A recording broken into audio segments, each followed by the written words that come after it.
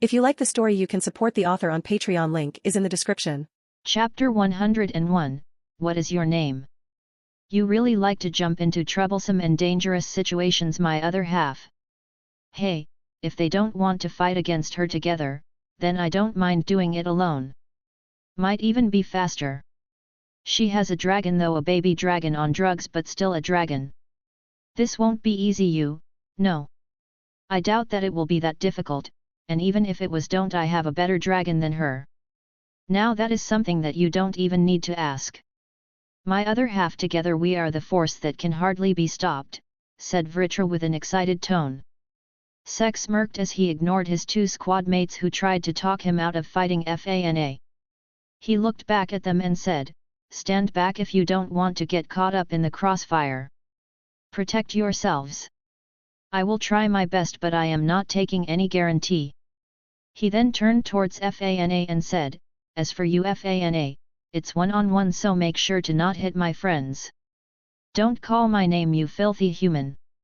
And why should I not attack them when you three just now ganged up on me? Hey, don't need to be that harsh. I just used your name. As for earlier, we three fought against your mages. Now it's just the two of us facing each other. Not to mention, if you focus on every one of us, it will get difficult for you to fight. Instead, you and I fight each other, no one else will interfere from my side.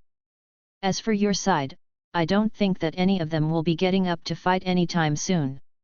Fana remained silent for a while, but soon glared at them, or more specifically at Noel. "Like you, lowly humans stand by your words, especially those royals. Fana, I swear upon the name of the Dark Lord that they won't use a single spell or action to attack you or protect me. They will just defend themselves if necessary. I don't know about other situations, but during fights, the Dark Lord doesn't go back on his words." Fana stared at Sek for a while and then looked at Ans and Noel.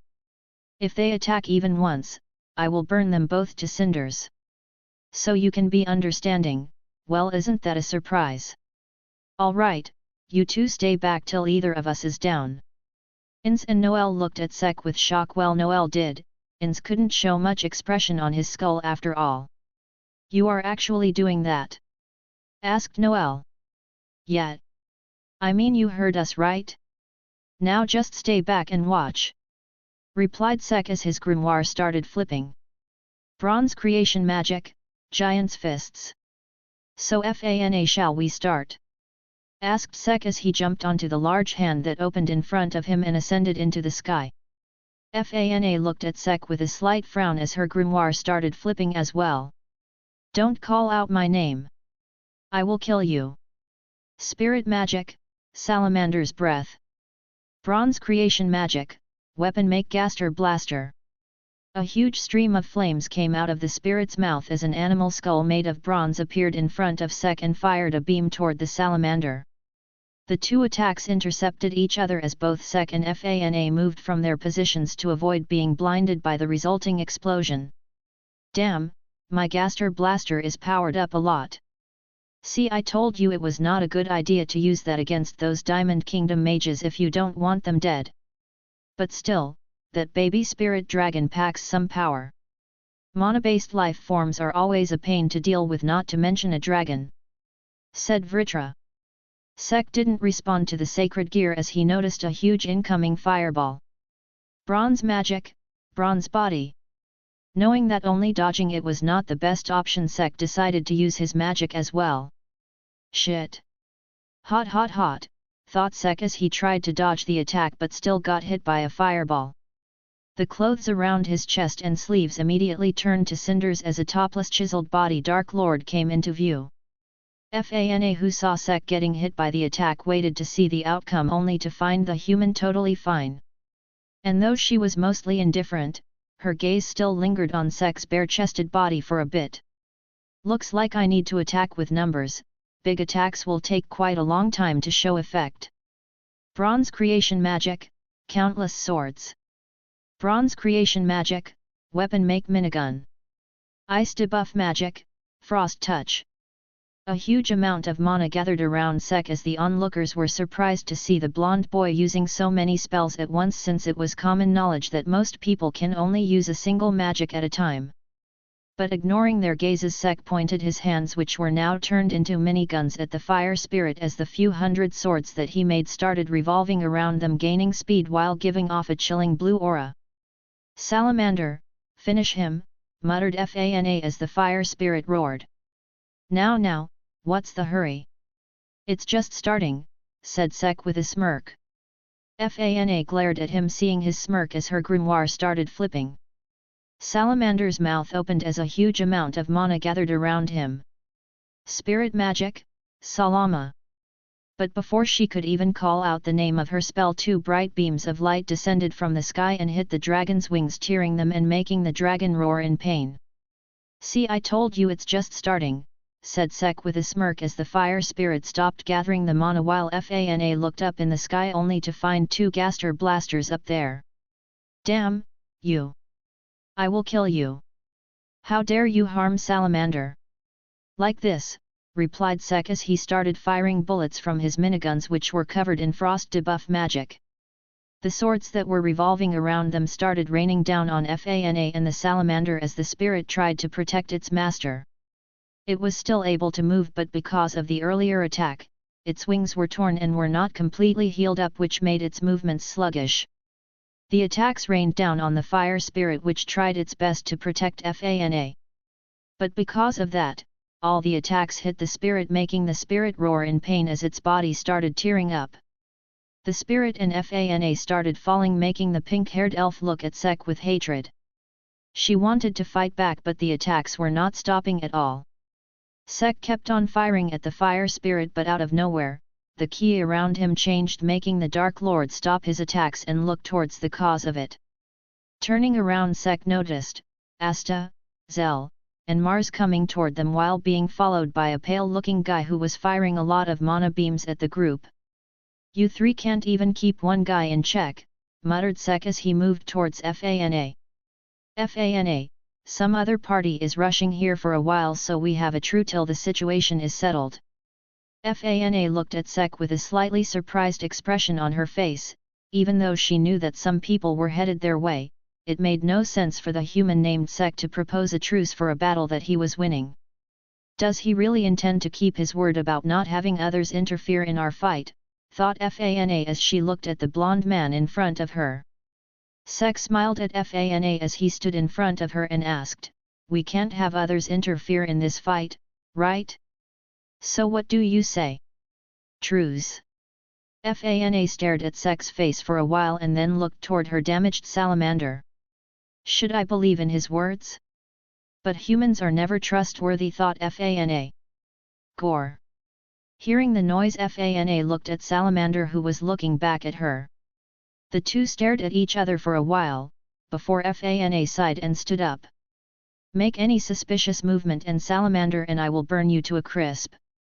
Hearing her reply, Sek smirked as he looked towards Asta and company.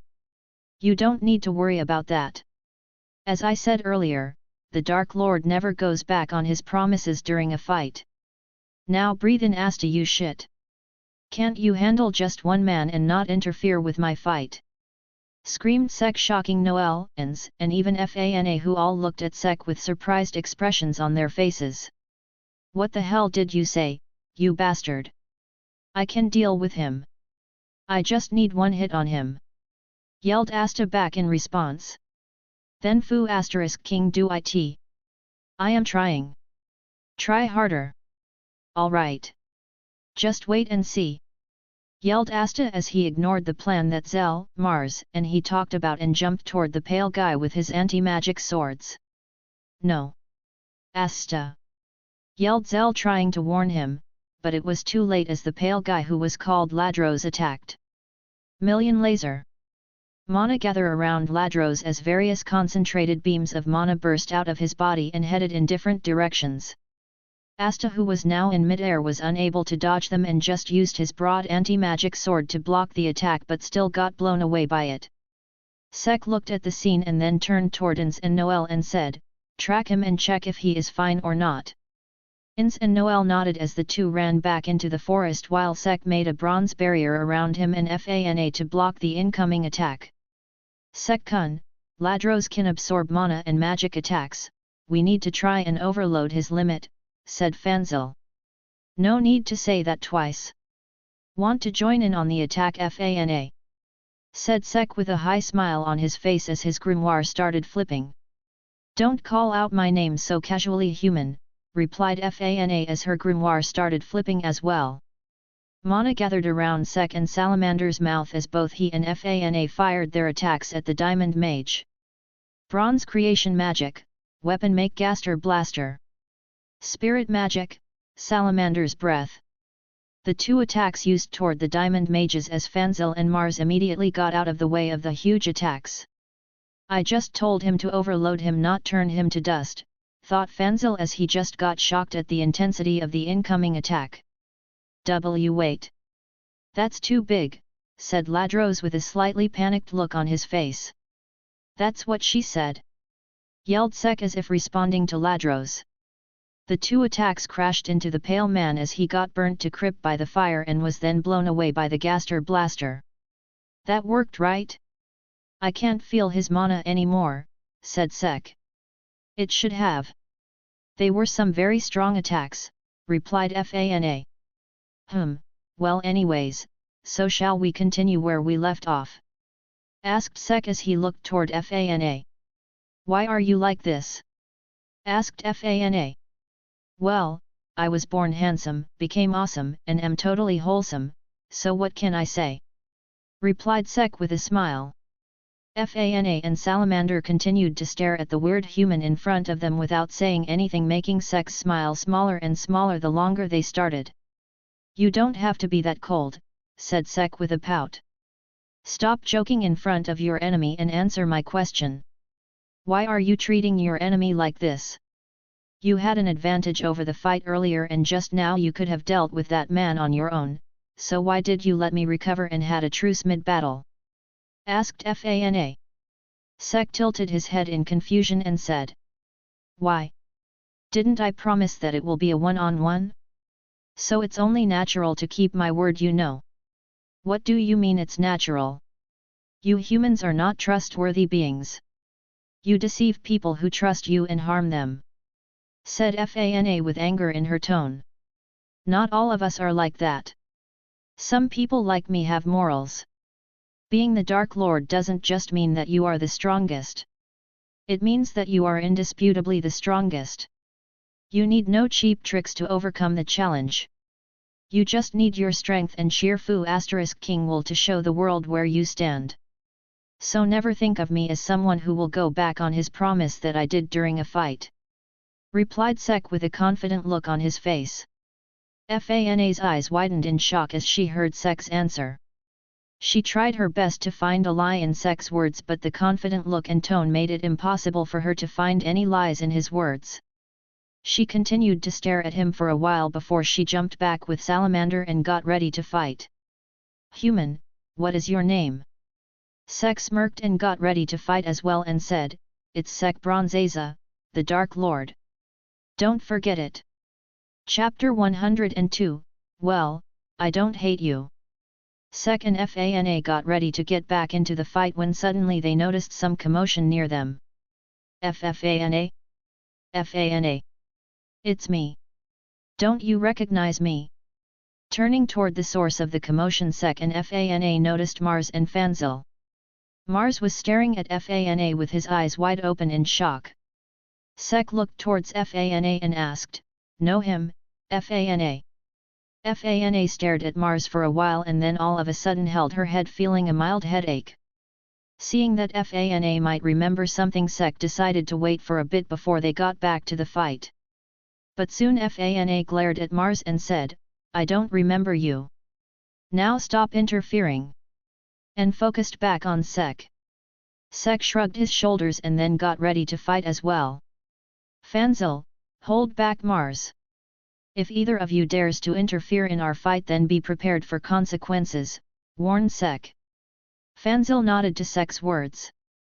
There was no way that he was interested to face the attacks like the two fired at Ladros just a few moments ago. But Mars didn't hear what Sek told him and continued to call out to Fana. Hearing her name being called out constantly, Fana's headache surfaced back as her original memories tried to come back. As if wanting to prevent that from happening, dark-colored mana started to come out of the third eye, making her headache even more severe. Fana! Called out Mars as he noticed that Fana was suffering from pain. Shut up for a while, Mars! And get away from here, yelled Sek as he noticed that the mana around Fana and Salamander was rampaging. What the hell is happening? Muttered Sek as Yust wiped the sweat from his forehead as the temperature near him was getting way too hot. Judging by her rampant mana, I can presume that she is going to use some sort of sacrificial technique, said Vritra. Hearing the dragon's answer, Sek's eyes widened in shock as he immediately turned towards Fanzil. Fanzil shut Mars's mouth at once and hold him back. Huh. Just do it. But Fanzil was late to respond as Fana got angered because of the headache and started firing randomly. The salamander fired a few fireballs in various directions, with one of them heading towards Sek and one heading towards Mars. Seeing that Sek wasted no time and formed a barrier around him. Frost debuff and bronze creation magic, chilling dome. A dome made of bronze magic giving off a chilling aura appeared around him as the fireball crashed into it, making it explode and give off some steam around him. Sek then looked toward Mars and Fanzil and noticed that they were not able to react on time and were about to use his magic to protect them. But before he did that, two portals appeared near them as Asta and the other black bulls that came with them jumped out of it. Water creation magic, Sea Dragon's Lair. Noel immediately erected a water barrier around them as the fireballs crashed into it. Sek sighed seeing that as he looked towards Noel with a proud expression on his face. My little girl that I raised is finally able to control her magic instantly. It's making me cry, said Sek as he wiped off a tear that came out of his eye. I am not your little girl, yelled Noel with a blush on her cheeks, feeling embarrassed. Sek-kun, she is about to use self-destruct magic. That Veto guy tried to use the same magic at the Sea Temple, informed Finral. Hearing his words, Sek confirmed Vritra's theory and got serious. Sek-kun, neither my threads nor Finral's teleportation is going to work near her, the heat and mana rampage is too much for us, said Vanessa. Sek, let us help, we can open a path together. And then Asta said ins but was immediately shut up by the immense amount of mana that came out of Sek. Listen to this, you all, as I said earlier. Don't dare interfere. This is my fight, said Sek as an excited expression appeared on his face. All of them turned silent as they felt his mana, and even Asta, who could not feel it, felt the sudden change in Sek's ki and knew that Sek was getting serious. But how are you going to stop her from self-destruction? Only Asta's anti-magic will work on that, said Noel. Never underestimate the Dark Lord, Noel. I don't need Asta to finish my fights. I can do that on my own, said Sek as the sum around him dematerialized. Vritra muttered Sek as his sacred gear appeared. Let's get this show on the road, Vritra. Fana. Ready or not, here I come. Our first fight against a dragon. Now that's exciting. Let's show them the difference between us, my other half. All right, declared Sek as he rushed towards the elf and salamander. Don't come near me, yelled Fana as she fired at Sek, who didn't even slow down a bit. Sek pumped his sister forward as the absorption line came out of its gauntlets and formed a funnel-like spiral in front of him. The fireballs that came in contact with the spiral immediately started to get absorbed by them and soon vanished from existence. Sek smirked seeing the results of his new move as he just continued to absorb the incoming fireballs. Seeing her attacks not even making Sek flinch, Fana got angrier and so did Salamander. The mana around them got even wilder as Sek just smirked. Time to end this, said Sek as he fired the absorption line at Fana and tied her up. Holding the elf tightly, Sek pulled Fana away from Salamander, making the fire spirit roar in anger. Just stay put for a bit. But Salamander just ignored Sek and tried to get Fana back from him. I don't like using this ability much because it feels like cheating, said Sek as caught Fana, who was wrapped in absorption line. A faint glow came out of her as she immediately felt weak, and salamander disappeared in an instant.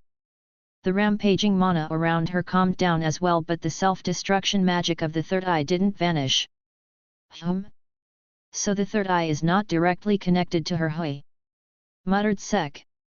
It's more like a parasite, feeding off its host's mana, replied Vritra as he analyzed the third eye. What did you do? Asked Fana. She didn't understand what happened. The moment Sek caught her, she felt weak and was unable to use her mana at all. Even salamander disappeared without her command.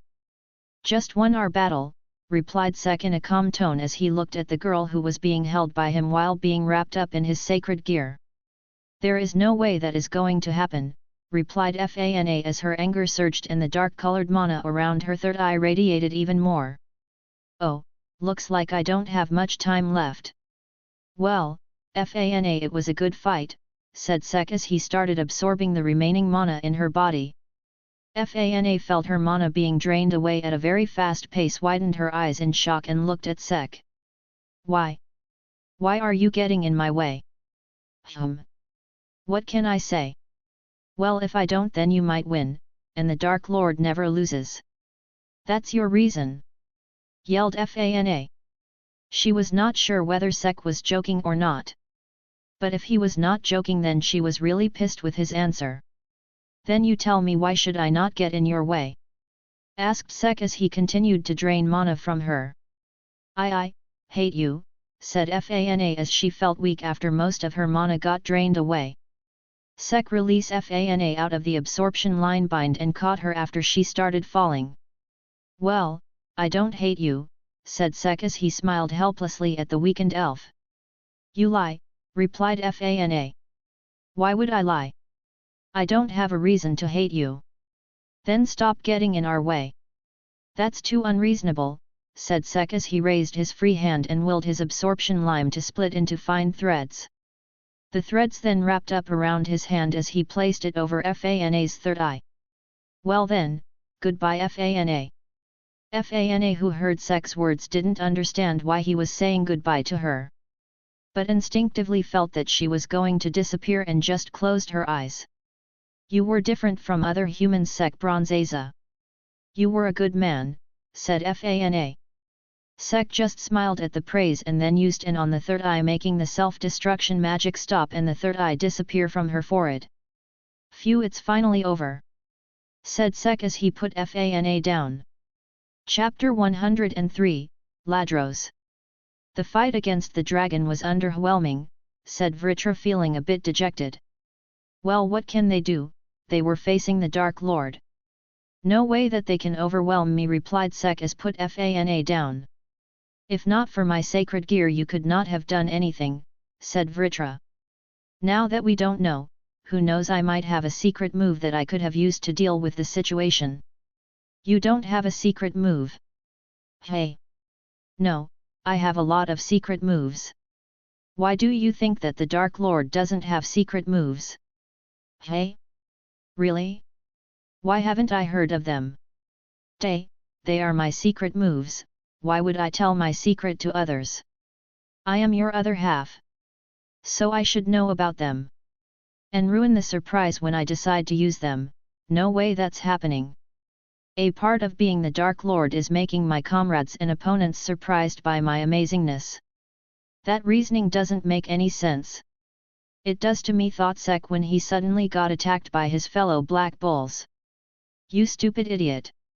What the hell were you thinking by fighting her alone? Complained Noel. Ow! Hey, everything was under control, retorted Sek. Were you born just to kill yourself? Complained Finral. The situation was not even that serious. You barely have any clothes on. Complained Vanessa. That's barely an issue. Complained Sek back. Sek. You were totally awesome in that fight. Cheered Asta from the side. But you were way too reckless, commented Ins. Those words came out of the parrot that was sitting on his shoulder. Hey, stop it! Stop it! Said Sek as he tried to block the incoming hits. Even Secret was packing the hell out of him with a slightly angry look on her face. Idiot! How dare you make me worry about you, and why were you being lovey-dovey with that elf, thought Secret as she started pecking harder. Ah! That's it! Bronze magic, bronze body! Sek, who had enough, used his magic, and not even a moment later all the people who were hitting him stopped and started writhing in pain. That's what you get for hitting the Dark Lord, said Sek as he stood up and looked around. He soon noticed that Fana was now conscious, and just as he predicted, the elf Fana was gone. Mars and Fanzil were talking to her, asking what happens to her after the final training at the Diamond Kingdom. Seeing that it was a bit important, the Black Bulls stopped their bickering and focused on what Fana was telling them. They really are a troublesome bunch, to be able to find Fana, who was under a top-secret project led by the Diamond Kingdom. Their intel and spy network are very strong, commented Sek as he sat down on the ground with his legs crossed. But despite all that, they have still not got wind of my magic stone. Are they delaying it, or they seriously don't know about it, thought Sek as he caressed Secret's head, who was sitting in his lap. While Sek was in his thoughts, Mars and Fana were having their small lovey-dovey moment, making Vanessa comment about them. Finral got emotional after hearing about the tragic childhood friend story, while Asta got smacked by the Royal Tsundere for mentioning that he had a lot of childhood friends. Seeing them bicker, Sek chuckled as Asta landed in front of him and asked, "What about you, Sek? Do you have any childhood friends?" I guess not. But if you consider Secret, then yeah, I too have a great childhood friend. The best one I could have hoped for," said Sek with a smile as Secret jumped on top of his shoulder and nuzzled her cheek with his, making the Dark Lord happy at the sudden display of affection from Secret. "All right, everyone, the situation here is clear. Let's go and help Domina and the other witches. I understand Domina-san and Mariella, but the rest of the witches too, they are going to curse at us for being a man anyway," commented Sek, making the others gave a wry laugh at his words. But all of a sudden the mana and ki around them changed as Sek immediately got up with a serious look on his face. "That man really survived that?" asked Sek, feeling a bit amazed at the outcome. Impossible. His magical power should be gone. "Everyone, run!" warned Fanal as he saw mana beams being shot at them from various directions. Seeing that there was not enough time to cast a spell, Sek grabbed Secret and jumped to the side to protect them from the incoming attack. He took out Extase and charged mana into it.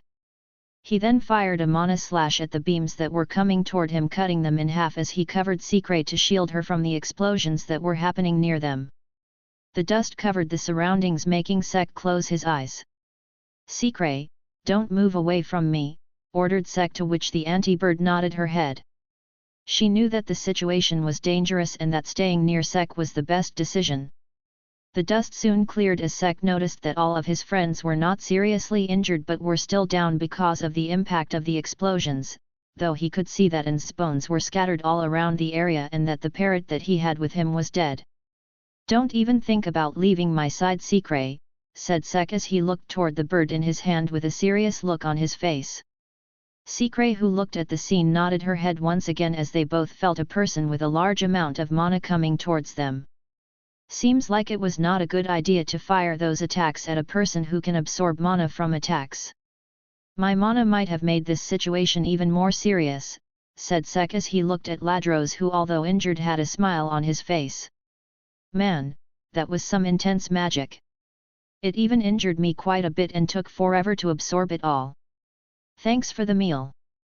I must admit, I barely made it alive," said Ladros as he looked at Sek and the others. Ladros, but your magic power should have been depleted," said Fanzil. "I emitted it all and then took it back in." "You rely too much on your magic detection, Teach," explained Ladros. He then glanced toward Mars as a smirk appeared on his face. "Really, though, why do all of you keep putting your own lives in danger to protect others?" said Ladros as he pointed his hand in Mars's direction and charged his mana to fire his attack at him.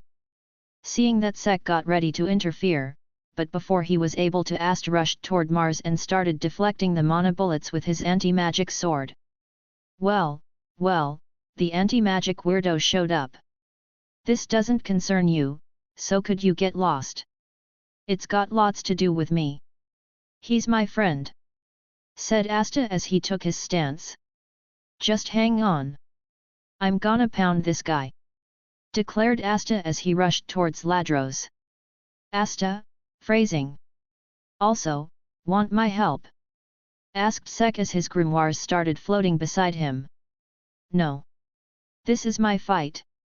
Let me handle him," said Asta confidently as he tried to slash Ladros.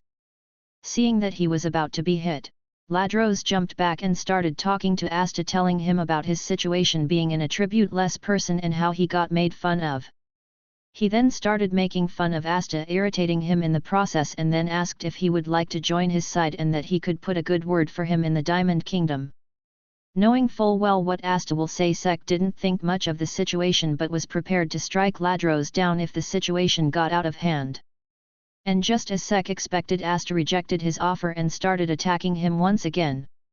Seeing how the battle was going on Sek's side and felt that it was taking too long. "And that bastard is trash-talking too much," thought Sek as he narrowed his eyes.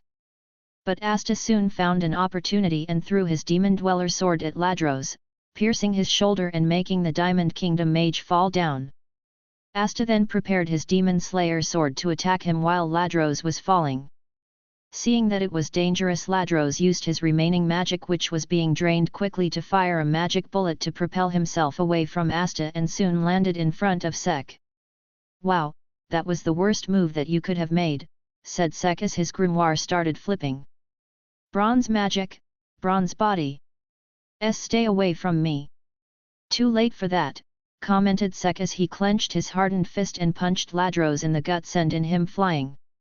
Seeing him flying towards him, Asta gripped his sword tightly once again and used it as a bat to hit Ladros with full force, sending him crashing through the ground. "Never use your friends as a stepping stone," said Asta as he glared at Ladros. Dust arose along the path that Ladros was thrown along, but after a while when it cleared, Sek's eyes widened in surprise as he mentally cursed Asta. "Shit! You had to send him flying there, haven't you, Asta?" thought Sek as he saw Ladros use reinforcement magic to pull the anti-magic sword out of him and then use his remaining magic to attack Mars and cause Fana to release her magic power. Salamander came out of Fana's body, making Ladros smile as he started absorbing the spirit. "This really is getting out of hand," said Sek as he noticed the spirit getting absorbed into the man and soon Ladros, who appeared back to his full health. He then started monologuing about how great the mana he absorbed just now was, making Asta jump back at him to attack, only for Ladros to fire a strong mana bullet at Asta, sending him flying. "Sorry, Asta, but looks like I need to intervene.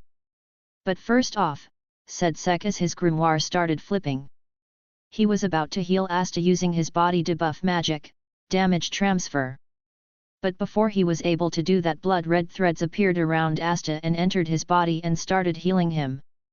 "That damn witch bitch, well, in a way it's good that he unlock his devil powers," thought Sek as he noticed black sparks coming out of Asta's body. Chapter 104, We are using that. Sek looked at Asta with a serious look on his face as the black spark that came out of his hand started spreading. Soon the entire sky turned dark as a black layer appeared over Asta's hand. "The key around us is going crazy. How the hell is a transformation able to cause such a side effect on the surroundings?" thought Sek as he looked around and made sure that Ladros doesn't try anything funny. "My other half," called Vritra with a slightly serious tone. "Yes, Vritra," replied Sek. "You told me earlier when I asked that there are no devils in this world," said Vritra. "Yeah, there aren't. What happened?" asked Sek. "Then be sure to look over that boy, cause he using a devil's power. He can go out of control as well," said Vritra, making Sek look towards Asta, who was now standing with a darkened arm and a black wing on his back. There was also a singular black bull-like horn on his forehead as Sek just readied his sword in case something happens. He knew that the chances of Asta going crazy were low as he still remembers the gist of his memories, but he wasn't taking chances. There was no way that he was gonna let some butterfly effect fuck with the Dark Lord. That's quite the transformation, commented Ladros as a smirk appeared on his face as he gathered mana around his hands. But what exactly are you going to do with it? Yelled Ladros as he fired a huge mana laser at Asta. Seeing that Asta just closed his eyes, raised his Demon Slayer sword, swung it at the laser, and nullified it. Seeing that his attack got cancelled, Ladros took up to the sky thinking of grabbing the advantage and fired multiple mana beams at Asta. Asta looked at Ladros and a moment later took up to the skies as well with the help of the wing on his back. He can fly now, muttered Sek, feeling a bit conflicted as he didn't have a spell that allowed him to fly around freely. He has to use his bronze magic-made constructs if he wants to fight an aerial battle. Devils are notorious for their varied powers, flight is one of them, but how the hell is he flying with one wing? Said Vritra. The hell do I know? You are the expert here, replied Sek. I don't know about the devil from this world, I cannot feel demonic power from him as well. Only his aura is that of a devil, said Vritra. Hey Vritra, do you have an ability that can let me fly fast and freely? Asked Sek as he looked at the battle between the spirit-possessed and the devil-possessed. Unfortunately, I do not have such an ability for the sacred gears that you have, said Vritra, making Sek a bit disappointed. However, we can innovate new ways to use the sacred gear to accomplish that, and if nothing works, we are going to unlock the balance breaker, said Vritra with a confident tone. Does a balance breaker has flight capabilities? Asked Sek. Who knows, none of my past wielders have unlocked it, replied Vritra. Then how the hell can you confidently say that I can fly using the balance breaker? How the hell am I gonna unlock it if you don't even know how it works? Asked Sek. True, I don't know how to unlock the balance breaker, but who says we can't find the way to do it in the future, after all, said Vritra as he passed, making a smirk appear on Sek's face as well. There is nothing impossible for the great Dark Lord and the Prison Dragon King. Hearing him say something out of nowhere, Sikre looked at Sek weirdly but soon ignored it as she saw the look on Sek's face. She knew that face, that's the face her monster of a partner makes when he gets a new idea that is going to result in a very powerful move. It's been a while since he made that expression. He is going to get reckless soon to get results. Well, can't help it, I will have to keep an eye on him and take care of him, thought Sikre as she started at Sek for a while before her eyes focused back on the battle that was going on. Soon the dark clouds disappeared as the sun shone on the ground brightly. Sek, who now knew that Asta wasn't going crazy, decided to check on the others as he helped the Black Bulls and Fanzil and his friends.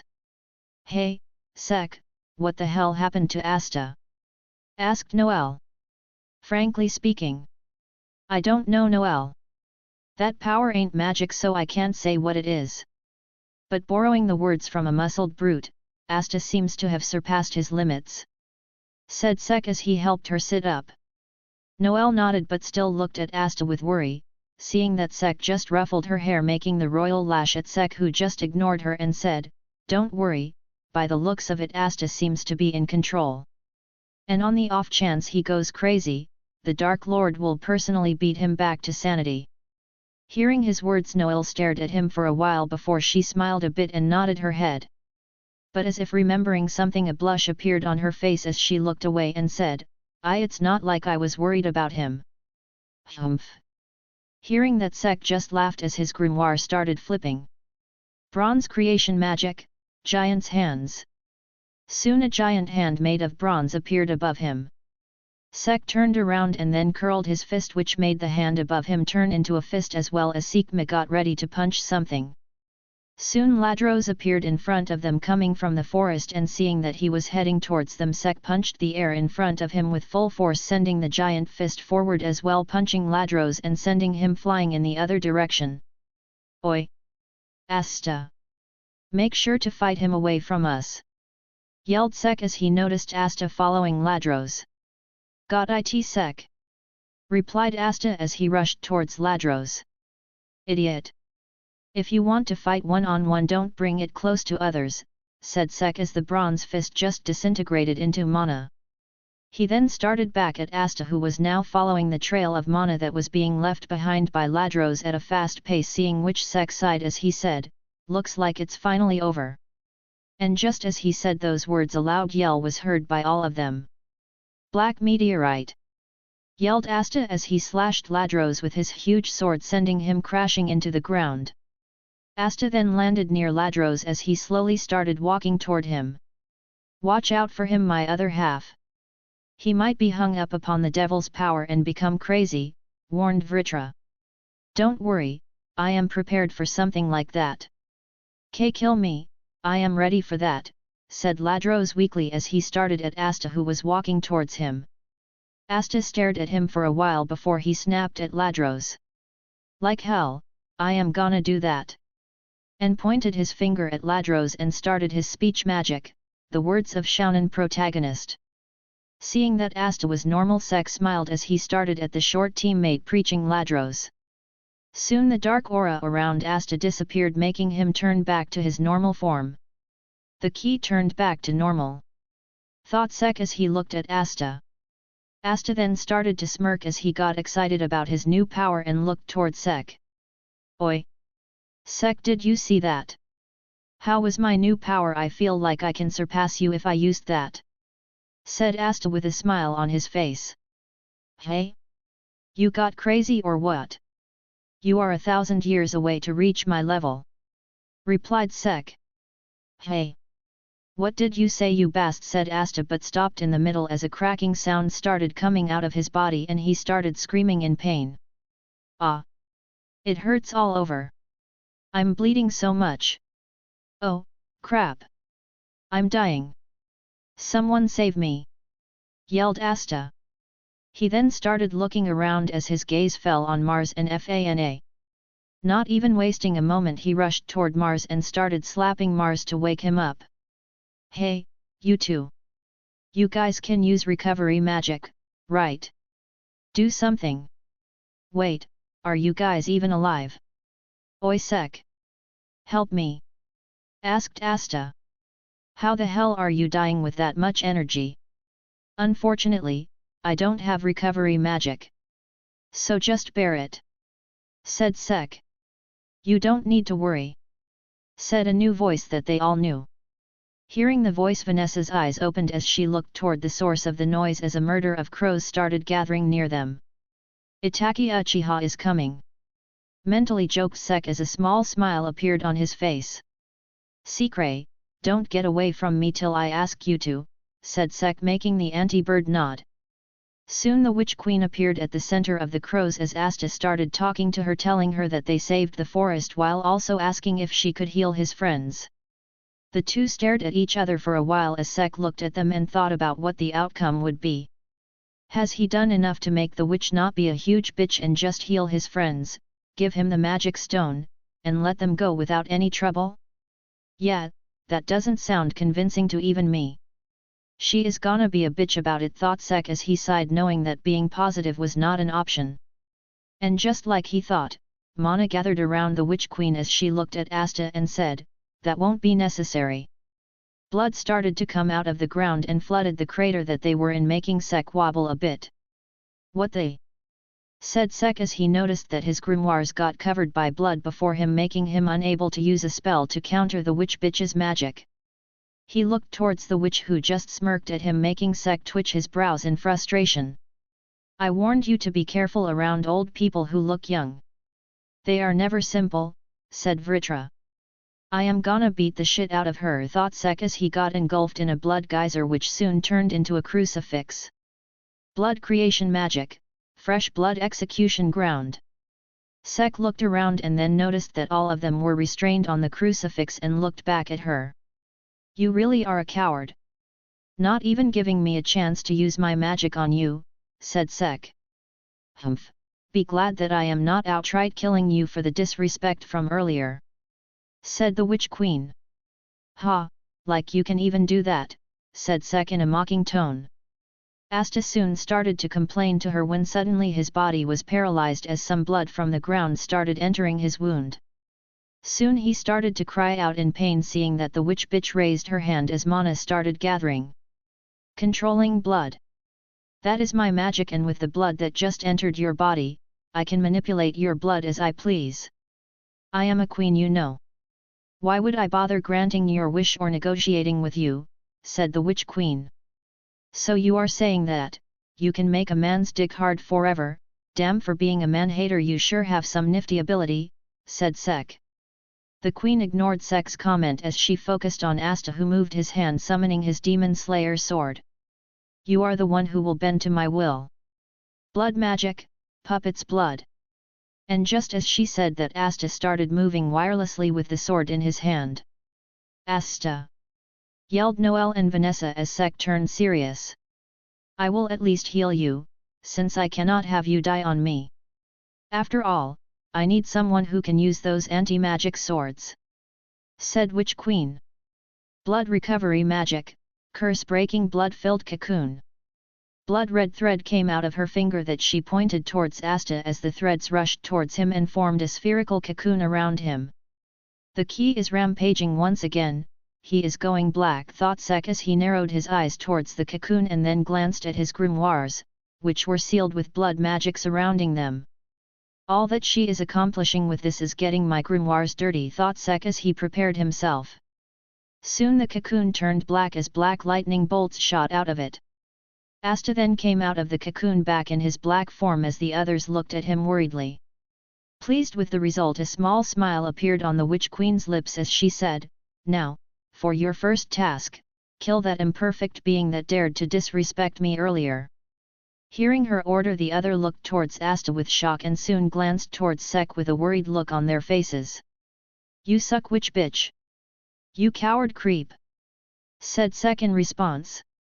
Humph! Still acting like that when you are helpless and restrained. Hearing what she said, Sek looked at her, took a deep breath, and soon a confident expression appeared on his face. Let me tell you something that you should never forget when you are fighting against the Dark Lord. Never think that the Dark Lord is helpless. Hearing his words, the Witch Queen frowned as Sek smirked and gathered mana around him. Stace. Wait, my other half. What? You are ruining my moment. Use my power, I want to know how the devils of this world are. Really? You mean we are gonna use that? Asked Sek, feeling a bit excited. Yes, my other half, we are using that, replied Vritra in an excited tone, making Sek smirk. Change of plans, witch bitch, be glad that you are the first human subject who is going to be the punching bag for my new awesome move, said Sek with a grin on his face. Vritra!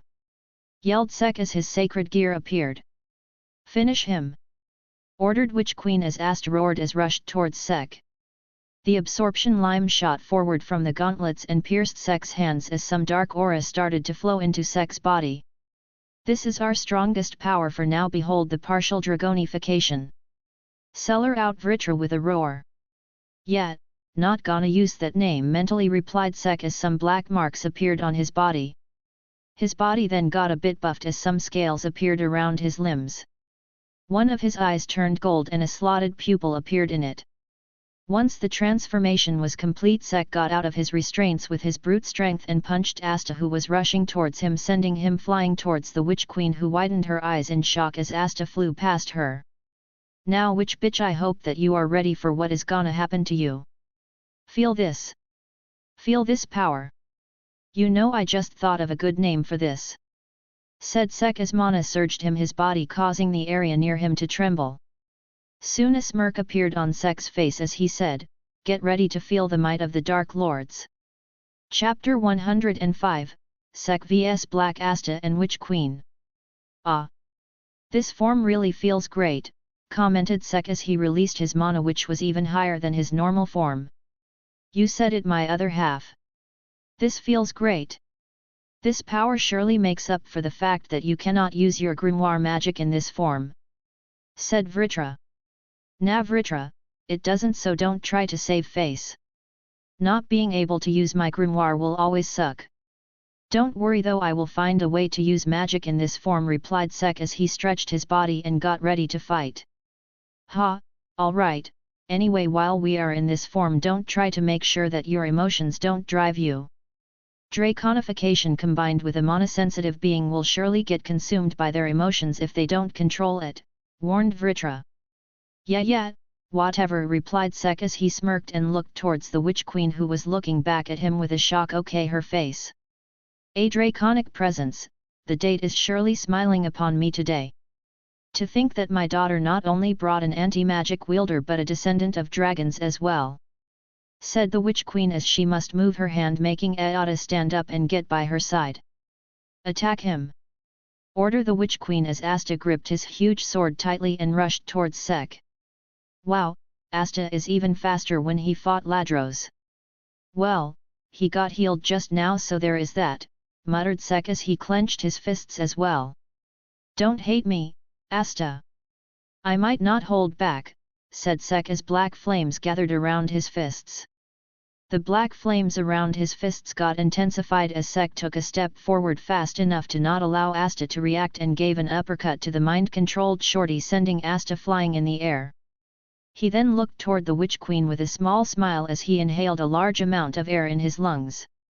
Black flames gathered in Sek's mouth as he blew out all the air at once, sending a huge wave of black flames toward the Witch Queen. Seeing the sea of black flames coming toward her, the Witch Queen's grimoire started flipping as she started gathering mana. Blood creation magic, hardened blood barrier. A large wall made of blood appeared in front of the Witch Queen, who just started at the wall with her usual cold expression. But soon her brows twitched a bit as the crows that she was riding upon moved away, and the next instant the black flames broke through the wall. This much power!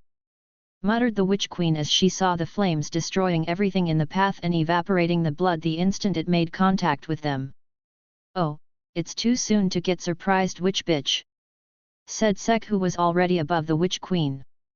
The Witch Queen looked up and saw Sek, who was looking back at her with a smirk on his face. Sek raised his hands in the air as black flames gathered in the form of a ball and started getting bigger. A gigantic black fireball appeared in Sek's hands as he threw it toward the Queen and her crows, seeing which a look of surprise appeared on the Queen's face.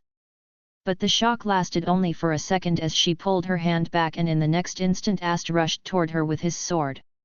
Asta soon jumped into the black flames, much to Sek's shock, and then dispersed the flames with his anti-magic sword. Sek then looked at the sight in front of him with anger as he saw the burnt Asta, who appeared out of the fireball, falling down. You really know how to piss someone off, don't you, witch bitch? Said Sek in a cold tone as the mana around him started to get violent. My other half. Calm down. Remember, don't let your emotions lead you. You will fall immediately, warned Vritra. Hearing the warning, Sek soon took a deep breath as the violent mana started calming down. Seeing that Sek stopped attacking, the Witch Queen healed Asta back and made him attack Sek once again. Sek, who felt the change in ki, bent backward as the anti-magic sword brushed past his face. Asta is trying to go for a kill, damn, thought Sek as black flames gathered around his legs. He then kicked Asta in mid-air, sending him in another direction as he used the flames to propel himself up in the air, and then opened his hands widely. Two tentacles shot forward from his gauntlets covered in black flames as Sek used those to attack the Witch Queen, who was trying to get away. Seeing the attack coming toward her, the Queen dodged the whips, seeing which Sek smirked much to her confusion. Wrong choice, said Sek as the whips hit the ground. The black flame whips disappeared, and in its place, whips made out of shadows appeared. The Witch Queen and her crows immediately stopped moving, or more correctly were held back by Sek, who just smirked at her and pulled himself toward her. Seeing Sek rushing towards her, the Witch Queen tried to call Asta but was not able to move her hands. She then decided to use her magic as her grimoire started flipping. Blood creation magic, Blood Dragon's Roar. A huge eastern dragon made of blood appeared near her and rushed towards Sek, seeing which Sek gathered mana as well. Prison Dragon's Flare Rush. Black flames surrounded Sek, and soon a silhouette of a dragon made of black flames appeared around Sek. The two dragons crashed, causing an explosion, but soon Sek's dragon came out victorious and continued rushing towards the Witch Queen. You! The Queen tried to first Sek bit before she was able to. The dragon crashed into her and her crows, causing an explosion. Soon Sek appeared out of the explosion and did a superhero landing. Standing up, Sek looked behind him and saw the fallen Witch Queen with wounds across her body. So which bitch ready for round 2? Asked Sek in an amused tone. The queen glared at Sek as her grimoire started flipping. She soon used the healing magic on her and stood up. Why, you imperfect being, dare to humiliate me to this extent? Said the witch queen in anger. Hearing that, Sek snorted and said, oh please, I am just getting started, so be ready. And got ready to beat her once again. Secret, who was barely able to latch onto Sek's body, looked at him with a deadpan look and thought, you gonna fight more? Just finish this already. Do you know how difficult it is to not fall off you? And flew on top of his shoulder to remind her partner that she was still there. Sek looked at the anti-bird and smiled, oh Secret. Good job hanging on. Just wait for a bit and be a good girl. I will finish this soon. Said Sek as he patted the bird's head. Secret sighed and gave a nod before she hopped back and hid behind what was left of his robe. Blood magic, life blood scythe. Hearing the name of the spell, Sek looked forward and saw a huge blood scythe in the witch's hands. I will kill you. Said the infuriated queen. Keep dreaming, bitch. Replied Sek with an excited smile on his face. The witch glared at Sek as she moved her hand, and in an instant, Asta rushed towards Sek from the side. Seeing Asta coming towards him at full speed, Asta raised his hands, which were covered in dragon scales. Tentacles then appeared around his hands and wrapped them around them as Sek caught the incoming sword with a single hand, causing a crater to appear below him as he felt the shock pass through his body. Damn, that was a strong attack, thought Sek, feeling glad that he didn't try to catch the sword barehanded. Feeling another key coming towards him, Sek looked towards his other side and saw the witch queen with her huge scythe. He then proceeded to catch her scythe with his free hand and said, now that was totally lame compared to Asta. And then threw the witch queen up in the air and inhaled a large amount of air once again. Firing another roar at the witch queen, Sek looked toward Asta, who was trying to push through, and then clenched his now free fist and punched him away. You imperfect shit! Yelled the witch queen, who rushed through the sea of flames and appeared in front of Sek with her clothes mostly burnt, revealing a large amount of skin, though her burnt skin was not something Sek wanted to look at. And in an instant, Sek's shadow turned darker and shot up, forming a protective dun around him. The witch queen's scythe hit the shadow shield but not even made a scratch, making the queen widen her eyes in shock. Sek smirked, seeing the witch directly in front of him totally defenseless, and gathered the flames in his hands. The shield disappeared as the flames around his fists intensified. Not even wasting a second, Sek punched the woman that was in front of him in the face, breaking her jaw in the process. Ah! Screamed the witch queen in pain as she got blown away by the attack. She landed quite a bit far away from him and glared at him with anger. Blood dripped down from her mouth and most of her body was burnt by Sek's flames, but the sight of the blonde man without even a scratch on his body infuriated her. Her grimoire started flipping once again as she healed herself and stood up once again, though she didn't notice that her burnt clothes were barely clinging to her body and were not doing a great job of hiding her private parts. Sek looked at her body and could definitely say that despite her age, the witch queen was hot. Well, let's end this. I am quite satisfied after that last punch. You imperfect man, fine, looks like I need to do it this way. Muttered the witch queen as she moved her hand, making Asta move. Kill that royal! Said the witch queen as Asta gripped his sword tightly and launched toward Noelle at great speed. No! Noelle! Queen, stop this! Yelled Vanessa. Shut up and watch this, Vanessa! Said the queen in a cold tone. She was not in the mood of talking with her daughter, as currently she just wanted to kill Sek. That bitch! Said Sek as he rushed towards Asta and stopped the sword that was about to hit Noelle with his arm, sending Sek flying. Now attack him once again! Order the queen as Asta immediately rushed towards Sek, who was still in the air. Seeing that, Sek prepared to counterattack and gathered mana in his hands. Change the direction and attack that spatial magic user! Ordered the witch as Asta immediately ignored Sek and rushed towards Finral, ready to slash him down. Wait, Asta! Yelled Sek, but immediately looked below him as he felt mana gathering there. The blood below him suddenly shot up in the form of a sharp blade and stabbed his bare torso, which was not protected by his dragon scales, as Sek winced in pain. Seeing that her attack worked, the Witch Queen smiled gleefully while Vanessa and Noelle cried in horror. Mana surged from Vanessa as her grimoire now started flipping as new pages started to get filled. Red threads appeared around her and started clustering together, and soon a red cat made of threads appeared near Vanessa, seeing which the queen got even more excited as she finally got all the things that she wanted. But all of a sudden her smile vanished as a huge wave of violent and powerful mana washed over all of them. Sek, who was stabbed by the blood blade just now, broke it and landed on the ground, but instead of attacking he stood still and looked at the thing that was laying down near his feet with horror in his eyes.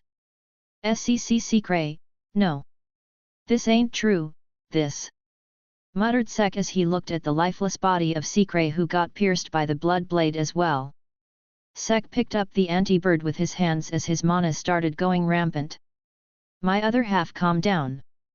Don't bit." Sek just ignored the dragon's voice. Mana around him started swirling around even more violently as his eyes started glowing. He slowly glanced toward the Witch Queen with a cold look on his face, which soon turned into a look of anger. "How dare you!" yelled Sek as his mana sent a shockwave around. "I'm sending everyone around him flying," as a black aura appeared around Sek. "This? What is happening?" asked the Witch Queen, who for the first time since the Black Bulls arrived was terrified. But just as she asked that question, Sek appeared in front of her with an angered expression on his face. "You made a poor decision and now you are going to pay," said Vritra out loud instead of Sek, as Sek just grabbed her shoulder, broke them, and then kicked the queen with all his might. Sek rotated out loud as the mana rumbled around him, and the draconic black aura that was going into his body intensified, turning him into an even more draconic form. "Sek!" yelled Vanessa as she felt the dangerous power that was coming out of Sek. "Vanessa-san, get back!" said Noelle as she pulled her away. She knew what Vanessa wanted to do, since she wanted to go and stop Sek herself. But the power that she felt from Sek was dangerous, and she instinctively knew that going near him was not safe. Sek's transformation soon stopped as he now appeared to be totally covered in black scales with sharp claws and fangs. Two golden slitted irises appeared on his face, filled with rage, as various snake-like appendages appeared out of his body. "You will pay," declared Sek in a cold tone as the snake-like appendages shot forward and started absorbing the mana from nature. Sek, who had now lost his rationality, looked towards the Witch Queen with anger and pointed both of his hands towards her. The gauntlet in his hands started transforming, and soon two blasters appeared over his hands. The members of the Black Bulls. "Hey? Who is it?" asked Vanessa as she didn't recognize the voice that called out to them. "I am my host's other half. If you don't want to die, I would advise you all to get as far away from my host," said Vritra out loud. He knew that the Sek right now could not be reasoned with, so he did all he could to lower the consequences and asked his other half's friends to leave.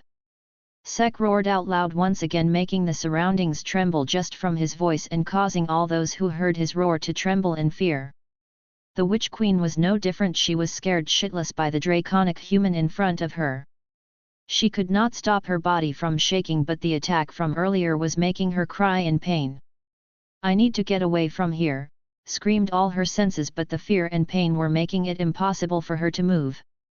Finally stealing her resolve, she used her healing magic once again and was able to stand up. She then tried to run away and looked back and smiled, seeing that the beast was not pursuing her. But soon her face turned pale in horror as the draconic beast started gathering mana in his body. Sek, who saw the Witch Queen running away, decided to finish her in a single attack and sent all the mana that he gathered to his blasters. Mana gathered in them as two huge reddish-black orbs started to form in front of the blasters. The sheer amount of mana that was gathering in the blasters was making the ground tremble and making it difficult for the others to stand up. But Sek didn't care about any of that, as right now he just wanted to destroy the damn witch who was in front of him. Clenching his teeth, Sek poured even more mana to the attack, and soon an orb thrice as big as Sek appeared in front of the blasters, seeing which Sek just pointed his hand towards the location he felt the witch's key from. And just as Sek muttered those words, the whole world around him turned bright as a blinding light came out from the attack which covered the entire witch's forest. A moment later a defending sound of an explosion was heard, making all the people who were standing behind Sek to be blown away by the aftershock of the attack. At that moment the entire witch's forest disappeared from existence. Chapter 106, Red Thread of Fate. And no, the land of witches, it's gone, muttered Vanessa with a look of disbelief. Domina? Domina! Yelled Fanzil as he looked towards the clearing which used to be the witch's forest. What happened? Don't tell me, Sek, said Noelle as she looked at the clearing with horror. The dust cloud soon disappeared as the dragon Ifid Sek appeared in front of them. Fanzil, Vanessa, Noelle, Mars, and Fana looked at Sek with a shocked expression on their faces, but soon Fanzil's face turned to that of anger as he glared at Sek. Why, you monster! And ran towards Sek. Sek, who just ignored the people behind him, was looking at the dead anti-bird in his hands. But all of a sudden he felt a slight tickle on his back. Turning around, Sek noticed Fazel with his wind sword and an angry look on his face. How dare you kill my Domina, said Fanzil in a pained tone as he glared at Sek. Sek stared at Fanzil for a while, making the red-haired man glare at him. Why are you silent? Answer me! And yelled at Sek. In response to that, Sek roared out loud, sending a shock wave through his roar and sending Fazel flying away. Sensi! Yelled Mars as he got up and tried to catch the incoming Fanzil.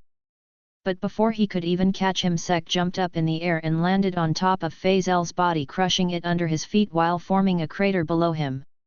Roar! Fanzil coughed out blood as his eyes rolled back from Sek's attack, who just looked at the lifeless man below his feet. Stop it, Sek!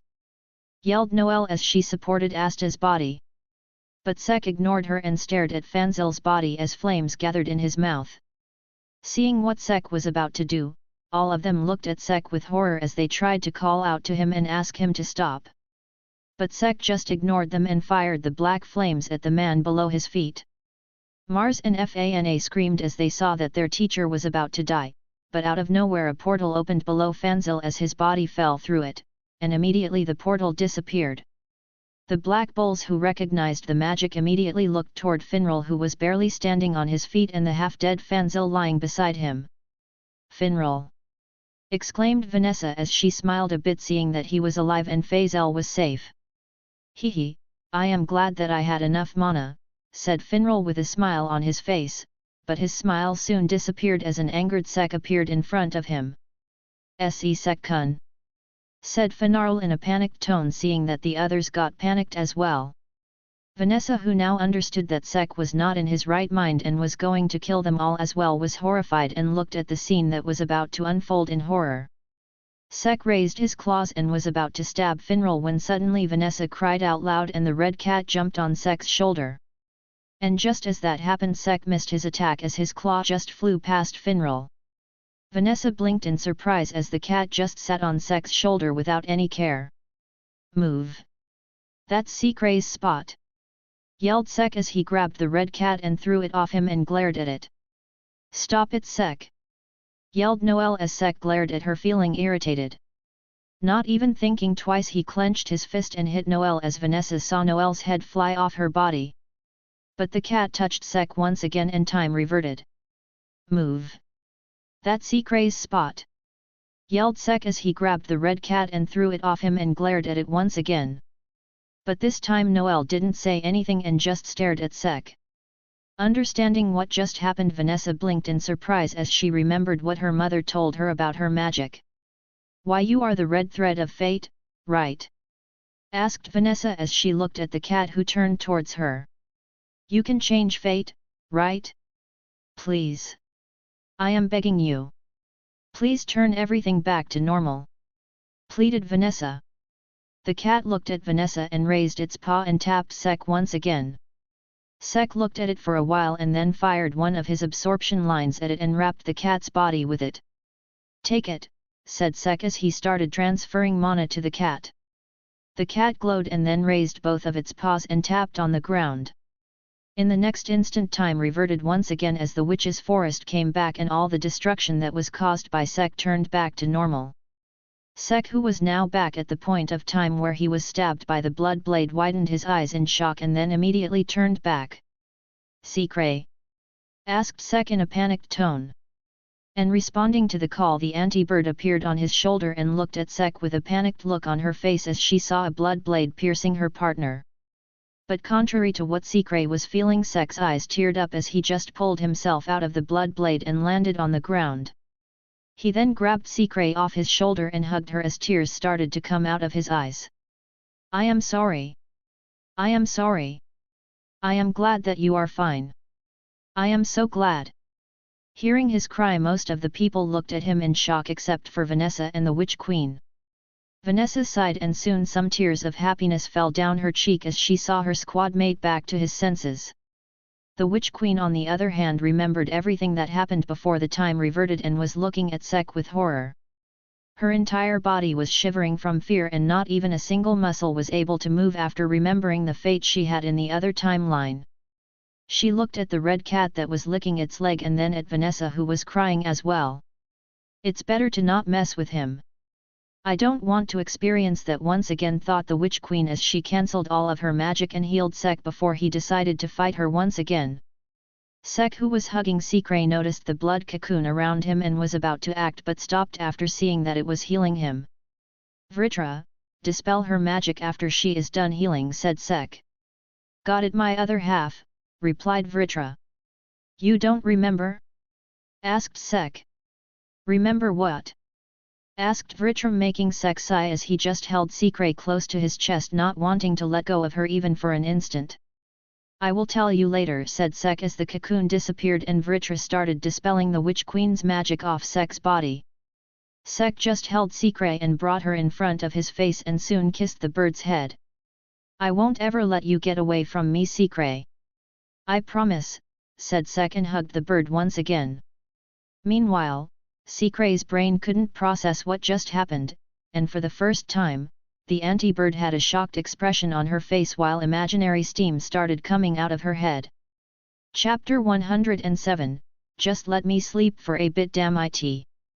Sek soon let go of Secret but still kept an eye on her. Secret was confused by the attention she was receiving from Sek but nevertheless, felt happy about it. "He said he won't let go of me," thought Secret as a slight blush appeared on the bird's cheek as she nuzzled her head to Sek's. Vanessa was talking to her mother and explained her reasoning about the red thread of fate to her.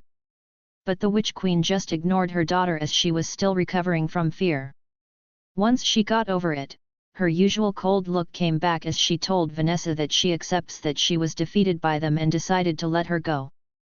She then used her healing magic and covered the whole witch's forest in a cocoon of blood and started healing all the people who were in it, including Sek's friends as well.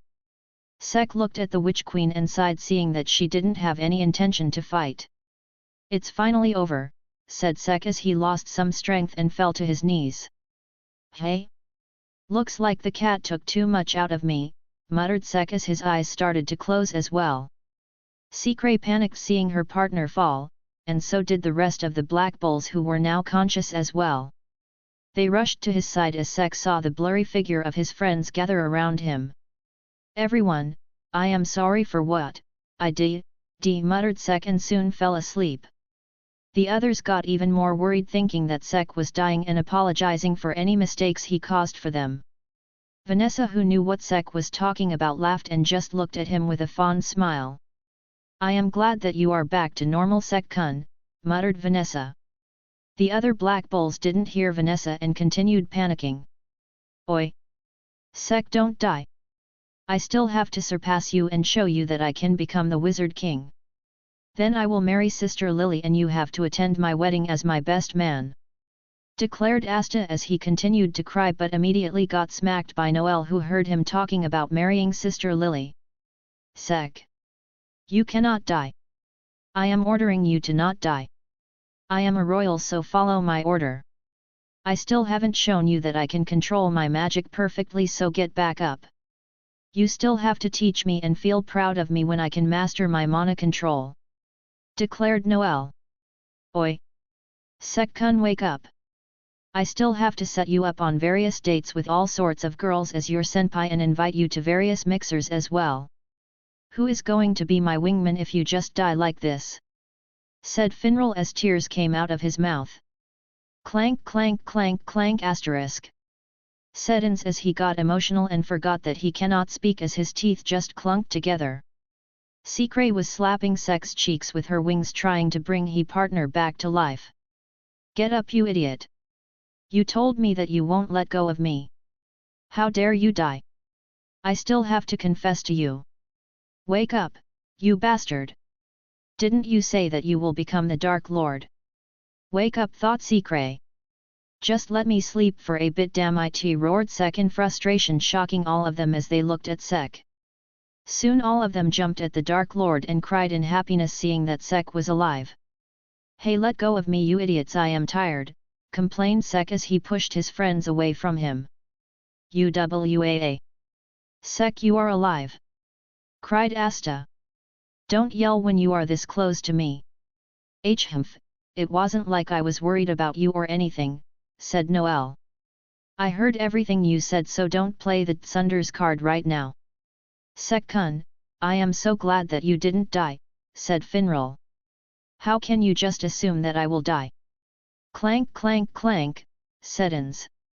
You cannot even speak. Sek retorted to all of them while the rest of the Black Bulls just ignored that and felt glad that Sek didn't die. Seeing that his words were not working, Sek sighed and just let the idiots tire themselves out. He looked at Vanessa, who chuckled seeing the scene and turned towards her with a serious look on his face. Feeling the serious atmosphere, the Black Bulls stopped their shenanigans and moved away from Sek as Vanessa looked at Sek with a confused look on her face, which turned into a shock when Sek immediately bowed his head in front of her. Vanessa-san, I apologize for what I did to your home, I lost control. Even if I am the Great Dark Lord, I shouldn't have done that, said Sek. The other Black Bulls looked at the scene with confusion, not knowing what was going on, but Vanessa, who knew all that, walked towards Sek and bent down to his level, and gestured him to look up. She then continued to hug Sek, surprising the Dark Lord, who was ready to hear some harsh words or even receive a beating from her. I am glad that you are back, Sek. Calm. I am glad. Don't worry about it. I forgive you. Just don't go out of control like that ever again, said Vanessa as she continued to hug Sek. Got it. I promise you that I won't get out of control like that, probably, replied Sek, immediately earning a smack from Vanessa, who stopped hugging him and said, what the hell was that probably? I mean, I will try my best, but I can't guarantee that it won't happen again. Who knows, the situation might need for the Great Dark Lord to go out of control and destroy everything, right? Said Sek. Right, my foot, complained Vanessa as she smacked Sek once again. Vanessa-san, what is happening here? What are the two of you talking about? Asked Noel. Sek and Vanessa looked toward her and then looked back at each other. Sek opened his arms and the red cat jumped towards him as Sek caught it and patted its head. Nothing much, it's just that I went out of control after seeing Secret die in front of me and erased the whole witch's forest out of existence and tried to kill you all, said Sek as he caressed the cat's chin, making it purr in bliss. The other just started at Sek as they blinked their eyes for a while. But soon all of them snapped out of their trance and widened their eyes in shock. Well, let's get going then, seeing that our job is done. Wait, where is the witch bitch? We still have to take the magic stone, said Sek as he stood up with the cat in his hands. Wait. What the hell was that? Asked Asta. Just leave it, Asta, it will go over your head, said Sek. Oi! How dare you? Nothing goes over my head. My reflexes are too fast, I will catch it, replied Asta. The others just stared at the bare-chested muscle shorty with a deadpan look on their faces as Sek started to walk towards the Witch Queen's home to get their payment. Chapter 108, Crazy. Currently standing inside the Witch Queen's home, Sek and his fellow Black Bulls were looking at the Queen with slightly wary expressions on their faces. We have done our job of dealing with those people who attacked your home, so give us the magic stone just like we talked about, said Sek, still feeling a bit angry towards her. The Witch Queen stared at Sek for a while and then started fiddling with her earring and detached the magic stone from it. Here, take this, I don't need it anyways, said the Witch Queen and threw the magic stone towards Sek, who caught it and stared at it. Why are the Eye of Midnight Sun after these magic some anyways? Do you know about it, Queen? Asked Vanessa as she looked at the stone in Sek's hand. Hearing the question, Sek focused as well and kept the stone in his storage. That magic stone is a magical item that heightens the wearer's powers, but only those of the elf tribe are truly able to use it, answered the Queen. Elves? Asked Asta and Noel in unison. Sek remained silent and thought about whether he could use the magic stone that was in his possession or not. He had never tried using it because, well, he didn't feel the need to. Not to mention he wasn't going to outright give away the location of his magic stone and have the elves target him and his close ones. Forget it. I will deal with it when the time comes, thought Sek as he snapped out of his thoughts. The Queen took a deep breath and then looked back at the kids in front of her. The elves possessed great power. Though, not to the level of legendary dragons, glances toward Sek. They lived in what is now called the Forsaken Realm several centuries ago. Each elf had an extraordinary amount of magical power. But, the humans outnumbered them, and when they fought them, the elves were annihilated, said the Witch Queen as she paused to let the information sink in. That Fana girl's third eye, that is forbidden magic. But that girl wasn't the one who activated that spell. It was someone else. Ordinary humans are unable to meddle with forbidden magic, said the Witch Queen. I am so completely lost, said Asta as his brain started to overheat from the info dump he just received. Activating forbidden magic requires a tremendous amount of mana and some sort of sacrifice. The ancient demon was also a top-level forbidden spell activated by the leader of the elves. And immediately all of them except for Sex widened their eyes in surprise as Asta started thinking about the demon skull at his village. It could be that the Eye of the Midnight Sun are descendants of the elves. And Asta, the two swords you bear, they are the ruined remains of the magic sword used by the elves' leader.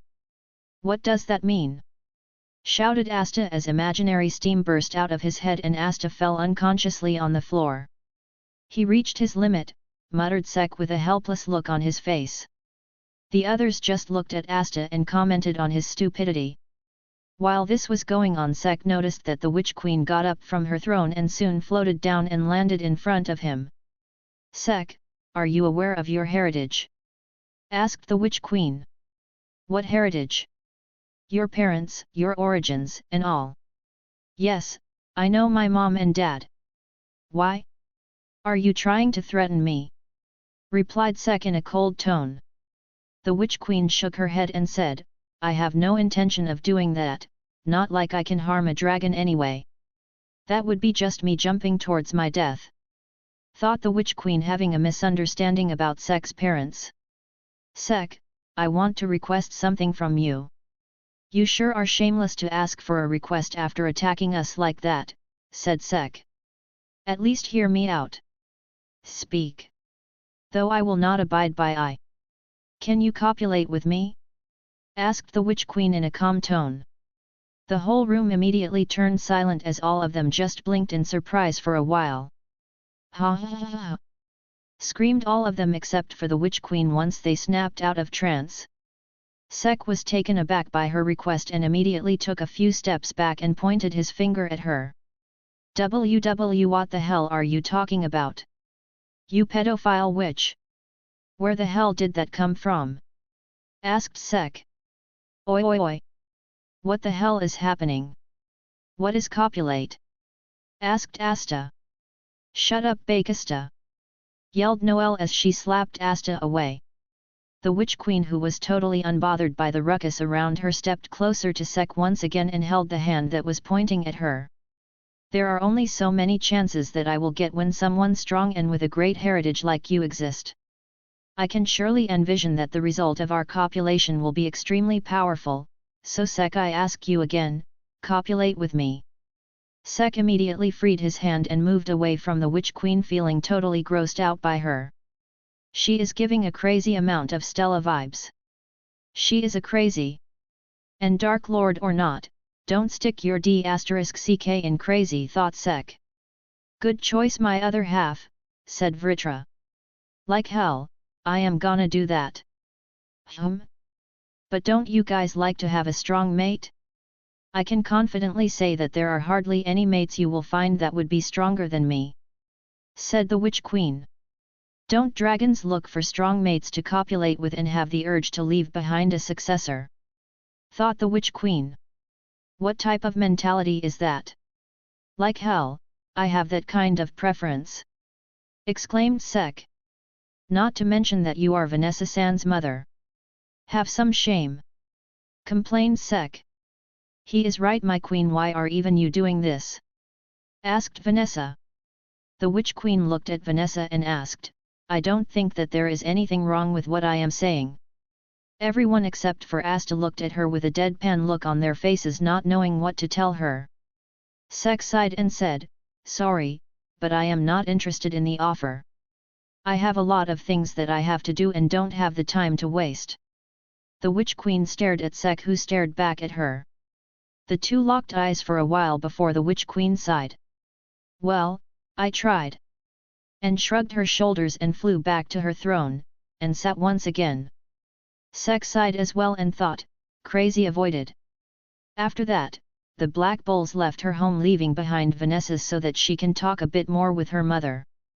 They said their farewells with the Diamond Kingdom duo of Mars and Ladros, while Fana, Fanzil, Domina, and Mariella went their separate way. Some with the mission, Asta looked at his arms and soon embraced all of his friends. Everyone! Thanks a lot for getting my hands healed, yelled Asta as he held Fanarl, Noel, and Sek in his embrace. Inz evaded the shorty to protect his bones from getting snapped. All right. Calm down. No naked hugging between guys. Leave me, said Sek as he pushed himself away from Asta. Both of them had their clothes burnt, with both of them being bare-chested. Though they still had their pants, which were slightly burnt and were still protecting their dignity. Realizing that she was hugging bare-chested Asta, Noelle immediately pushed herself away and started hitting Asta with a blush on her face. Finral just laughed at the scene, and after a while Vanessa arrived after talking with her mother. Sek looked at the witch's forest for one last time before Finral opened the portal back to their base and all of them teleported away. Chapter 109, The Star Festival, 1. Sek and company soon appeared at the Black Bulls HQ as they looked around and soon spotted Yami. Asta then started to show off his fixed arms to Yami, who simply ignored him. He then proceeded to tell him about the mana stone that they found, and immediately Yami felt excited and told Asta to bring some booze for him. Sek then showed the mana stone to Yami, who looked at it for a while before throwing it back at Sek once he noticed Asta, who brought back 2 barrels of alcohol. Sek, who saw how the mana stone was handled by Yami, complained to him and was about to catch it, but before he was able to, Sikre caught it with her beak and flew somewhere else. Well, it's fine anyway, thought Sek. He knew that Sikre was collecting mana stones for some reason, which according to him was stopping the revival of elves, reviving the first Wizard King, or both. It didn't matter much to him anyway.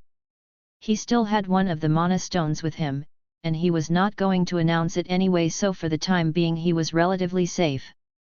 He also didn't care about the change in the plot, since according to him, it's the Dark Lord who directs the plot, not the other way around. Soon the other Black Bulls came back as well and were surprised to see that Asta was healed. Although some were pissed that they wasted their time for him only to find him fine, all of them were glad that Asta was back to his top condition and congratulated him for his recovery. Just like that, a few days passed without much happening. Sek did go out to do some missions, making up for the ones he didn't do during the time he went for his training.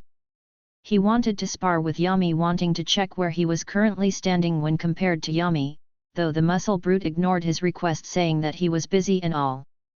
Today is the day, I challenge Yami, declared Sek as he returned from a mission.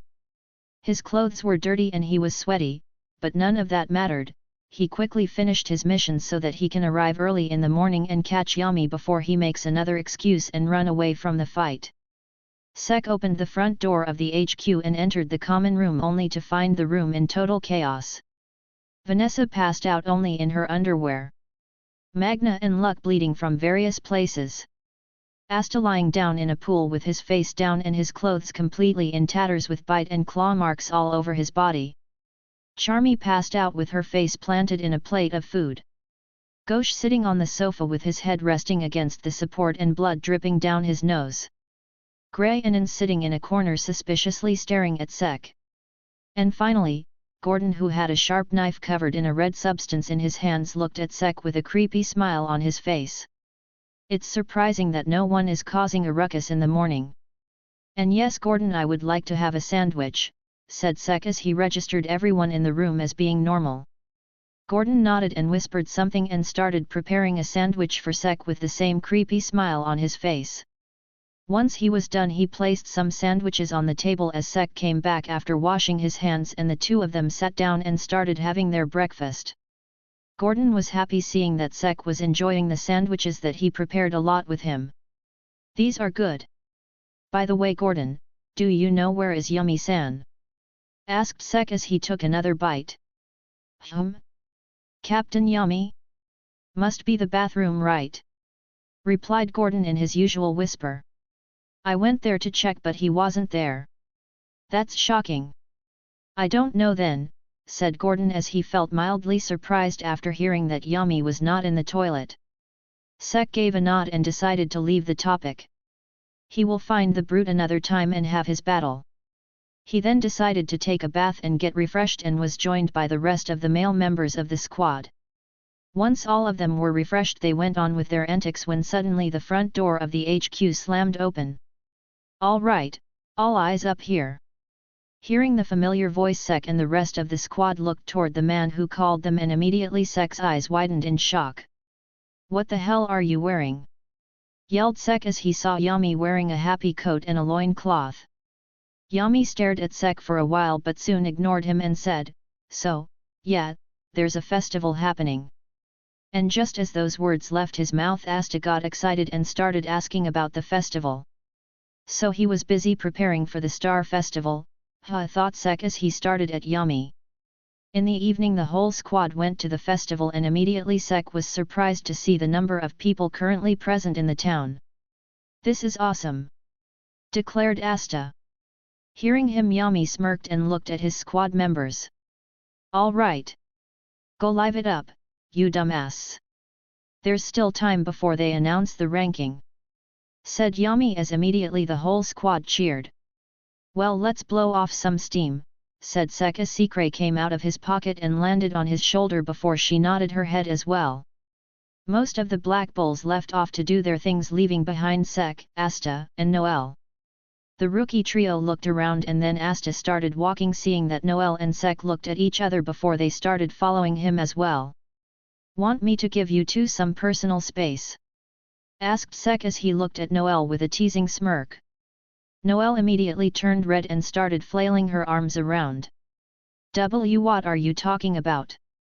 Seeing that, Sek laughed, making Noel even more riled up. Hey! Hearing a familiar voice, both Asta and Noel turned in the direction of the voice, seeing which Sek turned as well. Soon their gaze fell on a boy and girl who seemed to be of their age as well, and Asta and Noel immediately cheered up while Sek just looked at them in confusion. Kahano! Kyoto! Called Noel as she ran towards them. Asta and Sek followed her, and now the three of them stood in front of the duo. I've missed you guys, said Noel as she grabbed Kahano's hands, making the said girl smile as well. Asta! You're looking great! Said Kyoto, who was standing with the help of a crutch. How are you guys here? Asked Noel as Asta explained that he asked Finral to get the two of them. Finral soon showed up and said a line that he thought sounded cool and then left off to flirt with some cuties. The duo then started to admire the festival when suddenly the girl's eyes landed on a man who was playing a song. Seeing that, the girl got nostalgic while the man looked at her with pity. Oh, that reminds me, Kyoto, did you bring your leg? Asked Asta. Hearing his question, the duo looked toward Asta with confusion, but the man still showed the leg that he brought with him. Are you sure that it's a good idea to show off a severed leg in the middle of a festival? Thought Sek as he looked at Asta with a weird look on his face. Great! Oi Sek! Called Asta as he turned towards Sex. Give me a bottle of Witch Queen's healing magic, said Asta. Wait, that was my compensation for dealing with her, said Sek. After the Witch Queen was done asking him to stick it inside her, Sek asked the witch to compensate him for making him fight with her as well. And although he didn't think that the witch would give in, to his surprise the witch acted pretty generously and gave him around 20 bottles of her healing magic as compensation. Although unknown to Sek, the real motive of the Witch Queen was to make her impression a bit better so that when there comes a time when Sek returns to the forest she can request his seed once again, or use her puppet magic to make Sek do it forcefully. Well, leaving the crazy aside, Sek looked at the duo for whom Asta asked the bottle for. Hearing his answer, Asta got surprised as he didn't think of the possibility that Sek would reject him. Hey! It's just one bottle, you have many of them, said Asta. Many, but not an unlimited amount, right? What will you do if there comes a time when we need it again? And I surely am not going back to that crazy witch to get some healing done, said Sek. Please Sek! Do me a favor, asked Asta as he joined his hands in front of Sek. I ask you as well, Sek. Please, said Noel as well. Sek looked at his fellow rookies and was about to refuse them, but seeing the look of determination in their eyes he wavered.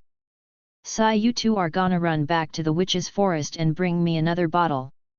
I don't care how you do it, but you have to get me that bottle before my stock runs out. All right, said Sek. Asta and Noel immediately cheered up and nodded their heads vigorously. What all does the Dark Lord have to do for his friends? You two line up, said Sek as he looked at the duo. The two nodded and stood in front of Sek as he took out a bottle from his storage. He then proceeded to open the bottle and immediately blood-red strings came out of it and formed a blood cocoon around the two of them. Soon the cocoons disappeared and the two of them got healed. The two of them started crying while hugging Asta and Noel. Sek sighed and then looked at the empty bottle in his hand and stored it back. The two of them then looked toward Sek and immediately bowed their heads. Thanks a lot, said the siblings in unison. You are welcome. Just make sure to be safe and sound, otherwise you two will have to directly meet the witch bitch, said Sek. The two didn't understand what Sek exactly meant but still nodded their heads thinking that the man was just asking them to be safe.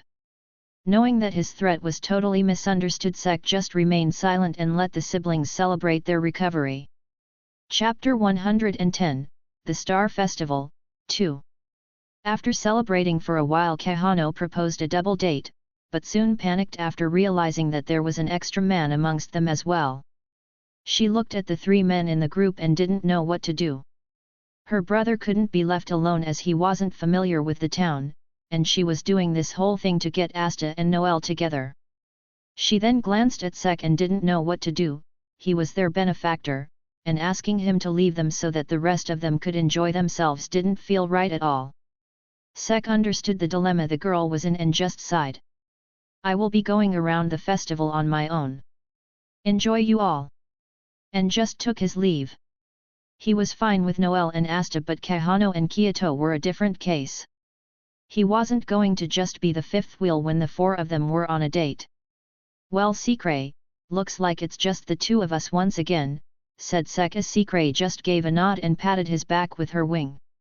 Don't feel lonely, I am here for you, thought Secret as she continued to pat Sek. Sek smiled at the anti-bird's action and just browsed through the festival. Well then, since it's just the two of us, let's do it our way, right Secret? Said Sek with a smile on his face. Secret, who understood what Sek meant, gave a nod as well. Great. So start pointing at all the stuff that you want to eat, said Sek as the anti-bird pointed her wing in the direction she wanted to go. On their way, Sek met many of his admirers who were happy to see the Dark Lord once again. They were people whom Sek helped during his missions or saved during the capital attack incident. Meeting his fans, Sek was happy as well. Knowing that his work brought smiles to the faces of the people was a great source of happiness for him, not to mention many kids who met him told him that he was their role model and all of them were aspiring to become a magic knight like him as well. This made the Dark Lord tear up as he immediately grabbed the group of kids and hugged them tightly, making the kids equal in joy, or groan in pain. Secret looked at her partner and felt happy for him. Though she cannot convey it to him in words, Secret was actually his biggest supporter. She wholeheartedly believed in Sek's dream and was ready to help him in whatever way she can. She might feel a bit frustrated because of his antics from time to time, but she didn't mind them because somehow or the other they looked charming to her.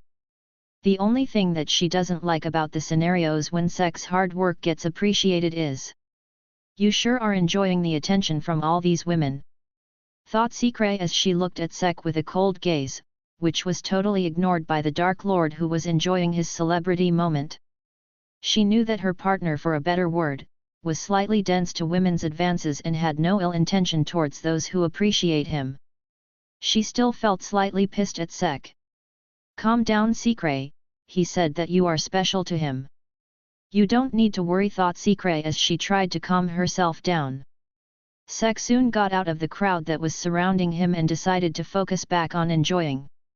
He started buying food items from various stalls as both he and Secret enjoyed the treats that were being sold during the festival. While having his hands full, Sek's gaze fell on Yami and Captain Jack, who was about to fight with each other. Sek looked towards the anti-bird on his shoulder, who just shrugged and took a bite from the food that Sek offered her. Walking closer to them, Sek asked, "Yami-san, something wrong?" "Hey, dumbass. Nothing, just trash talking this green bug and making him remember his place," said Yami as he glared at Jack. "Kakik, yes, which is obviously higher than yours," said Jack as the two of them continued to glare at each other before they snorted and went back to their respective stalls. "Okay. So what are you guys selling?" asked Sek. "Grilled squid," said Yami. "Meat dishes," said Jack. Sek looked at the dishes the two captains cooked and then glanced at the anti-bird on his shoulder. Secret, who noticed her partner looking at her, gave wings up to him, making Sek nod. "I will take 2 of both." "Hey! You are buying his shit as well," said both the captains in unison as they glared once again. "So you guys gonna sell it or not?" "Of course I am. I will prove that my food is better than that bug's," said Yami as he got back to grilling. "Kakik, Yami's squad brat, you are gonna lick your fingers off after eating this," said Jack as he sliced up some meat and started heating it. The two captains cooked for a while and soon they placed the food on the counter. "Tch, here, take it, brat, and tell us which of these is better." "Of course, if I lose I am gonna beat the crap out of you," said Yami. "Kakik, I will slice you up real good as well," said Jack. "Mess with me and you are gonna have an incredible urge to shit," replied Sek in a cold tone as his grimoire started flipping. Yami's face immediately turned pale as he remembered the extremely dangerous shit urge enhancer spell. Sek and Secret then ate the 2 dishes and were pleasantly surprised because of the taste. The 2 dishes were good, not anything extraordinary, but still good. They didn't expect the 2 savage captains to be good cooks, so it was a pleasant surprise. "It's good, Yami-san, Jack-san," said Sek as he and Secret finished the food. "Humph, obviously it's good," said Jack. "Whose was better?" asked Yami. Yami-san's was better. The meat dish wasn't heated properly, but the flavor was better in the meat dish." The two stared at Sek for a while, not knowing how to interpret that answer. "So whose was better?" asked Yami once again. "Both were good," replied Sek. "You sure you want to stick with that answer?" asked Jack as a menacing aura surrounded the two captains. "If you two don't like my answer, then make one dish and give it to the other for tasting. You will know. Not to mention, it's a festival, so don't ruin it with competition, let the people enjoy the food," said Sek as he took out the money and gave it to the two captains, and walked away. "Like hell, I am gonna accept that. said Yami. Kakik, make something for him. Over my dead body, said Jack as the two jumped out of the stall and started quarreling once again. Sek just ignored them and continued his exploration with Secret. While they were walking, Sek noticed some familiar faces talking to each other and decided to greet them as well. There is no reason to be nervous. We will undoubtedly come out on top, said Klaus. Right. But I think the Black Bulls worked rather hard, too, commented Mimosa. Indeed, they might have. No, I know they have. We must especially keep an eye on all of Sek's and Asta's achievements, said Klaus. But they're still just Black Bulls. They're full of problems, regardless of their achievements. They are no match for us, the Golden Dawn, said Klaus, trying to hide his embarrassment. Seeing that, Mimosa smiled, thinking that it was funny for Klaus to do this when they all know that he likes Sek and Asta quite a bit. Right, you know. The Black Bulls are the lowest of the low. They beat us? You can't be serious, said Yuno in a calm tone. Ho, looks like you all are gonna feel very funny after losing to us tonight, said Sek, who just wrapped his hands around Klaus and Yuno, startling the two of them. Sek! Exclaimed Klaus as he saw the man's face beside him. Sek-san! Said Mimosa in panic. She still remembers the days that they went on, and how she told him to wait for her to sort out the feelings. But despite all that, she wasn't able to do so and didn't know how to face him. Sek let go of the two Golden Dawn members, making all three of them turn towards Sek. Evening, Kaluz, Yuno, and Mimosa, greeted Sek. Good evening, Sek. How have you been? Asked Klaus. I am fine. Now then, I heard you all talk about something interesting.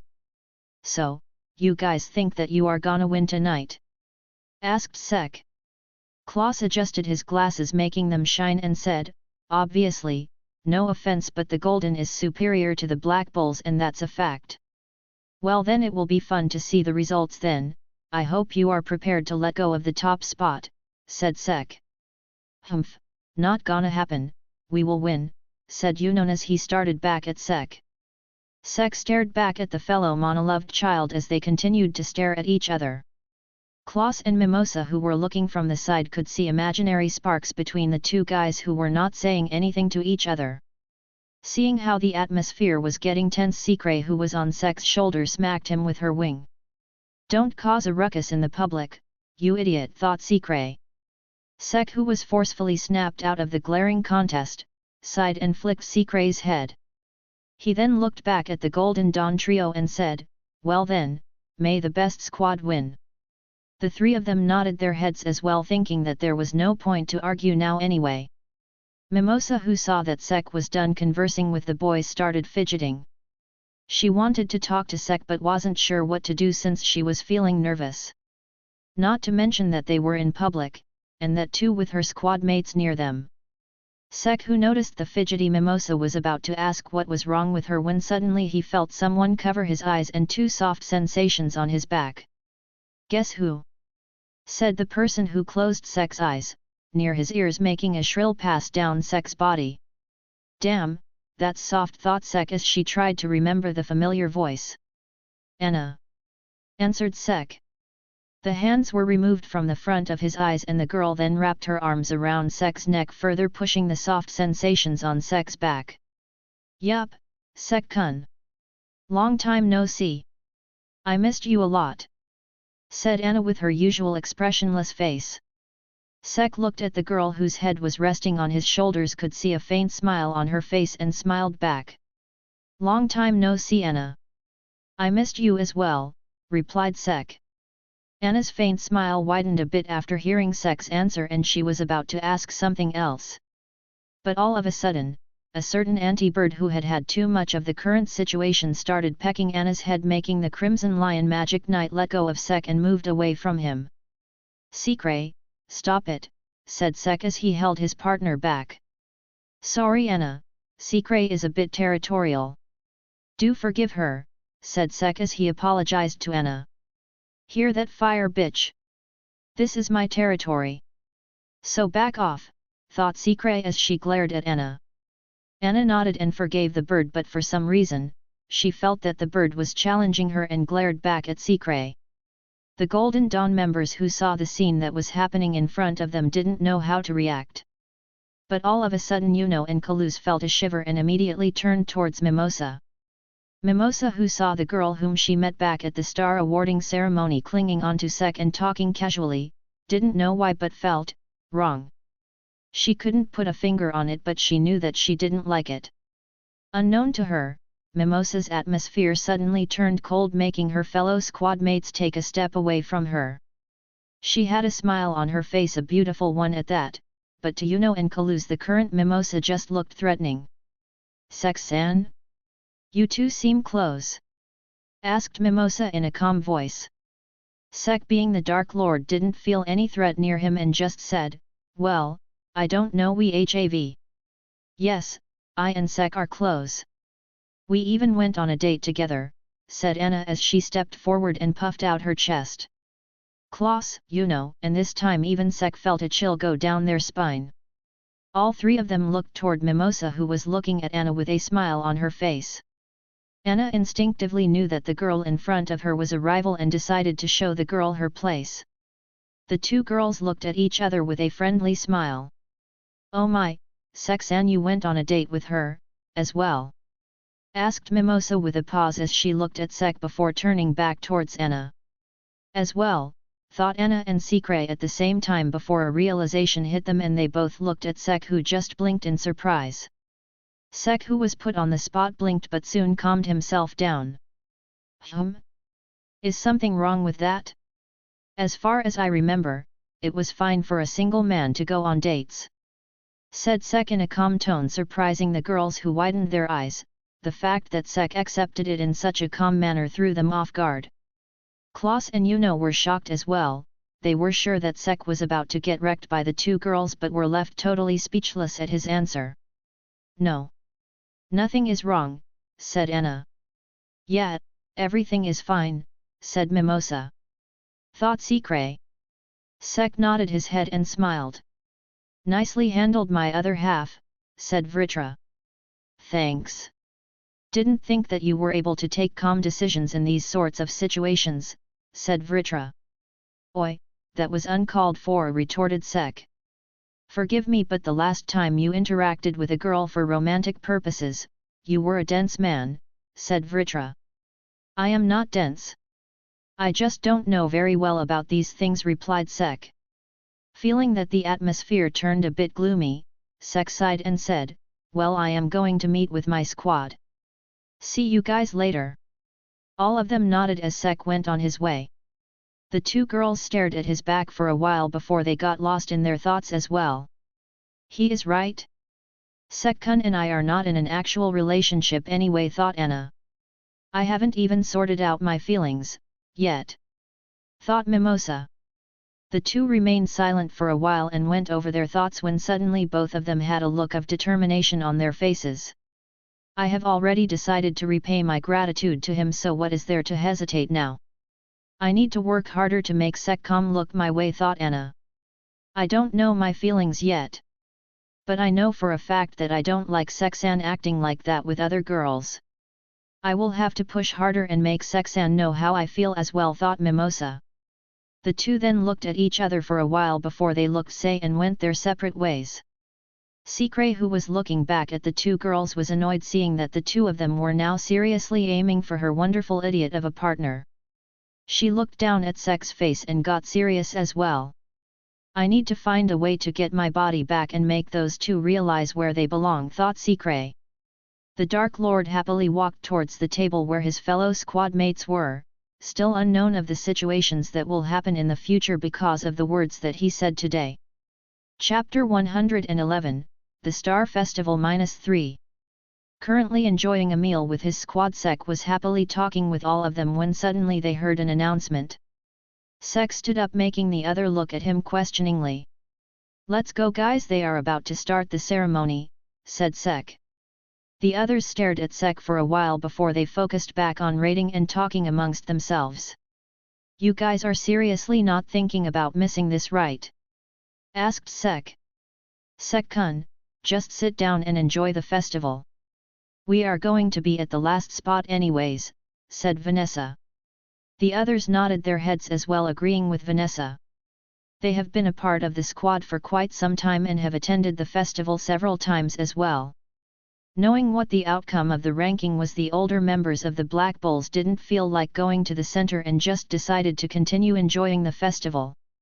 Sek just stared at his squad mates who were present at the table without any expression on his face and then just looked away from them.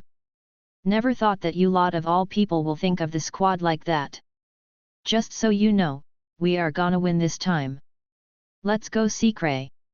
And started moving towards the place where the ceremony was about to start. Secret soon started following him and landed on his shoulder. The other Black Bulls just stared at Sek's back for a while before they went back to their business. Fuck. I am gonna go too.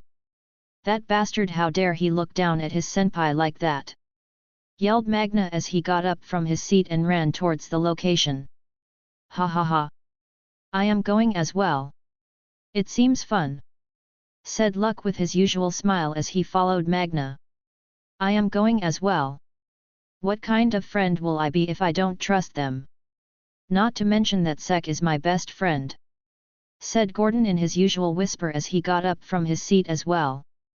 I am going too, said Vanessa. I am gonna kill him if we don't win for disturbing me while I was looking at Marie's photo, said Ghosh in anger. La. Wait a minute, let me grab all this, I am coming as well, exclaimed Charmy as she started gathering what was left of the food on the table. Grey got up as well and changed to her real form and ran toward Ghosh while hiding her face behind her hands. Just like that, all the Black Bulls except for Asta, Noel, Finral, and Yami soon reached the center where the ceremony was about to start and started looking around. Soon they spotted Sek standing alone with his hands crossed and walked towards him. Sek, who felt their key, glanced at them and smiled. What happened? Don't want to enjoy the festival anymore? Asked Sek. Hat. You are gonna need a senpai to take care of you after seeing the results, said Magna. Hee. Sek, let's make a bet. If we win you will fight me. And if we did not I will fight you, said Luck. I truly believe in your words, Sek. I know that we will win this year. After all, I am your best friend, whispered Ghosh. My drink will taste a lot better if we do win, you know. And if we didn't, then you can just drink your sorrows away with me, said Vanessa as she showed 2 bottles of alcohol. The others said some words as well, hearing which Sek shook his head helplessly and said, Hat, just you all wait and see. We will win by such a huge margin that all the people who are gathered here will be left speechless.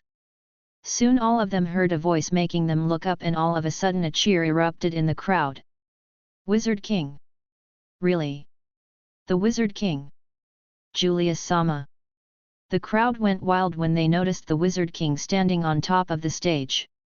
Damn, he is popular, said Sek. Well, he is the Wizard King, after all, the whole kingdom looks up to him, said Vanessa as she too was excited after seeing the Wizard King. This year, I'll be announcing the Magic Knights squad's achievements myself, said Julius as the crowd once again got excited. After the results are announced, the king will also make an appearance, so please look forward to that. But this time the crowd turned silent for a while. Damn, that's harsh, said Sek as clearly felt how excited the people were to see the king. A moment later the crowd once again started cheering for the Wizard King, totally ignoring the announcement that Julius made about the king. Now, then, as you all know, our Clover Kingdom has been battling invasion attempts from both the Diamond and Spade Kingdoms, as well as a new terrorist group called the Eye of the Midnight Sunday. The royal capital was attacked, and many lives were lost. I even considered cancelling the Star Festival for this year. But it's because of all these events that I wanted to commend the courageous men and women who fought against them, and decided to hold the festival. As Julius said that, the magic lamps that were floating around the stage started to glow, making the stage to now be the main focus. Now, then, let us welcome them, our 9 Magic Knights squad captains, whom we hold in the highest esteem. said Julius. Just as he said that, the captains walked onto the stage, making the crowd's excitement soar through the roof. As expected, our squad captain is not there, muttered Sek. Ha! Ain't your squad captain irresponsible? Hearing the familiar voice, all of them turned around and saw Yami standing near them with a passed-out Charlotte on his shoulder. Yami looked at them and blinked his eyes for a while and continued speaking, which is a great and manly thing to do. It shows that he doesn't get pushed around by others. Seeing the shameless man say all that, the squad stared at him for a while before they focused back on the stage. Julius soon started introducing all the captains that were present on the stage. "TCH. That demon lioness is back," said Yami as he puffed his cigarette. "You scared of her?" asked Sek. "You should be too," replied Yami. This made all of them, including Sek, widen their eyes in surprise. For the older members, they cannot imagine a scenario where their captain will lose. And as for Sek, he never thought that Yami will actually admit it. Since according to Sek, Yami was a man who, even in a situation where he is about to die, will just say that he is about to surpass his limit and beat the shit out of the opponent. Though, things might be different now compared to the last time we fought, since I have surpassed my limits several times, said Yami as the thought of provoking a lioness came to his mind. Hearing that, Sek smirked. That's the Yami that he knows, and unconsciously respects. Yami tried to test the water and aimed some killing intent at the new Crimson Lion's captain. Ha! Such a pain in the butt. Why the hell did I accept to be the captain, thought Mereoleona Vermilion. As she started at the crowd who was intently looking at her and the other captains. Suddenly she felt some killing intent and she immediately glared in the direction where it came from. She then noticed a familiar face, a foolish man who tried to test his luck and agitated her. So you think that you are better now, thought Mereoleona as she fired back her own killing intent at the man who tried to challenge her. All right. Challenge accepted. Yami smirked, seeing that Mereoleona noticed him, but his face immediately turned pale when he saw her glare, which was accompanied by her killing intent. Fu *k, I am gonna die, said Yami as he immediately stopped releasing his killing intent. So how was it? Asked Sek. Yami looked at Sek with a calm look on his face and breathed out some smoke. All right, dumbass. When that Reaper comes knocking on our door to take my life, the two of us will face it together, said Yami with a serious look on his face. No thanks, deal with your Reaper on your own. If I am gonna die, I am taking you with me, said Yami. I am gonna run away, said Sek. Hat, like you can outrun that lioness, mocked Yami. Who said that I have to outrun her? I only need to outrun you, replied Sek. Stop being a coward and face the challenge like a man, said Yami. Use that on Asta, your words are useless on the great Dark Lord, said Sek as he smirked. You. Shhh, they are starting, said Vanessa, making the two of them stop. Well, anyway, let's announce the ranking. Just as those words escaped Julius's mouth, the crowd started discussing amongst themselves about who is gonna take the first place. A white glow appeared in front of Julius, which made all the people excited. All the Black Bulls except for Yami were looking at Julius with anticipatory looks. They didn't think much about the competition, but after hearing Sek's words, all of them had some hope. Sek was looking intently at the glowing magic screen, and despite being quite calm on the outside, he was actually the most nervous one amongst the Black Bulls. In the first place, said Julius, and then paused. Sek and the rest of the Black Bulls gulped in nervousness while Yami just took a puff of his cigarette. The Black Bulls, declared Julius. And immediately the whole surrounding turned silent. Everyone's eyes widened, not even expecting this outcome, but all of them soon snapped out of their thoughts when they heard a yell. Fuck yeah! Let's fucking go! Yelled Sek out loud as the rest of the Black Bulls cheered along with him as well. Hearing their yell, the rest of the people glanced at them, not sure about what to do. But amongst the crowd, some people who recognized them, or more accurately recognized someone. Soon cheers started to erupt from various places in the crowd, making the older members of the squad surprised by the response. Sek, however, was not surprised, rather he was excited. There was a reason why most of the missions that he took consisted of helping the people or saving a town or village rather than exterminating magic beasts or doing reconnaissance or protecting the border. Looks like I really did make my name out there amongst the people, thought Sek.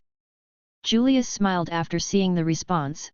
He was prepared for harsher comments to flow around, but looks like that was not the case.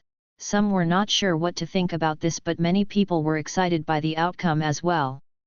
The number of stars they accumulated is an astounding 197, declared Julius as the list of their achievements started to show on the magic display.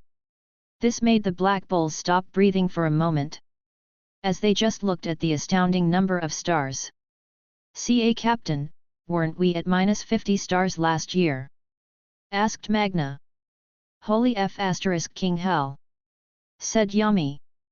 "That's a huge unbelievable jump from their record of -50 from last year," declared Julius as the crowd had the same reaction as the rest of the Black Bulls. "Oi! Oi! Oi! Is this for real? I am not high, right? Is that reality? What the hell did the man who made the list smoke while calculating?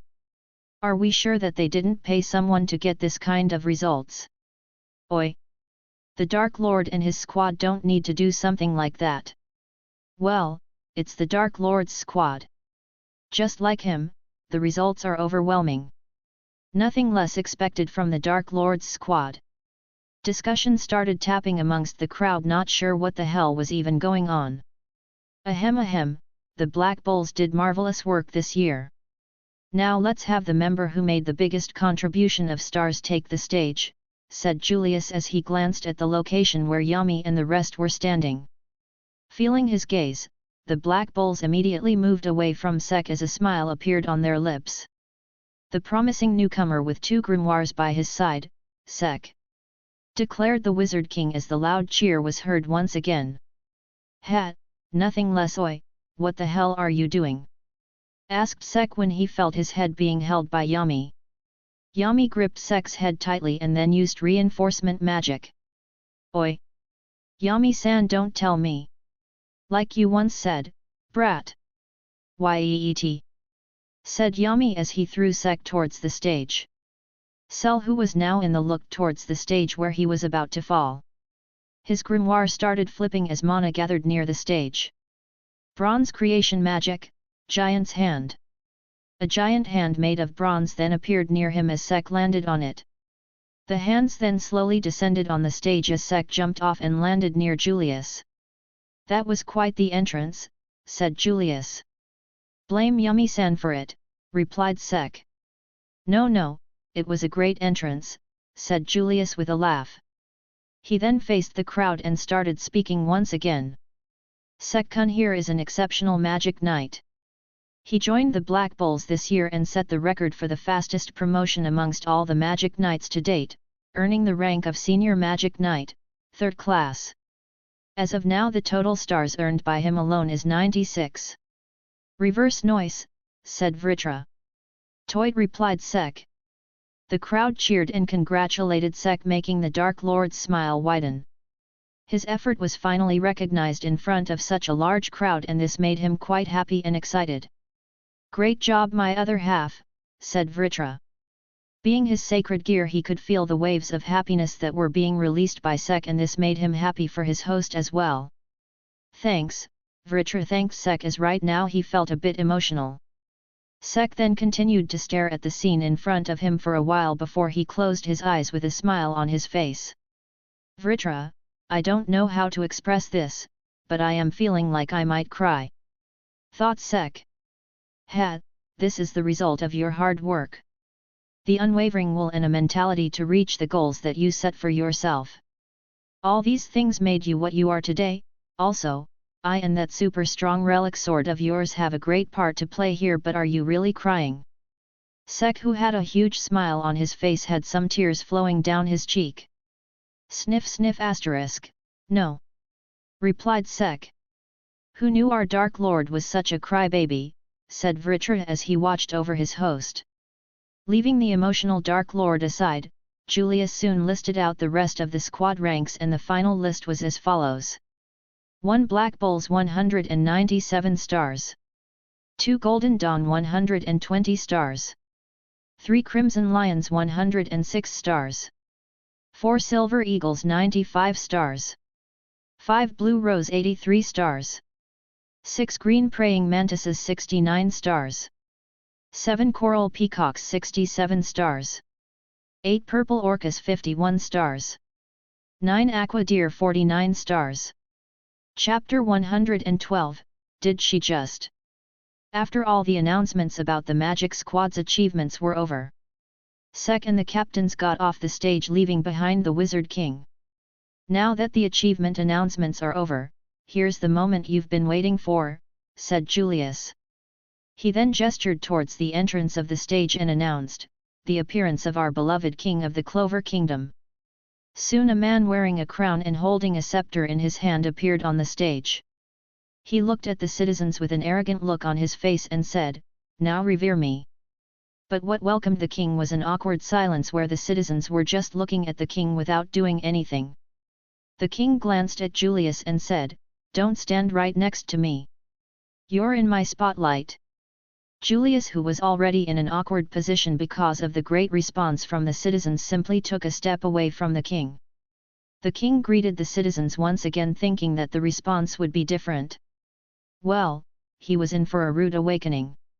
The response was different, but not in a good way, because this time some soldiers who were disguised as citizens tried to cause hype and cheered for the king, though none of the citizens fell for it and it just looked like the cheer was forced. This made the king angry and he started to scream at the citizens to revere him. Sek stared at the joke of a king and then looked at Noel, who was standing beside him. "So, you are royalty like him?" asked Sek with an amused smile on his face. "Don't compare me with him!" yelled Noel, making all the people around them look at her weirdly. Seeing that, Noel immediately covered her face to hide her embarrassment while Sek just laughed at her. Soon the king started speaking once again, but this time he said something which brought everyone's attention to the man. "The Eye of the Midnight Sun's hideout has been located."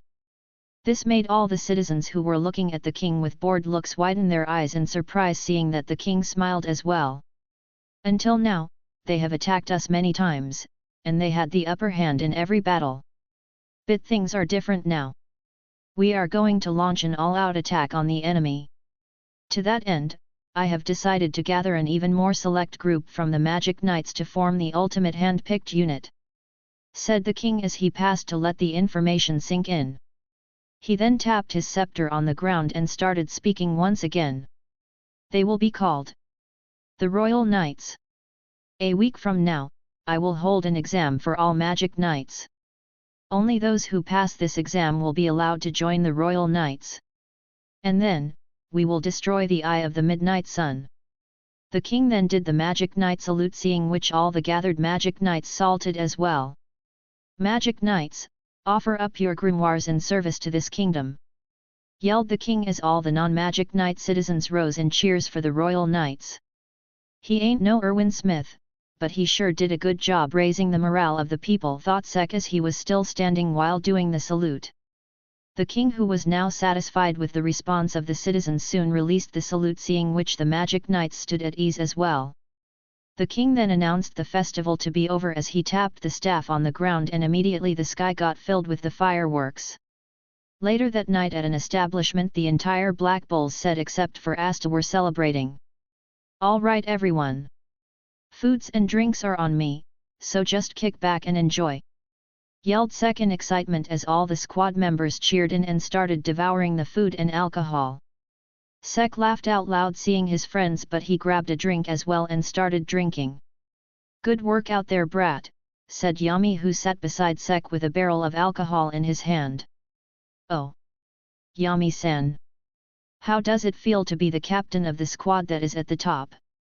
asked Sek. "It was great. You should have looked at the faces of that scrawny bug and braided bangs. Their reaction was just priceless," said Yami as he took a big gulp from the barrel. You seem quite pleased with yourself for climbing the ranks just once. Suddenly hearing a familiar voice, Yami's body stiffened up as his head turned robotically toward the direction of the voice, only to find Miriolina standing there with her arms crossed. Sicilian. Who the hell are you calling Sicilian? Asked Miriolina. Well, you're Fuegalian's sister, so that'd make you Sicilian. We siblings are not referred to by such nicknames. Hey, you mean your family is not like Grampsgolian, Daddygolian, Mommygolian, and so on? Asked Yami in total seriousness. Damn, Mommygolian got me, said Sek as he started laughing. Miriolina simply ignored Yami's comment and started walking toward Yami. As she entered, she came back with Asta, Noel, and Yuno, who were caught in a paw made of flames. Oh, heya, Captain Yami, said Asta as he greeted Yami. Seeing him like that, Yami started laughing and said, looks like she caught you, kid. But the next instant a fit paw grabbed Yami's head as well, and immediately the smile on his face disappeared and was replaced with a look of shock. You are coming as well, declared Miriolina. Hey! You weren't even late to the event, you simply didn't bother to show up, not to mention. Suddenly the aura around her turned threatening as she looked at Yami with a predatory smile on her face.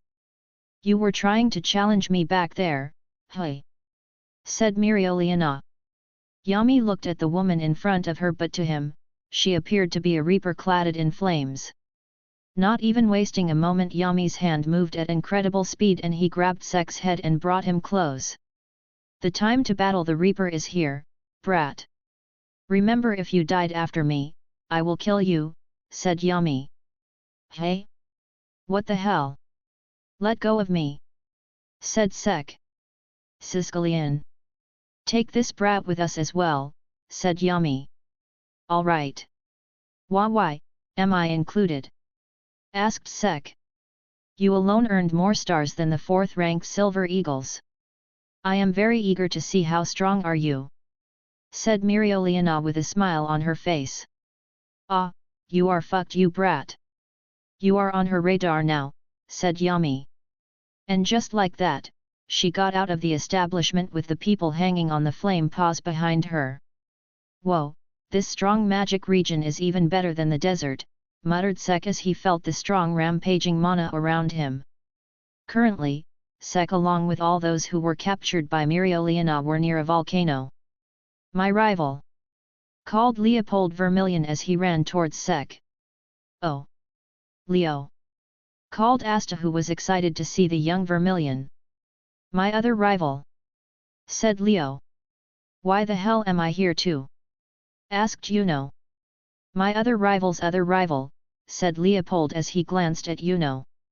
That's some great naming sense, muttered Sek as he wiped his sweat. Use this, Sek. Suddenly hearing a familiar voice, Sek looked to the side and found Anna standing there with a handkerchief in her hand. No thanks, Anna, it will make it dirty anyway, said Sekmi as he tried to refuse her offer. No problem, I will prefer it that way, I mean I will wash it later anyway, said Anna. Yeah, no, I am fine, said Sek. Anna stared at Sek for a while before she sighed and slumped her shoulders in disappointment. Seeing that, Sek sighed as well, thinking that he just dodged a bullet.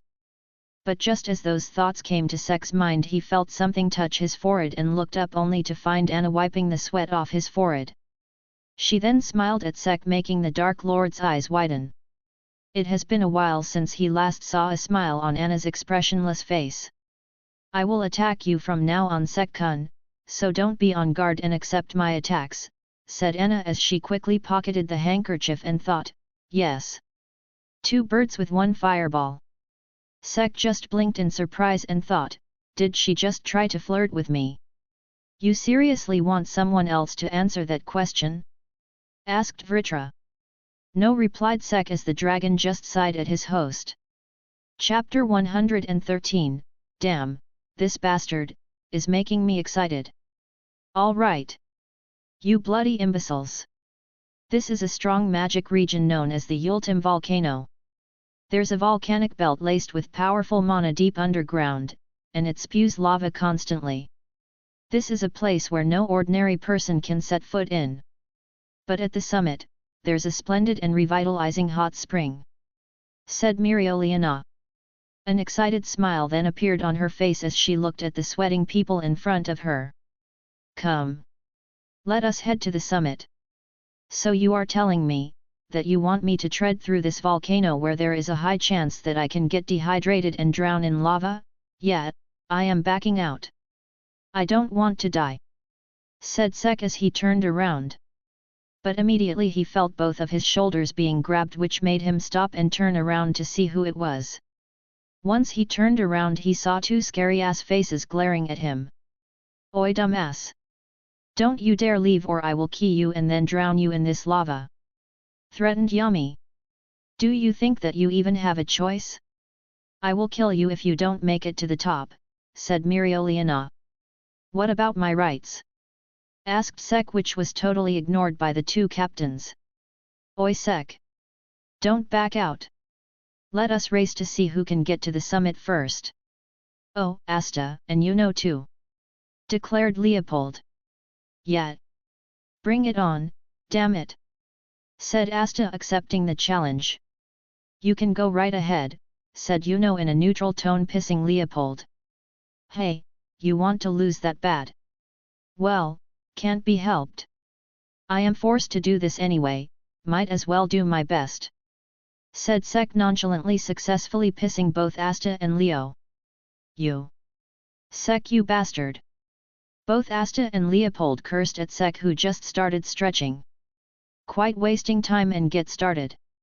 yelled Mirioliana as she kicked Asta and Leopold away. Seeing the start signal, the rest of the Crimson Lions jumped forward, leaving behind Yami, Charlotte, Sek, Yuno, and Anna. Sek took a deep breath and soon his grimoire started flipping. Ice debuff magic, chilling aura. A mana skin releasing a chilling aura appeared around Sek, making him feel a bit cool. "Ah! Now this is better." Bronze creation magic, Bronze Rider. A motorbike made of bronze appeared and Sek immediately sat on it and covered it in his mana skin as well. He passed the mana into the bike and it made a loud noise. "Well then, meet you guys at the top," said Sek as he rotated the accelerator and the motorbike rushed forward. "Wait for me, Sek-kun," said Anna as a mana skin appeared around her as well and her grimoire started flipping. Flame magic, Flare XL. Flames shot out of Anna's feet as she burst forward at great speed. "I am not gonna lose to them," said Yuno as started to concentrate. Yami and Charlotte didn't waste time and soon shot forward as well and started climbing to the top. Sek simply ignored the other participants as he rode through the dangerous volcanic path on his bike at full speed. Bronze creation magic, weapon make Gaster Blaster. An animal skull made of bronze appeared over Sek's head. Mana started gathering in the skull as any obstacles that came his way were simply destroyed without even a second thought, and just like that Sek continued to climb up the mountain. "Sek-kun is very far," muttered Anna in a slightly dissatisfied tone. "Ho, that super rookie really has some skills," said Mirioliana as she saw Sek being in the lead when even captains were competing. Her gaze then fell on Anna, who was now in fourth position just behind Yami and Charlotte. "And that girl from my squad, she is quite strong as well. Looks like it will be fun training her," said Mirioliana. A fierce smile then appeared on her face as her mana started gathering in her fists. She felt that someone was about to reach the top and decided to test the person as well. Sek, who saw the summit, smirked and looked behind him. "Hat, not even close." "Well, it's hard to compete against the Dark Lord anyway," said Sek, but immediately his danger senses started to kick in as he immediately jumped off his bike. Flame magic, Kaleidos Brachium. A huge explosion occurred that engulfed his bike and destroyed it immediately. Sek's face immediately turned serious as the Gaster Blaster aimed toward the explosion site. "Don't attack me out of nowhere, you asshole!" yelled Sek as the mana gathered in the skull fired towards his attacker. Sel then landed at the top of the summit and looked at the attacker to check if they were alive or not. But contrary to his expectation, the mana beam was met with flames that resulted in another explosion. "Ho, you dare call me an asshole, hey?" Looks like I need to show you your place, rookie, said Mirioliana with a pissed expression on her face as she looked toward Sek while cracking her knuckles. Sek looked at the fiery woman who was glaring at him with a surprised look on his face. I held back my power because I wasn't trying to kill the person, but to think that she destroyed my attack. Soon an equally excited smile appeared on Sek's face as he glared back at the woman. You are really strong. Mirioliana, who saw the smile on Sek's face, blinked her eyes in surprise but soon started laughing out loud. To think that a rookie would look back at me with such a challenging expression. Kid. Let me see your full strength. Don't tell that attack was the best that you can do, said Mirioliana as mana erupted out of her body. She smirked and looked at Sek as she wanted to see if the kid in front of her would change that excited expression once his face the might of her rampaging mana. Sek, who heard the woman's words, had a tick mark on his forehead. Did she just try to say that my attack was weak, thought Sek. Well, her words were not exactly that, replied Vritra as he felt that his host's temper was rising. All right, you bitch. Let me show you one of my strongest attacks, said Sek as his sacred gear appeared. Mana erupted out of Sek's body, sending a shock wave to his surroundings. Ripples started to form in the lava surrounding Sek as a dark aura came out of his body.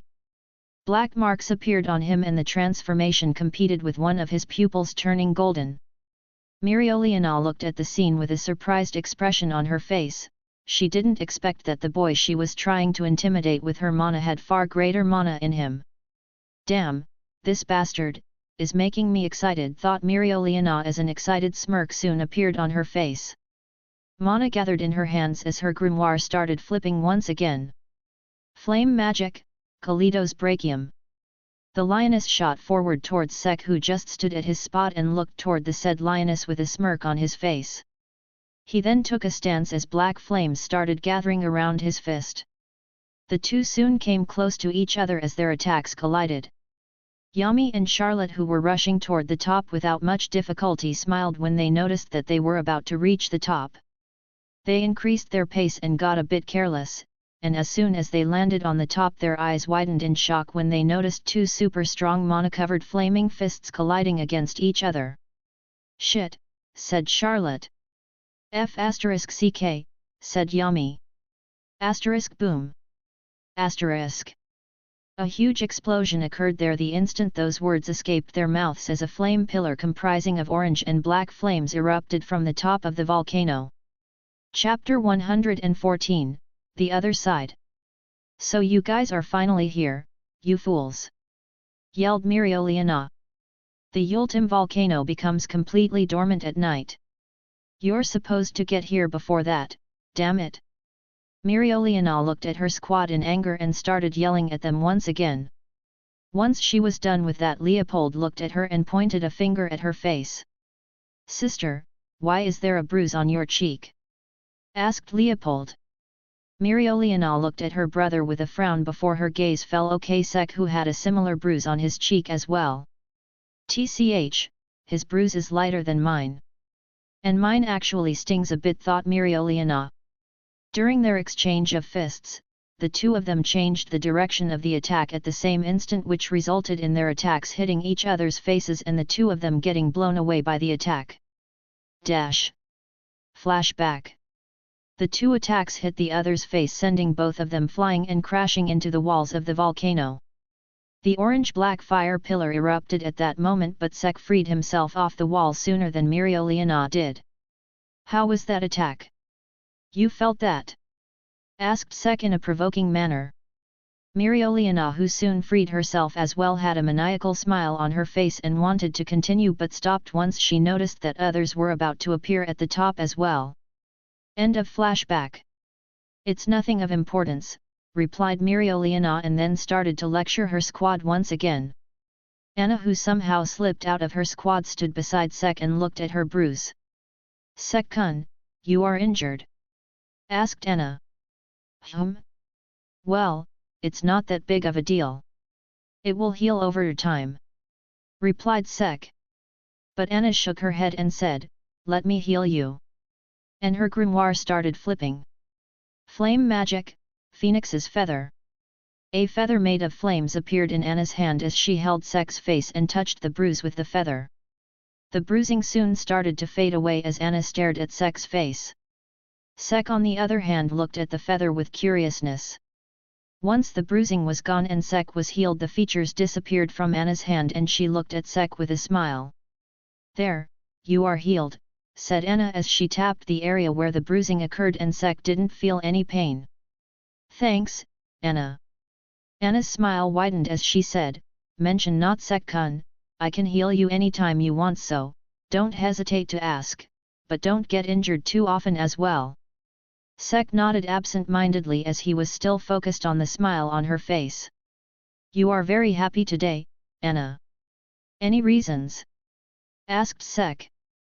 Anna stopped smiling after hearing Sek's question and she blinked her eyes in surprise. "My reason to be feeling happy," thought Anna as she started at Sek. She smiled once again and leaned in towards him and whispered near his ear, "I think that you should be knowing Sek-kun," and moved away and walked back to merge with her squad, leaving behind a surprised Dark Lord who had a very faint tint of red on his cheeks. "So you can be perceptive on the first try as well," said Vritra. "Vritra. Shut up." Yet, replied Vritra. Once the discussion amongst the Crimson Lions was over, the people were allowed to soak in the hot spring, which was immediately separated into male and female sections by Soul's earth magic. "I wanted to enter with Sek-kun," muttered Anna in a whining tone. She got excited about the prospect of seeing Sek's naked body in the hot spring, but Soul poured cold water over her excitement by making a wall to separate the hot spring by gender. "Oi! Why are you sulking so much? Do you not like the hot spring?" asked Mirioliana as she sat near Anna. "Mirioliana-sama. It's not like that. The hot spring feels great," replied Anna, slightly surprised after seeing her squad captain, who was royalty as well, sit beside a peasant like her. Mirioliana smiled after hearing her answer and said, "I know, right? This hot spring is Fu*King awesome. So why are you sulking so much?" Anna was about to reply, but suddenly all of them heard a commotion coming from the men's section.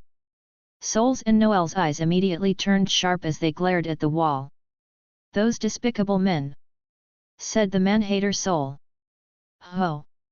Now that's how the Crimson Lions should be, fearless," commented Mirioliana as she gulped the alcohol that she brought with her. On the men's side. "Listen here, you all.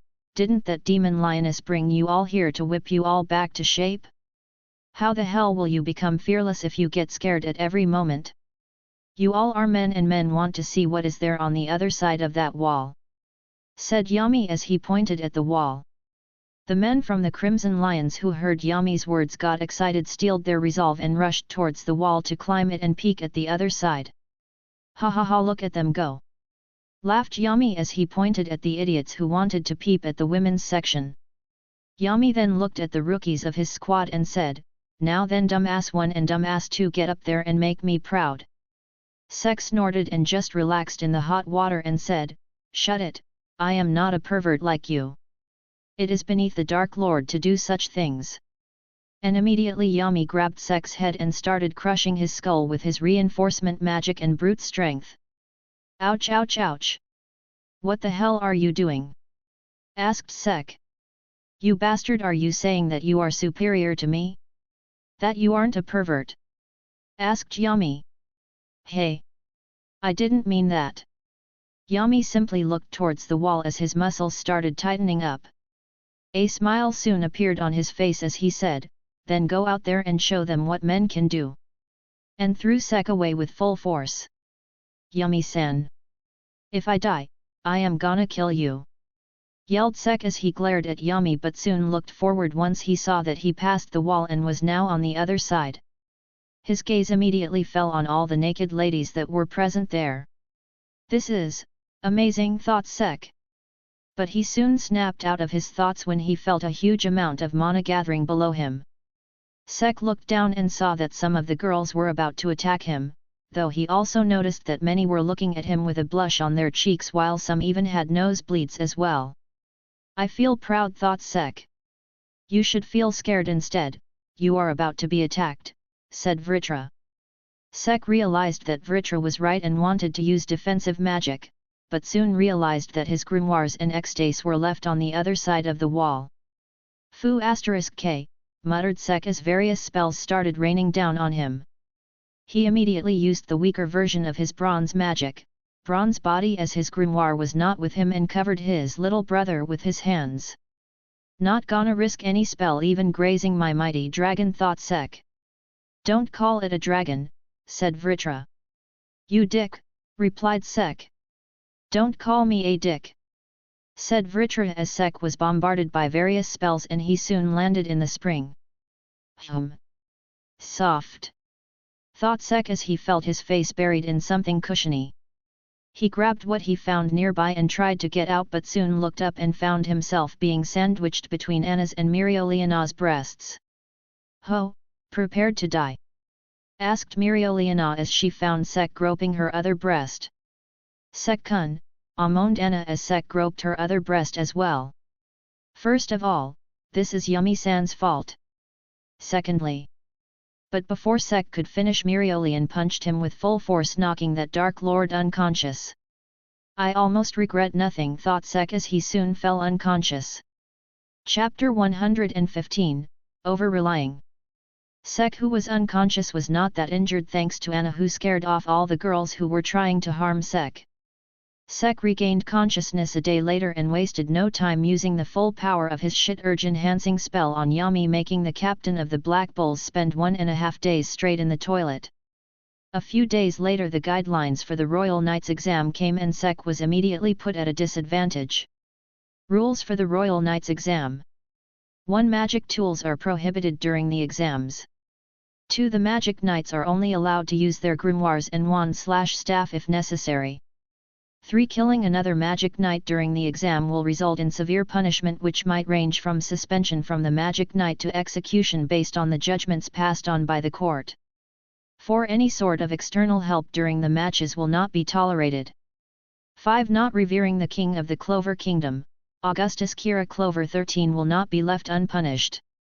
Looks like I cannot use Ecstase-chan, said Sek once he was done reading the rules. He picked up his sword and looked at it. Sek knew that Ecstase was by far the strongest thing in his arsenal, so not being able to use it already lowers his strength to around 80%. That is really concerning. You just lost your strongest trump card. With that relic, your victory would have been guaranteed, said Vritra. Yeah, it sucks. I am sorry, Ecstase-chan, thought Sek as he held his sword tightly. Well, without your sword you will surely need me to win. So better, my other half. Now, wait a second.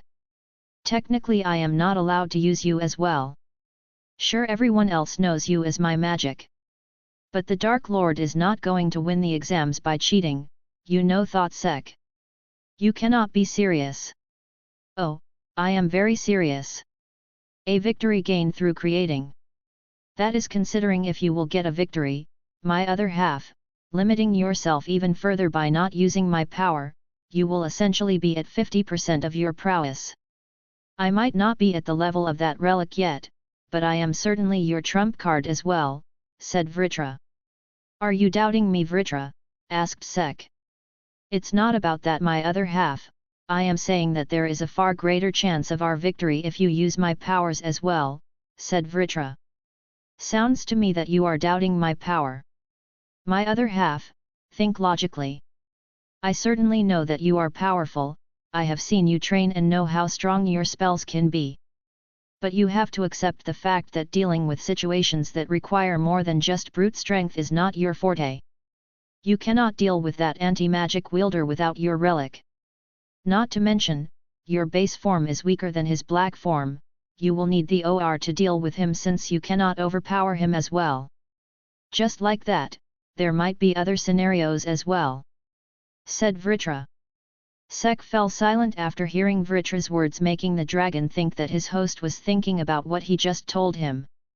Soon Sek took a deep breath and stood up from his seat and put Ecstase back in its sheath. Looks like there is one more person who I need to show the true might of the Dark Lord, thought Sek. My other half.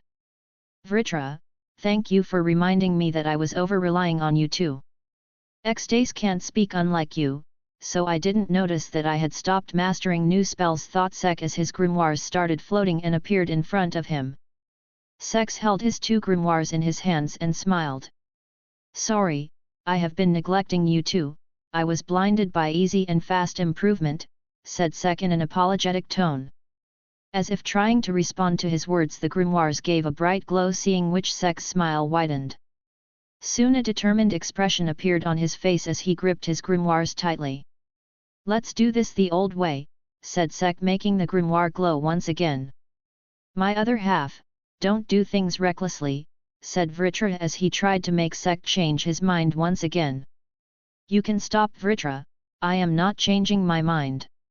Not when there is a lot to prove this time around, replied Sek as he jumped out of Fanarl's portal, and soon all of them appeared in the arena where further information about the exam will be given. The amount of mana in this place is amazing, said Sek. It is to be expected. Currently, most of the strong dumbasses amongst the magic knights are gathered here, said Yami as he looks around the arena as well. Soon Sek noticed a familiar person and decided to talk to her. Anna. Hearing her name being called, Anna turned around and smiled once she saw Sek. Sek-kun. The two stood silently as Sek felt a bit nervous. You know, about what happened at the hot spring, I apologize. Thank you for protecting me while I was unconscious, said Sek. Anna shook her head and said, It's all right, Sek, I told you during our first mission. I will always protect you, also, don't apologize for that, I kind of liked it. A blush appeared on her expressionless face. Oh okay, said Sek as he too felt a bit embarrassed after hearing her words. Anyway, best of luck to you today, Anna. Let's pass this exam, said Sek. Anna nodded her head and said, I will do my best, also it's only for today, but please don't hate me. If we are to fight today, then I will be using my full strength. Miriolianasama has threatened to kill us if we don't go all out. Sek gave a helpless laugh, he could surely imagine the lioness saying those words. Don't worry, Anna, I won't like it any other way. I don't like people who underestimate me anyway, said Sek. Anna nodded as she smiled at Sek. She then took a step closer to him and held his hands. Also, I would like to ask you if it will be fine to invite you just like last time. Asked Anna. Sek, whose hands were held by Anna, looked at the girl who was looking at him with a serious look on his face. Sure, if I got the time, replied Sek, to which Anna smiled brightly once again. She then glanced at the bird who was sitting on top of Sek's head and felt that the bird was glaring at her. She started at Secret for a while before a slight victorious smirk appeared on her face. She didn't know why she was provoking a bird, but for some reason, she wanted to do that. Secret, who clearly understood the intentions behind Anna's smirk, got pissed. This fire bitch, and what the hell are you doing, you idiot? How can you accept it just like that, thought Secret as she glared at her partner and smacked him with her wing. Ow! Why? Asked Sek as he looked at his partner, who just looked away from him with a huff. Well, see you later, Anna, said Sek as he walked away with an annoyed Secret. Anna looked at her hands with a small smile when she suddenly felt an ominous gaze on her. She followed it and soon spotted the royal girl who was after Sek as well, looking at her with a smile. Anna stared at her for a while before she smiled back at her and walked away. Soon Julius and Marx appeared on the floor above and looked down at them from the balcony. Thank you all for gathering here today. Just as he said that, all the commotion inside the arena stopped as the magic knights took their positions and saluted to the Wizard King. Now, let us begin the Royal Knights selection exam. Once Julius declared that, the people cheered in excitement. The king then came out as well and stood beside Julius. Let me explain the details about the exam. After all, I am a royal and this is the Royal Knights selection test, said the king as he twirled his mustache. The exam will consist of a team completion, a magic crystal destruction battle tournament. declared the king as a magic display appeared above them showing the image of the crystal. Curious comments started to arise amongst the magic knights as Sek just prayed that his teammates were not someone whom he needs to eliminate before the opponents. The rules are simple. Protect your own team's crystal, which will be placed in your area, and destroy the other team's crystal.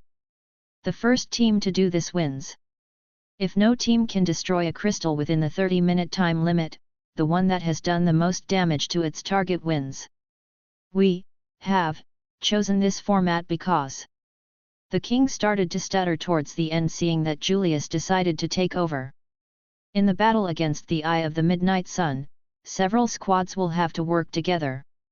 We thought this would be the best way to measure the cooperation and strategy skills you'll need at times like that, rather than simply fighting with brute force.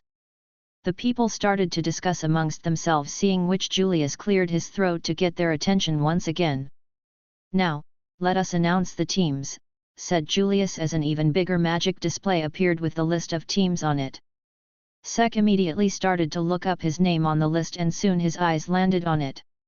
Team D. Adrian. Sek. Willie. So I will be fighting Asta in the second round, that means my first opponent is Team C. Sol. Kirsch. Magna. Sek looked at his delinquent squad mate who looked back at him with a smile on his face. Sek, he looks like the two of us will be having a blast in the first match itself, said Magna.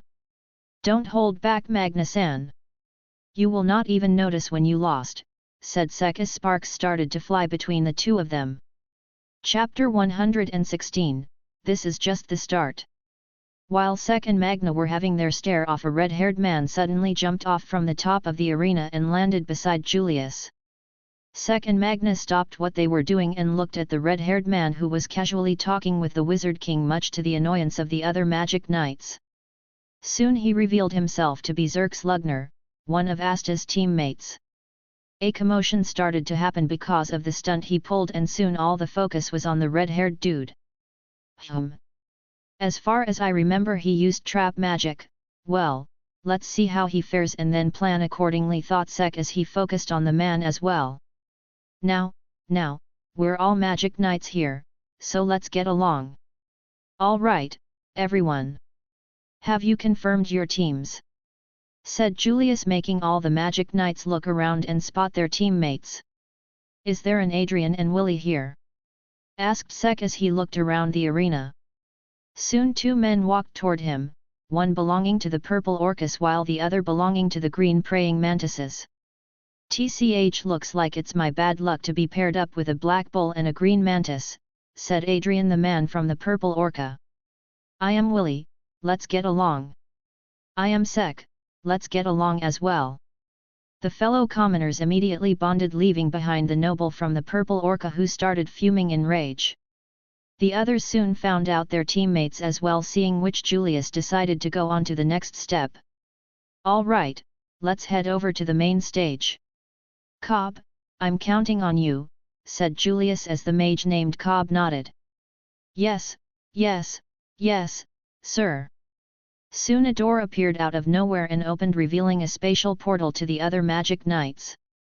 Sek and the rest of the magic knights soon walked through the door and saw the main stage, which consisted of a vast landscape. It's huge! Yelled Asta. That's what she said, replied Sek as he looked at his fellow rookie squad mate. The battlefield has a wide range of different areas. Use them to display your powers to the fullest, said Julius. And here's the tournament chart, which we determined by lottery in advance. A new magic display appeared above Julius's head with the chart of the tournament on it. Battle wins and losses won't directly affect whether you pass or fail. That being said, the more you win, the more you'll be able to show your true skills. Since you have the chance, I hope you all strive to win, said Julius. So I will be facing Sek in the second round and in the finals, muttered Asta. Or you can even lose in round 1. Although I hope that you win, said Sek as he placed his hand around Asta's neck. Oh! Sek! You bet I will win the first round, so if you want to fight me, win your match as well," said Asta. Sek smiled upon hearing Asta's response and immediately looked to his side. "Hear that, Magna-san? Even Asta believes that I will win. Hey! That runt dares to speak about his senpai like that," said Magna as he immediately glared at Asta, who started making excuses.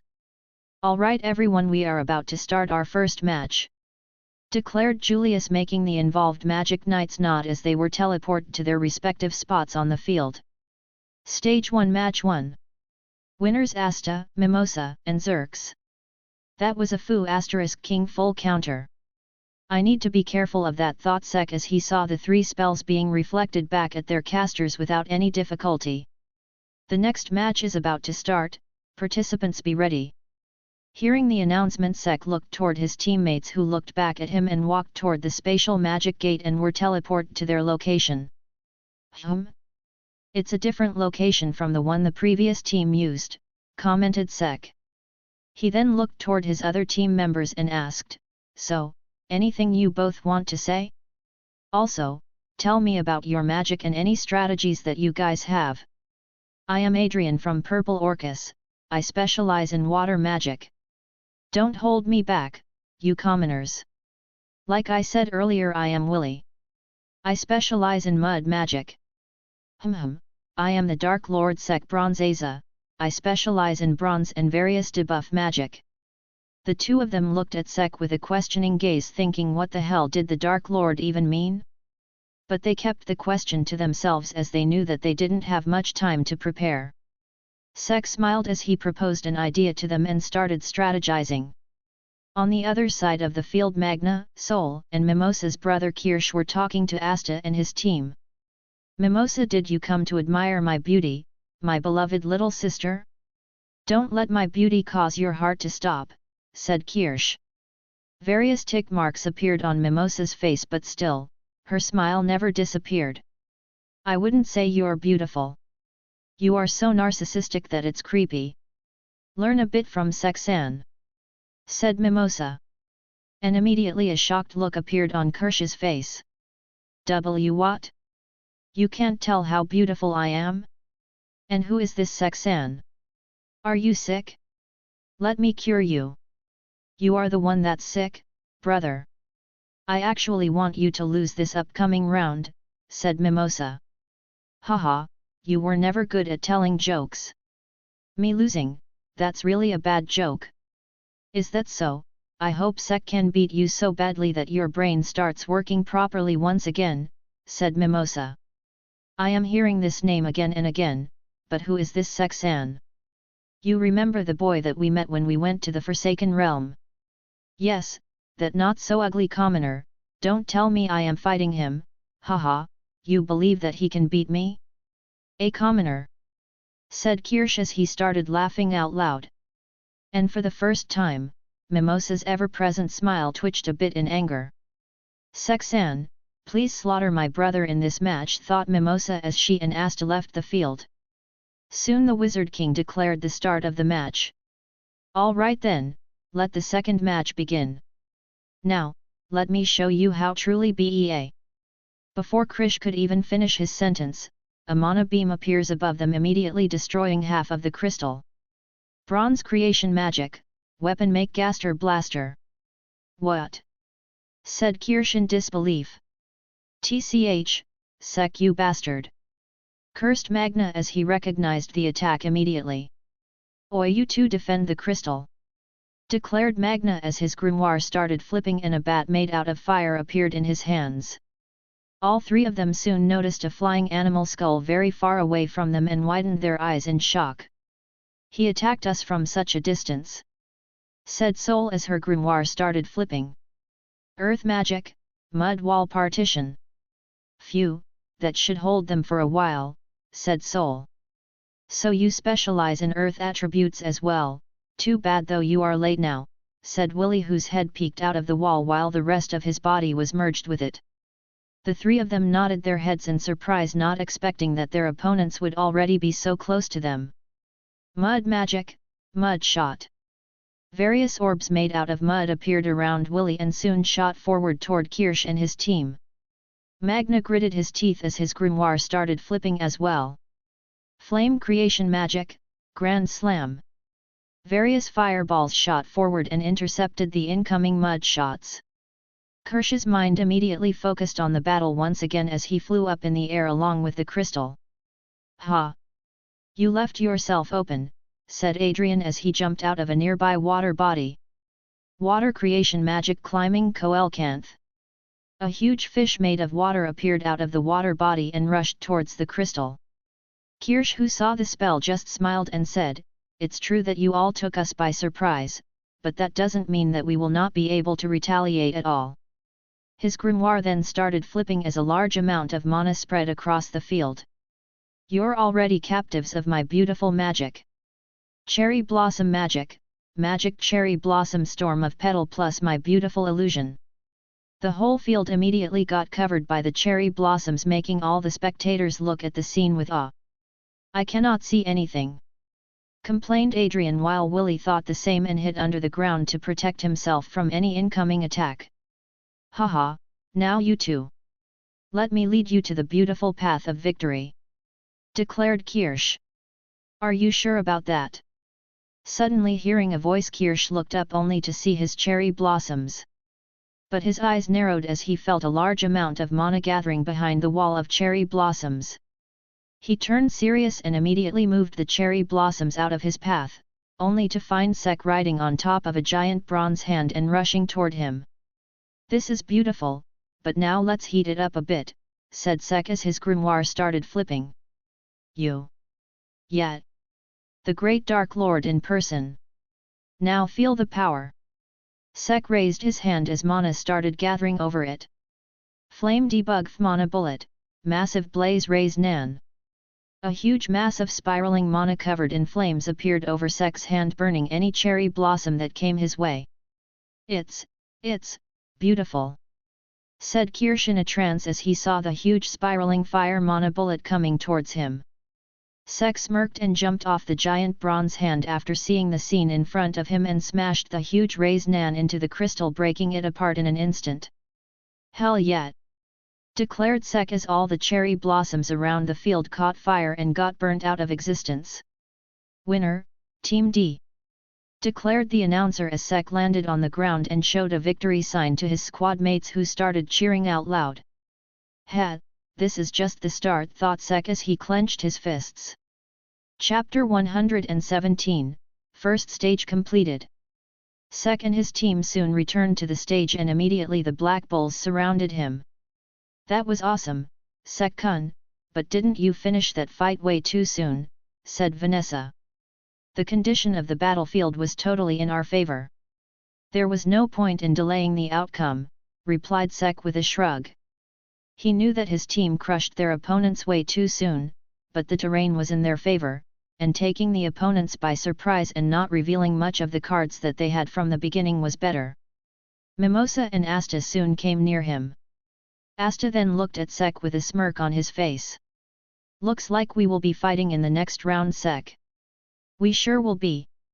Prepared to lose." "Ha! Like hell I am gonna lose to you, bastard. You will be the one who will be pummeled to the ground after our battle," said Asta. "Seems like you are telling the future the other way around," replied Sek as the two of them continued to glare at each other. Soon they broke their eye contact as they noticed Magna and his team coming back as well. "Se Sek-san, that was a great battle. I was impressed by your attacks," said Mimosa as she finally found herself alone with Sek. Really, then that's great. The Dark Lord lives to impress after all," said Sek with a smile on his face. Mimosa smiled as well and was about to say something but felt someone coming towards them. She looked toward the person who was approaching them and saw her brother Kirsch and immediately got annoyed. She was about to say something to him but the guy simply ignored her and stood directly in front of Sek. Sek was confused by his action and just looked at the narcissist. "Sek, was it?" "Yes." Kirsch nodded his head and then immediately went on one of his knees and held Sek's hand. All the people who were around them blinked their eyes in surprise, but soon all of them freaked out and moved away from the two of them. Although not as beautiful as me, you were not lagging behind, Sek-kun. I am in love with you, huge and magnify. Stay away from me, you creep! Yelled Sek as he immediately punched Kirsch away with full force, sending him flying. Sek immediately looked at his hand, which was held by Kirsch, with disgust, and then looked towards Noel. Noel, clean my hand of all that filth! And held a shaky hand in front of Noel. Even Noel was looking at Sek's hand with disgust and immediately formed a water ball for Sek to clean his hands. Sek immediately started scrubbing his hands inside the water ball, and once he was done he looked back towards Kirsch, who was now back on his feet. Kirsch, who had a nosebleed because of Sek's punch, looked even more like a pervert to Sek as he started to back off. Sek-kun, show me! Show me the hugeness and magnificence of your mana! Show it to me once again! Said Kirsch once again with a blush on his cheeks. Mimosa, shall I kill him? Asked Sek as he looked at Mimosa. I would have done that long ago, but it will cause a lot of problems, so please don't, said Mimosa as she looked towards her brother in disgust. Kirsch was soon subdued as he was causing too much ruckus, and the next match was started. Stage 1 Match 3. Winners Leopold, Finral, Haman. They finished even faster than us. Thought Sek as his appreciation for Finral went up. Finral is amazing in his own way, said Sek when suddenly a portal appeared beside him and Finral came out of it along with his team. Thank you, Sek-kun, said Finral, feeling a bit shy at the sudden praise. He felt happy that his junior was really appreciative of him. Sek-kun. Hearing his name, Sek turned around and saw Anna. Anna? What happened? Asked Sek. It's my turn now, so please watch me, said Anna in a determined tone. She wanted to show Sek that she was strong and that he can rely on her whenever he needed. Unknown to her thought, Sek smiled and nodded his head. Sure, I will watch you. Best of luck, said Sek, hearing which, Anna smiled and nodded her head. She then went to meet her team and Sek widened his eyes when he saw the team she belonged to. She replaced the place of Kan and me. Thought Sek as he saw Anna talk with Langris and the girl from Aqua Deer. Sek looked toward the field to see the match as he thought that this fight was going to be exciting. Stage 1 Match 4. Winners Langris, Anna, Fragile. This match was even faster than Finral's.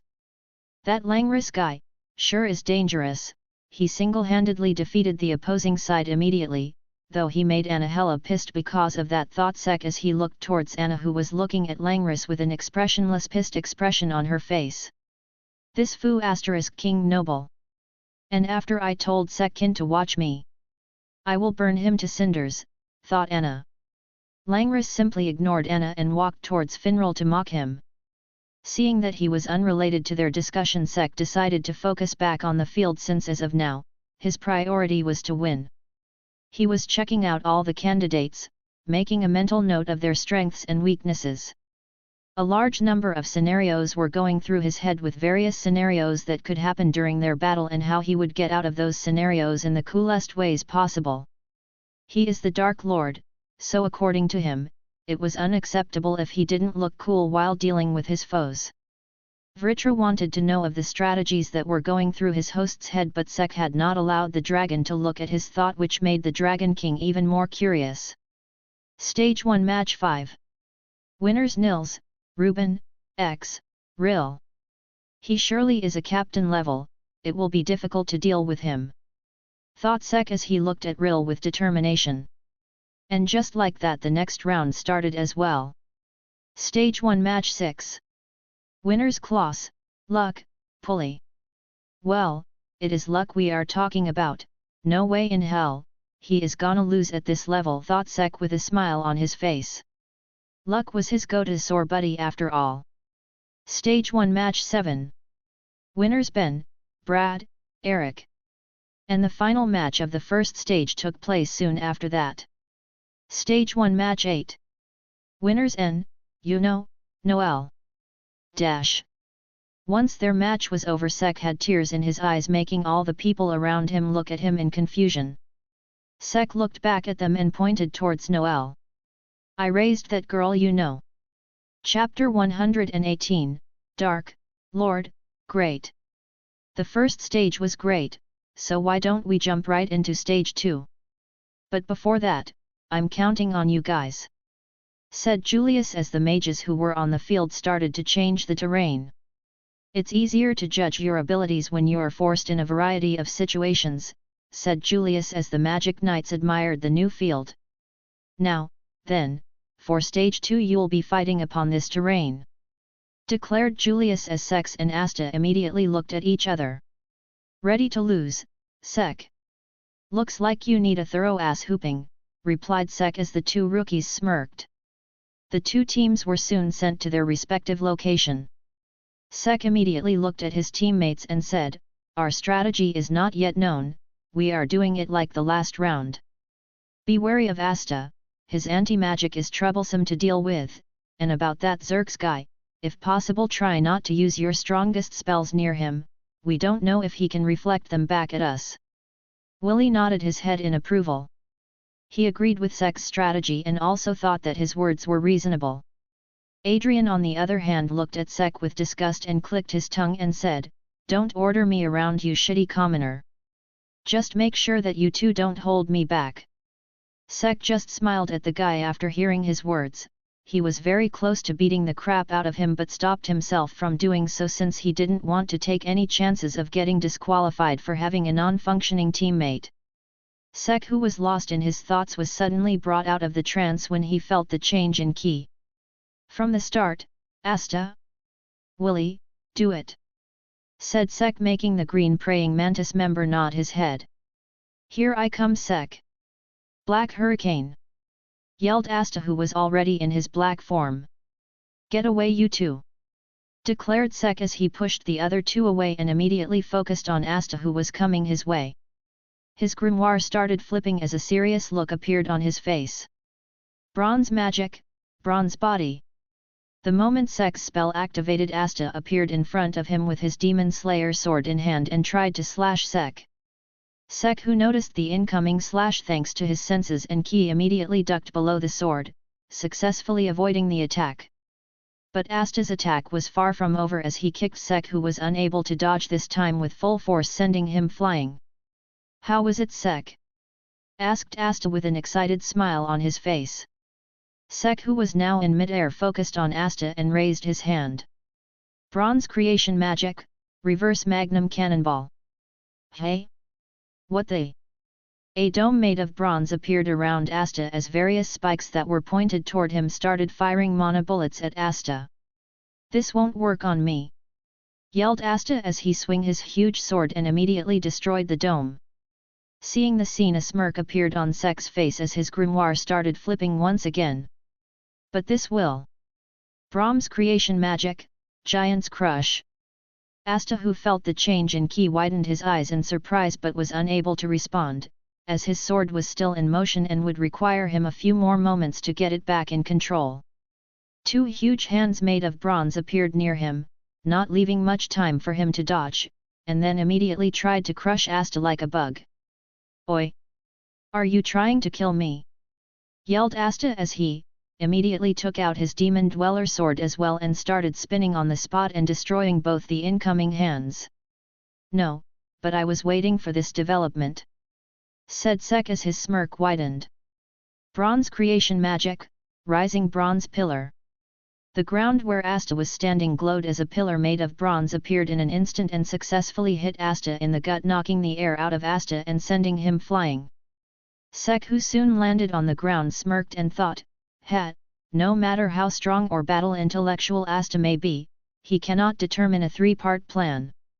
But these cheap tricks are not going to help me, I need to power up as well since mostly physical attacks are the only things that are effective against him, said Sek. So you are going to use my power in the end anyway, hey? My other half, I have to say you made the rig, said Vritra in an excited tone. Shut up, Vritra. Just watch, said Sek, making Vritra angry at his host. He was his sacred gear, and it was really infuriating for him to not be used by his host. Asta, who was sent flying, immediately regained his balance and looked at Sek with an excited smirk on his face. "That was good, Sek, but I won't fall for that twice," said Asta as he pointed his sword at Sek. "Stop making jokes, Asta, you will fall for the same trick every damn time." "You are not that smart," replied Sek as he took a deep breath. He was currently stalling for time as the move that he was about to use required concentration and he can't let Asta interrupt him. "Ha! What the hell you said, you bastard? I am very smart. Way smarter than you." "I doubt that," casually replied Sek. "I am. Try me," yelled Asta, feeling a bit missed by Sek. And just like that, Sek got the opportunity that he was waiting for. "Kakakadori. Really? Then tell me what's 13 times 13, asked Sek, and Asta immediately started to run his brain on overdrive and probe Sek wrong. Sek immediately started to execute his plan as his grimoire started flipping.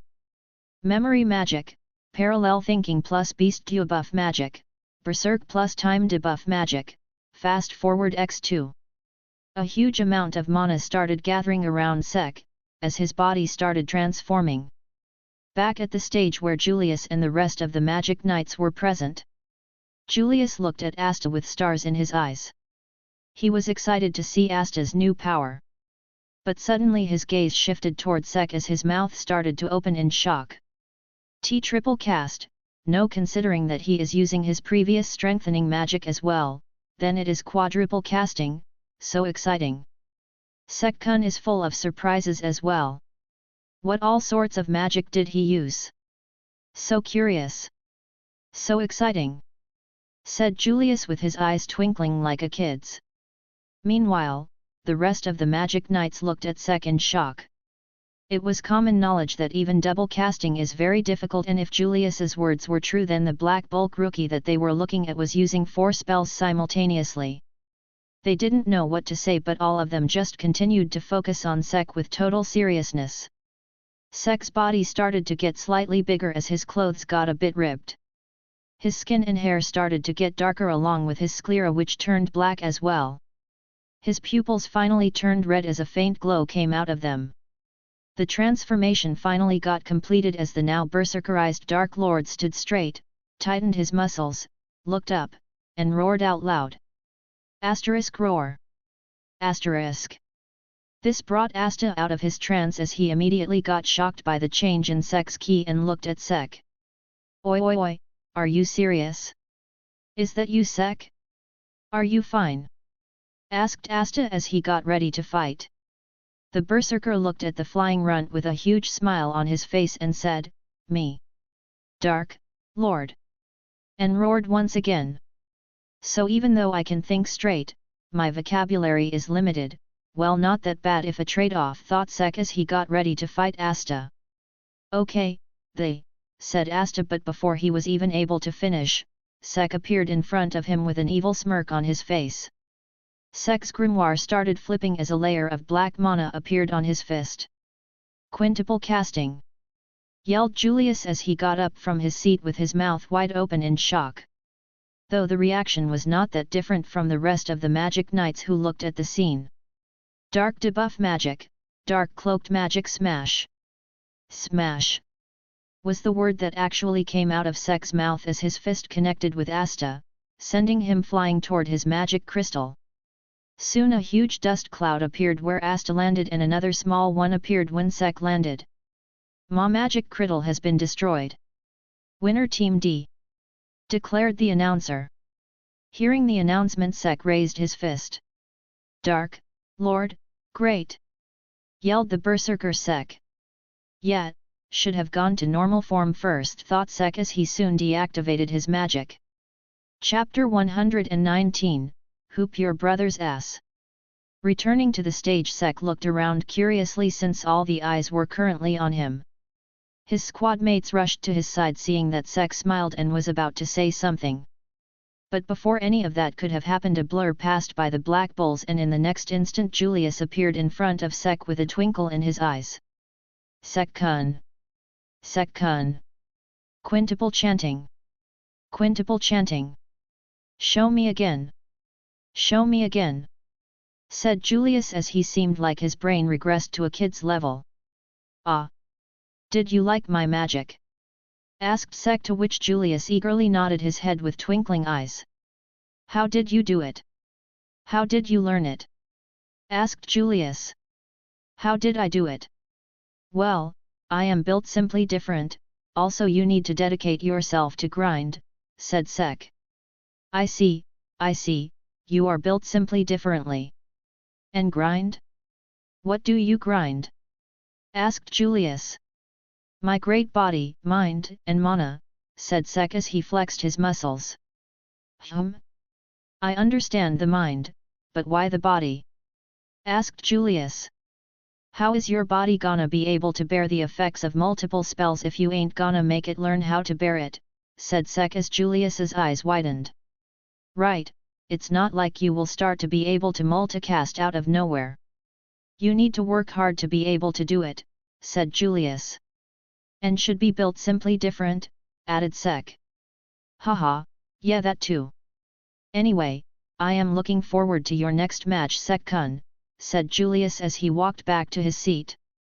Once Julius was gone, the Black Bulls gathered around Sek and looked at him in awe. The Wizard King was so impressed with you. Well, you did use quintuple casting, so it should not be that much of a surprise. Anyway, great match, Sek-kun, said Vanessa while the others nodded. Hey! Sek-kun, fight me in that form too, said Luck in an excited tone. You will lose immediately. I don't think so, I am super duper fast, you know, said Luck. Sek, you bastard! Hearing a familiar loud voice, Sek simply sidestepped, avoiding the muscular shorty who was coming toward him. Ah! If it isn't the muscular runt who just lost, said Sek. TCH, you. Shut up, I only lost because you punched me toward the crystal. I was not defeated since I was still able to fight, complained Asta. Ah! The excuses. They are not excuses. Sounds like an excuse to me. It's not. It is. Asta continued to glare at Sek and grit his teeth, but soon he calmed down and looked at Sek seriously. Seeing that Sek stopped as well and just looked at Asta with a small smile. Well, whatever it might be, you still won, so make sure to win the whole thing, all right, said Asta as he raised his fist in front of Sek. Ha, you don't need to say it. That was the plan from the start, replied Sek as he first bumped Asta. Soon the announcement for the next match came, asking for the participants to be prepared. Sek looked toward Anna and gave her a thumbs up, who nodded with a determined expression on her face. Ha, Sek-kun is supporting his girlfriend's team instead of his senpai's. I am so sad. Whoa Secret, why are you attacking me? Stop! Said Finral, making the anti-bird who was sitting on Sek's shoulder start pecking him. She is not his girlfriend. Don't misunderstand. Knock it off, Secret, he has a match right now, said Sek as he caught Secret. Even Secret-chan hates me, said Finral. Now don't feel down, Finral-san, so how are you feeling? You are about to fight your brother now, right? Hearing that, Finral laughed wryly and said, to be honest, I don't know what to do. Earlier I told him that I am gonna win today, but looking at things objectively. Then do you want to win? Asked Sek as he interrupted Finral before he could finish his words. Finral looked at Sek with a surprised look on his face. Like I said, I am not asking you how you think. I am asking you whether you want to win or not. Asked Sek once again. What do I want? Yes. Do you want to make that little brother of yours know his place? Do you for the first time want to make your brother understand that you are done being stepped down upon? Do you for the first time want to beat the shit out of him? Asked Sek with a serious look on his face. Finral stared at Sek as his eyes widened a bit. He soon clenched his fist and a determined look appeared on his face. Sek-kun, I want to win. I want to win this, Hearing his words, Sek smiled and said, "Great, if that's what you want, then let me share some of my Dark Lord knowledge with you." He then grabbed Finral and took him to the side and started giving him some ideas. "Oi! Sek-kun, this strategy is not very Magic Knight-like," said Finral. "Who the hell is asking you that you should fight Magic Knightly? It's a fight between brothers, and these fights are always unfair. You are the older brother here, Finral. Mess that shitty brother of yours so hard, that he is forced to call mommy and daddy in front of all these people," said Sek.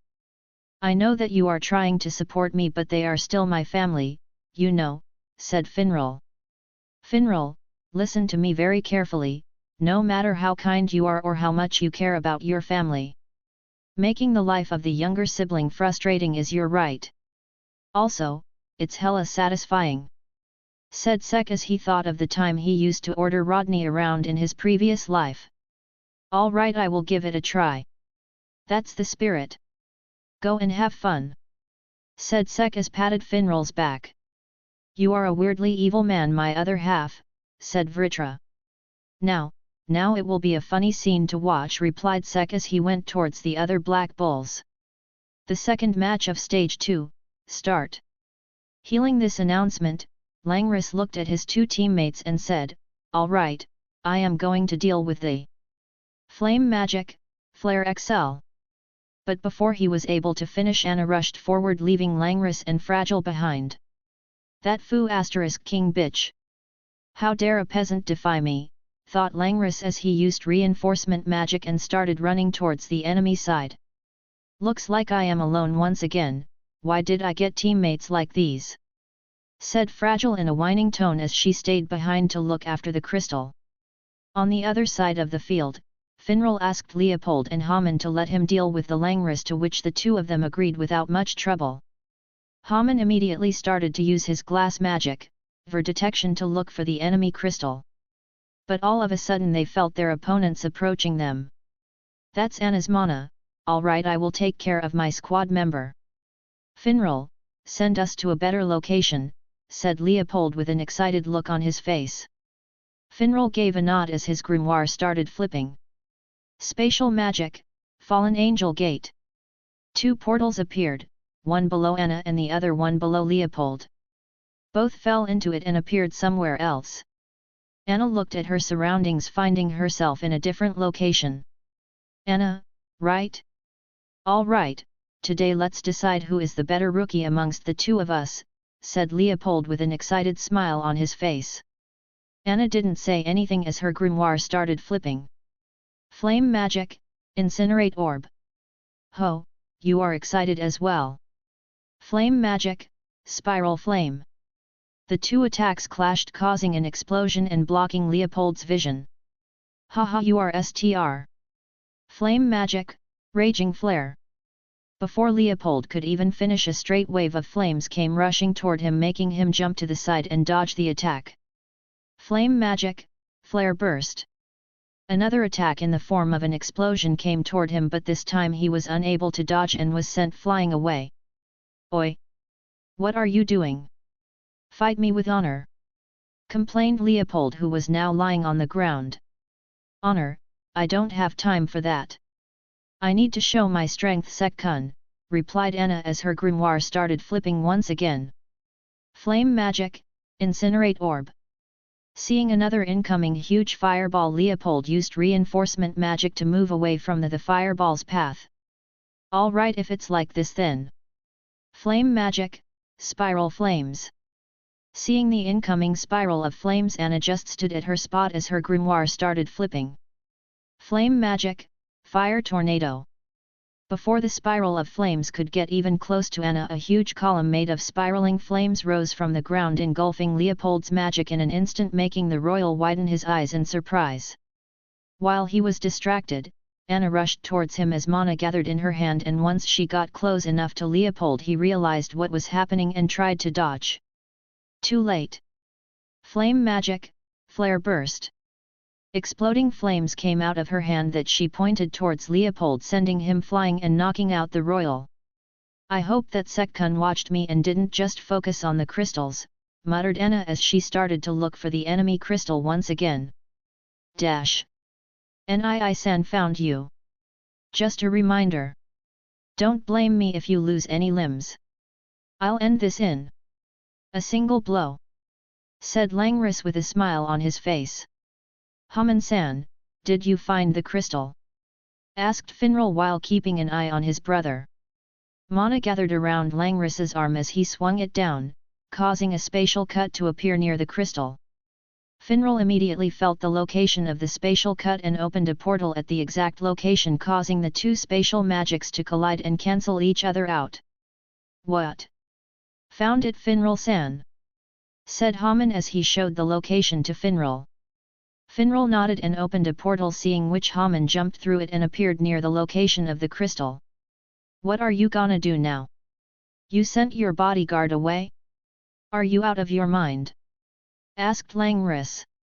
I am totally fine. Don't worry about me. After all, I am about to beat you. Haha, you surely have gone insane, Nii-san. Best me, don't forget your place. Yelled Langris as he tried to use his spatial cut once again, only for Finral to cancel it out. Langris frowned in anger and tried to use the same attack again and again, determined to not use his grimoire's magic on his lowly younger brother.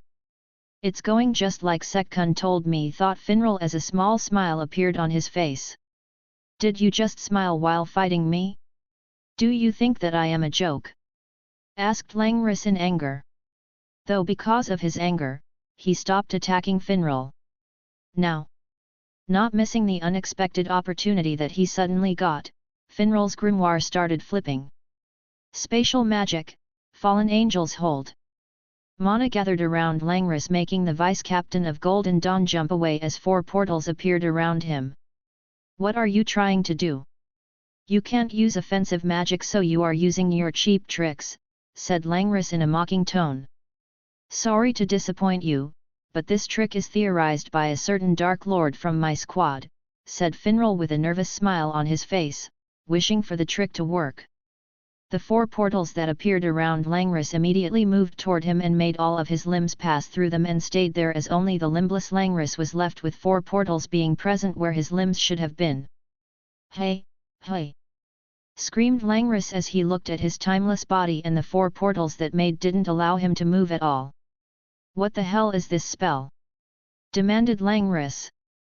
Finral sighed and then started explaining. It's a spell that I made after Sekkun's suggestion. Spatial magic, fallen angels hold. I form a portal at the joint of each limb of the opponent, making it so that you cannot move away and remain restrained without being able to use your magic. You know, Sekkun asked me to name it spatial magic, fall angels glory hole. As Finral mentioned that, all of them looked toward Sek. What? It's a perfectly fitting name if he uses it to make his has of mouth appear somewhere else, said Sek in his defense. You think that you can hold me with this kind of trick? I will just use my magic to blow this portal away, said Langris in a threatening tone. Finral shrugged his shoulders and said, sure, try it.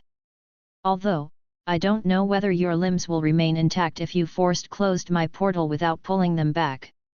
This made Langris stop his actions as he glared at Finral in anger. Why you? Useless Nii-san. Forgetting your place and trying to stand up for yourself. Do you think that anything will change? Do you think that our mother and father will respect you? No, nothing will change. You will remain useless. You hear me? Yelled Langris in frustration.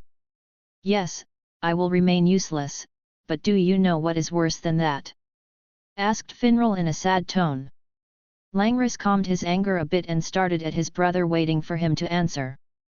A brother who cannot do anything when facing that useless person. Oh, I feel so bad for you, said Finral as he pretended to cry. Sekkun, I am following your plan, but this is making me cry for real, thought Finral as he felt embarrassed by his actions and words. A few tick marks appeared on Langris's face and soon his brows started twitching as well. Now you have done it. I didn't want to use my grimoire against a worthless shit like you, but you made me do it. Listen to me, brother, you will regret. Spatial magic, fallen angel's wing beat. A green orb made of spatial mana launched from Finral's hand and struck Langris's grimoire, teleporting it away. It. Langris felt silent after seeing his grimoire disappear and blinked his eyes in surprise. "Were you saying something, little bro?" asked Finral in a calm tone. "Damn, someone give Finral an Oscar. Holy shit, that was spot on.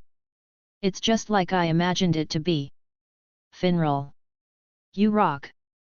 Hoop your brother's ass," cheered the Dark Lord as he grabbed a book that appeared out of nowhere, put it on the ground, and then sat on it, before anyone could notice. Chapter 120, Fuck Around and Find Out. "Why you? Where is my grimoire?" asked Langris in anger. "I wonder where could it be?" replied Finral in a calm tone. He was very calm right now. For some reason, Sek's idea worked very well. His brother was restrained and him being unable to use any magic. "Now comes the difficult part. If possible, I don't want to do this, but..." thought Finral as he walked closer to Langris. "Stop mocking me and fight me like. You are too loud." "Shut up," said Finral as he used reinforcement magic and punched Langris in the gut. Ack!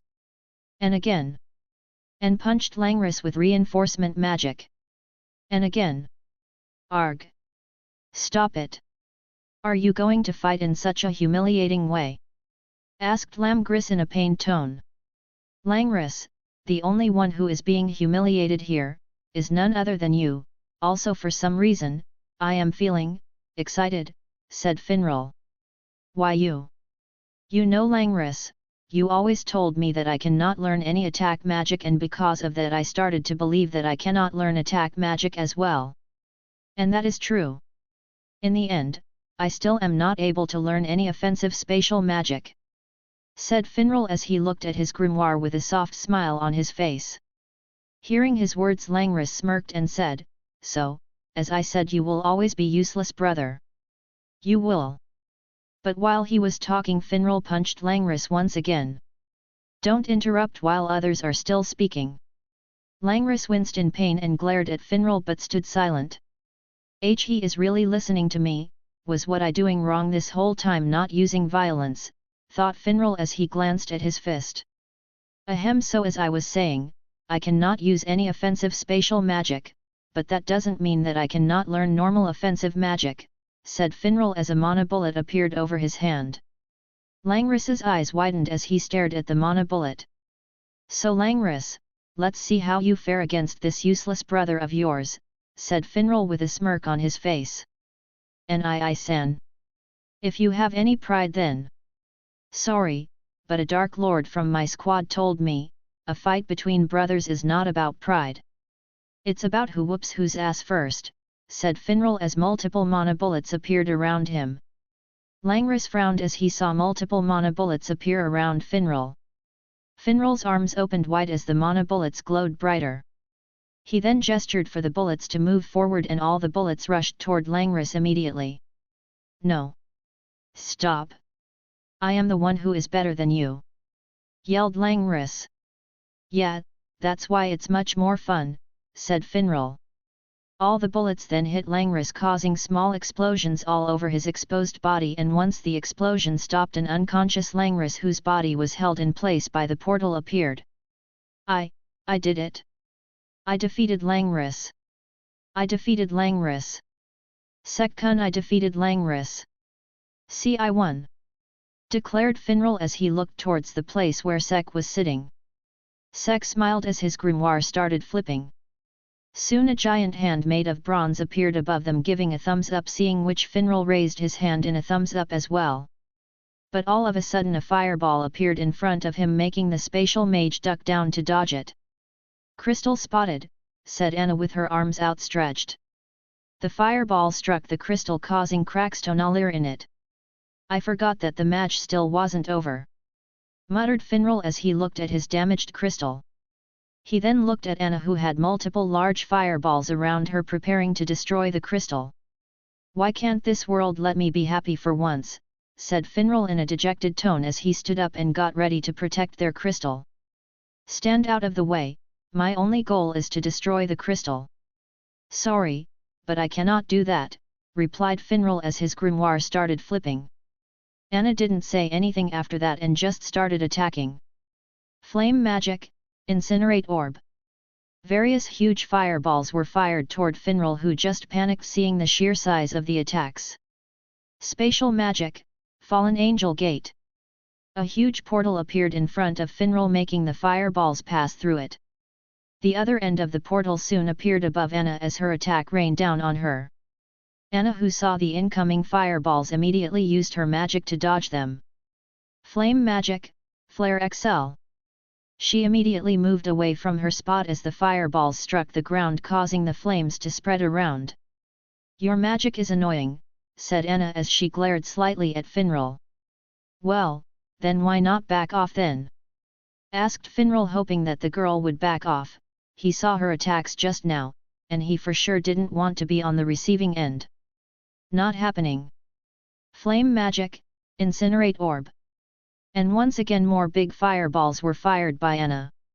Finral used the same trick once again to make the fireballs attack her, but this time he made it such that the portals surrounded her, making the fireballs attack her from different directions. Seeing the fireballs coming from different directions, Anna's grimoire started flipping once again. Flame magic, all direction Dragon flare. Anna struck the ground with her feet, causing a wave of flames to appear around her in a circle. The circle soon started getting bigger and soon intercepted all the fireballs, making them explode away from her. She is using one strong spell after another. My mana will not last that long. I need to send her away and just pray that Human-san finishes the job soon. Spatial magic, fallen angel's wing beat. Various green-colored orbs appeared around Finral, seeing which Anna focused back on him. I am sorry that even though you are a cutie, I need to do this, said Finral as he fired one of his orbs at Anna. Flame magic, burst bullet. A small fireball appeared in front of Anna's hand and shot forward at a fast speed and intercepted the green spatial magic orb, making the spatial magic orb teleport it away. So you were planning that? You really are annoying, said Anna as various similar fireballs appeared around her. Seeing that, Finral got tensed and made more orbs around him. Flame magic, burst bullet. Spatial magic, fallen angel's wing beat. The two fired their attack at each other continuously. Finral's magic teleported most of Anna's attack away, but still, some managed to pass through and let hitting the crystal behind him.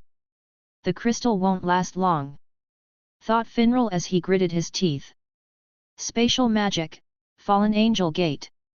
The free orbs disappeared and instead, a huge portal appeared that engulfed all the incoming fireballs. The other end of the portal appeared while pointing towards Anna, making the fireballs attack her instead. Seeing the incoming fireballs, Anna's grimoire started flipping. Flame magic, fire tornado. A huge column of flames appeared as it sucked in all the incoming fireballs, after which Anna made the tornado disappear. To use up all of your mana in that last move, you must have been confident in your plan.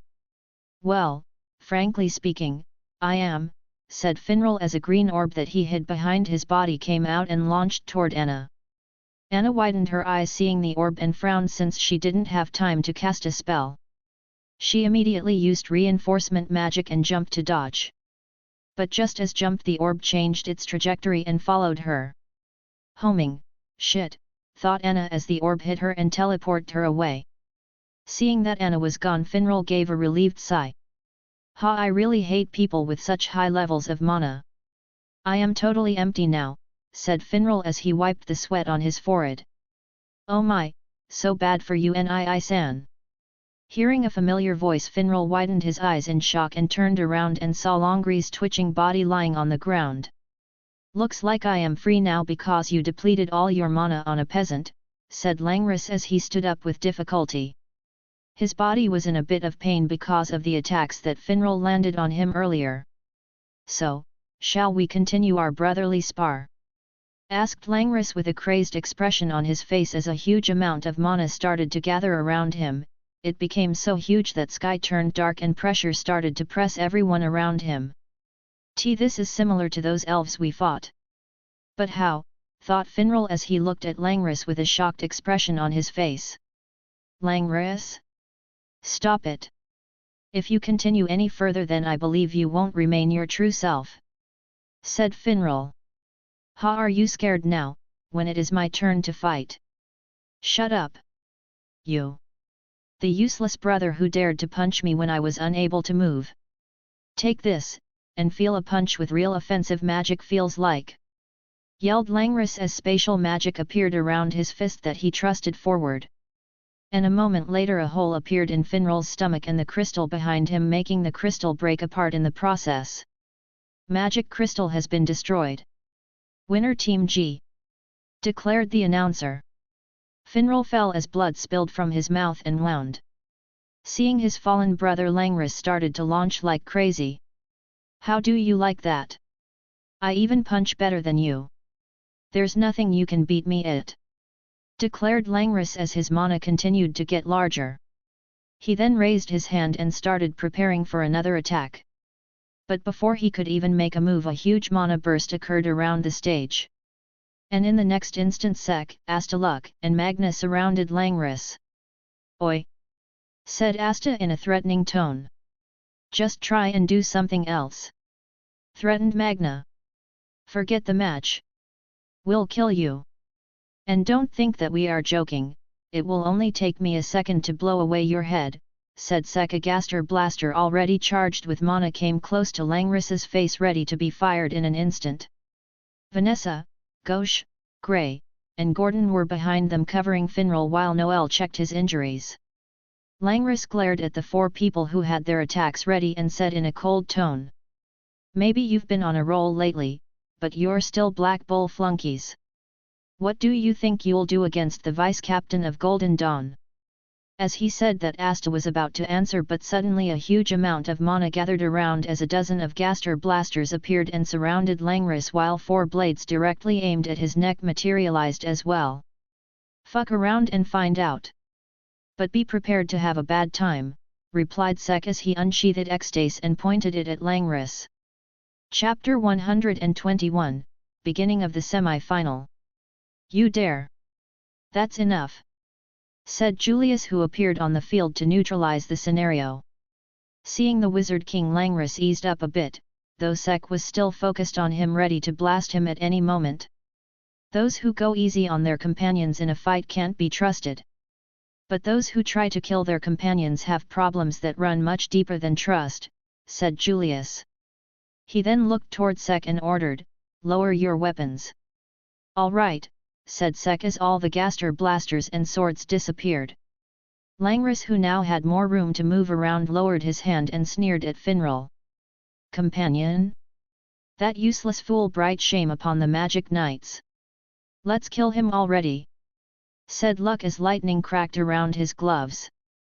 Believe me, Luck, I would have if he were not a magic knight, said Sek as Ecstase vibrated, feeling Sek's emotions.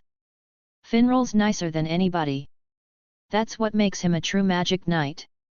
No matter how tough you are, you're no magic knight, said Asta with an angered look on his face. Lang frowned after hearing Asta's words. I'm not a magic knight? What? Haha, I guess making it this far has gone to your head. You sure talk big for a Black Bull's newbie. He then looked toward Julius and asked, Wizard King, would you let me battle them before the next match starts? Actually, let's just start. Langris then raised his hand once again to attack Asta. But before he could even form the spell, a fist hit his face and knocked him down. First of all, your opponent is me, Asta is already out. Secondly, know your place, you foo * king trash. I didn't hear the Wizard King permitting you to start the match. Who the hell do you think you even are? Said Sek with a slightly angered tone. He then looked toward Julius and said, I apologize for taking action. And as for Langris's request, I would like to decline and ask you to go through with the matches as they were meant to be. What happened? Did you get scared? Asked Langris as he sat up. Sek looked down at the fallen spatial mage and with a smile on his face said, I mean, crushing you when you are this weak and injured will surely make me feel embarrassed. So I am giving you time to get healed and then beat you. Hearing that, Langris's mana started to rampage as he got angrier. The two glared at each other as Sek pushed back the mana that was coming out of Langris without much difficulty. "Stop it, you two!" ordered Julius, to which Sek stopped using his mana, but Langris continued to release his, making Julius sigh as he used his time-binding magic, chromostasis, to trap Langris in a sphere. "You can hear me, yes?" said Julius as he glanced at Langris. "Sek-kun, in an actual battle there is no one who says start and stop, you know," said Julius, asking him to fight right now. "Yes, that is true, but it is also true, that on a battlefield, it's the truly stronger one who decides how long the bugs who are facing him live. Plus what I said earlier is true as well, I want to crush him when he is totally healed so that I can injure him more. Also, I need to heal my squad mate and make sure that he is there when my match starts," said Sek as he glanced at Finral. "That kind of injury will take a while to heal, Sek-kun," said Julius. "Not when the Dark Lord is involved," said Sek as he walked towards Finral and kneeled to his level. Bronze Creation Magic, Safe of Eternity Manager. A small translucent tablet-like structure appeared in Sek's hand. He then took out one of the Witch Queen's healing bottles and opened it in front of Finral. A cocoon formed over Finral's body and started healing him. "He will be fine now, Wizard King, please go through the matches, like it was supposed to," said Sek as he and Asta held Finral's body and placed him over his shoulder. "Sigh, all right, I will keep Langris on hold and will let go of him when your next match start," said Julius as he ordered Cobb to return them to the stage. Once they returned, Sek placed Finral on a cushion made of Charmy's magic. "Wake up, Finral. You are healed up," said Sek, but the man didn't react. "Vanessa-san, please make a sexy moan near his ear," asked Sek. "Really?" asked Vanessa. "It's the second most effective way after kicking him in the balls," said Sek. Vanessa sighed and nodded. She cleared her throat and then moved closer to him. "Finral-kun, wake up, you naughty boy," said Vanessa in an overly erotic voice, causing Noel, Gray, Asta, Sek, Magna, and even the Super Siskin Ghosh to blush on the spot. "Hi. I am awake," said Finral as he woke up immediately with a blush on his cheeks. I have a sexy voice," said Vanessa, feeling proud. Sek agreed with her but didn't say anything and just cleared his throat to get everyone's attention. "So Finral? How did it feel? Beating the crap of your brother?" "Sek-kun, it felt awesome. I don't know why but I feel relieved. It's violence, Finral. It's a beautiful thing that relieves a man's stress," said Sek in a sage tone. "All right. Stop corrupting Finral's thinking," said Vanessa as she smacked Sek's head. "Ow! Hey, I am telling the truth," said Sek, but was ignored by everyone as all of them started focusing on Finral. "Naya." Feeling a pat on his leg, Sek noticed Vanessa's cat Rogue trying to comfort him. Sek held the cat in his arms and scratched its chin. "You are the only one on my side, Rouge," said Sek in a dramatic tone while the cat mewed happily in his arms. Soon the other matches of Stage 2 were over as well, with results being along Sek's predictions. Stage 2 Match 3. Winner, X, Ril, Nils, Ruben. Stage 2 Match 4. Winner, N, Noel. Alright, with this, Stage 2 is complete. Now let's move on to Stage 3. Declared Julius. Hearing the announcement, Sek stood up and stretched his body. "Sek-kun, please be safe.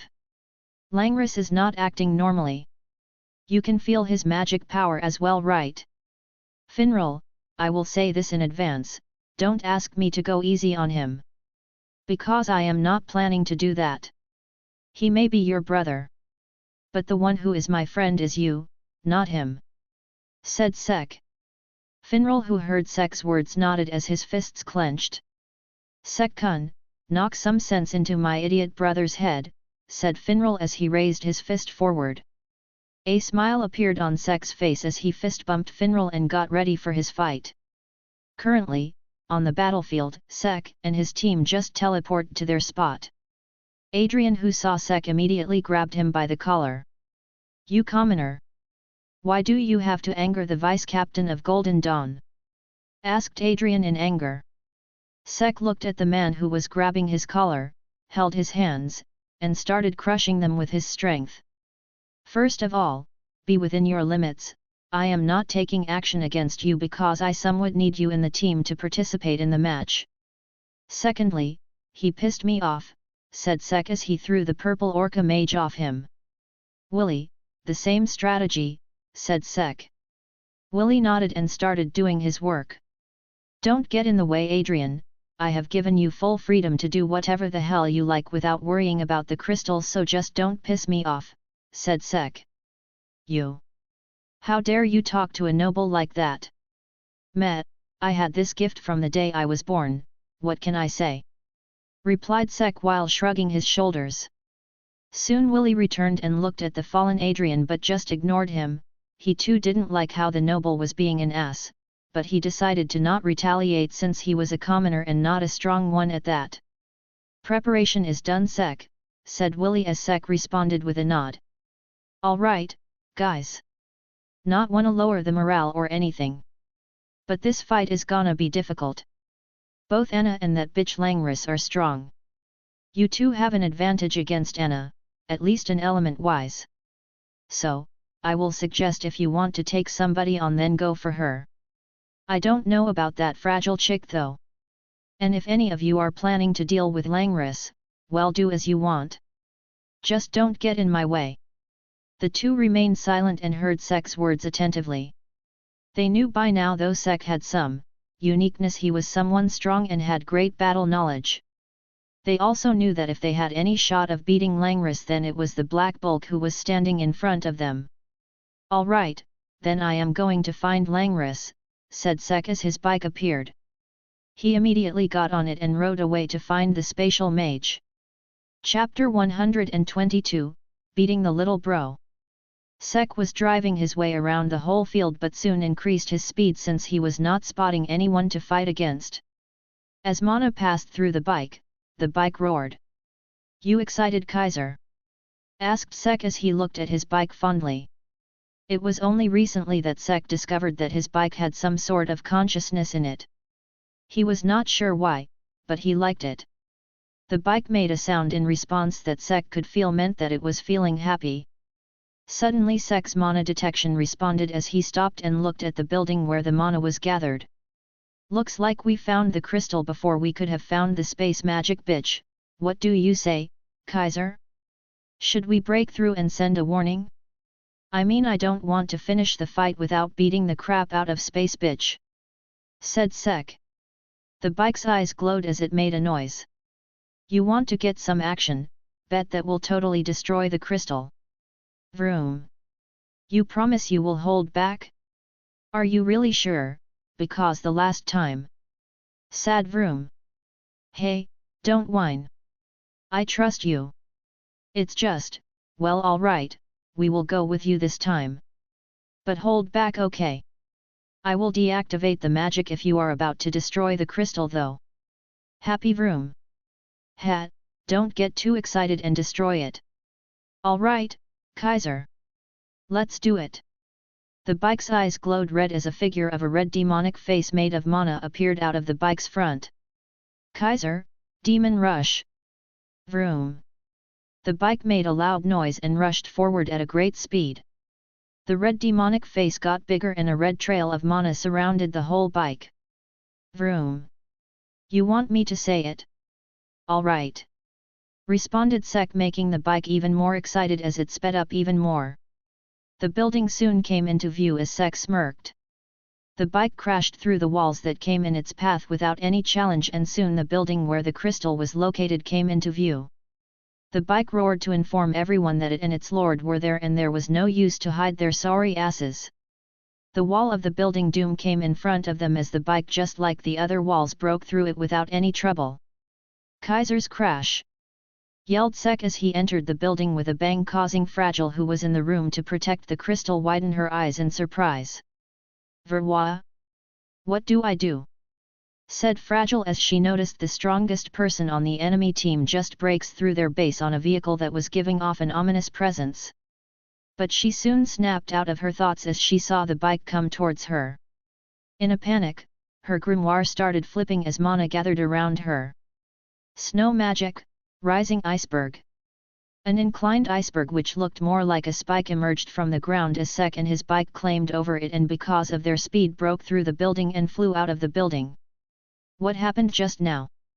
Thought Fragile as she saw Sek enter and leave without being able to do anything to their crystal. Kaiser. Vroom. Don't worry, though it's embarrassing.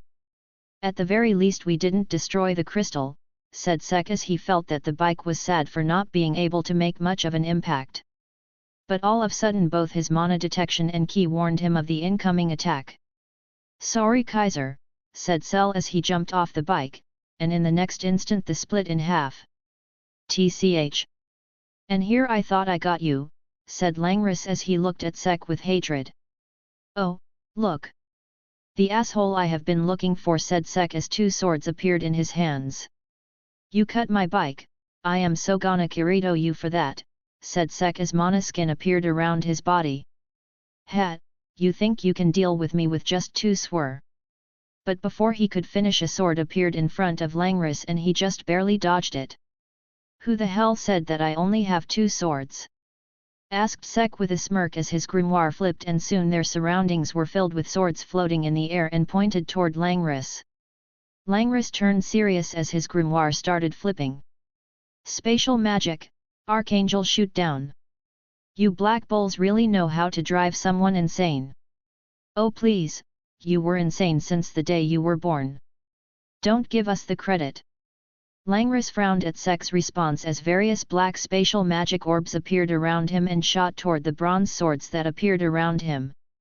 Sek didn't waste much time as well as he rushed towards the Golden Dawn Mage with his two swords in hand while his other swords started striking down the spatial magic orbs, though it was his swords that were being destroyed by the orbs while the orbs disappeared after doing their job. Langris laughed seeing Sek's desperate effort as more orbs appeared around him. You commoners need to know your place, said Langris as he fired the newly formed orbs at Sek. Well, it's obviously above your mom, but whatever, replied Sek as he stared at the incoming attacks. His other grimoire started flipping and a grey glow appeared around his swords. Spatial debuff magic, distorted space. Sek then stood at his spot as the orbs approached him. It's been a while since I have used my swords, muttered Sek as he closed his eyes and let the ki and mana detection lead him. Haha! Did you give up already? Die then! Exclaimed Langris laughing seeing Sek's approaching death. You underestimate what all the Dark Lord is capable of doing, said Sek in a calm tone.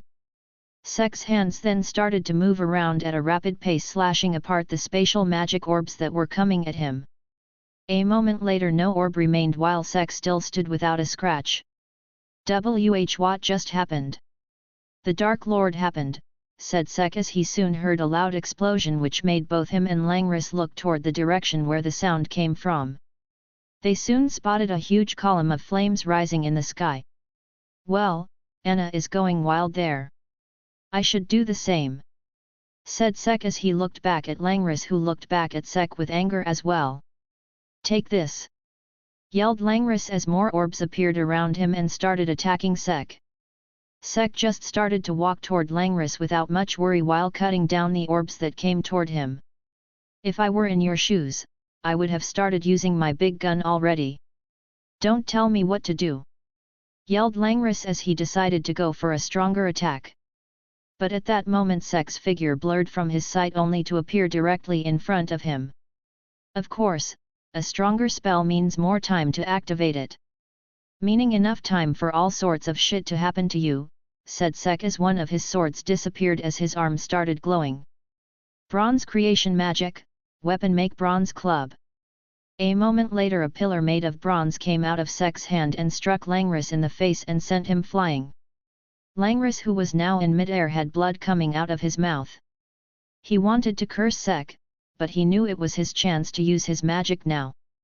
Now don't get too naughty, said Sek as he felt the change in ki. Bronze creation magic, Giant's Fist.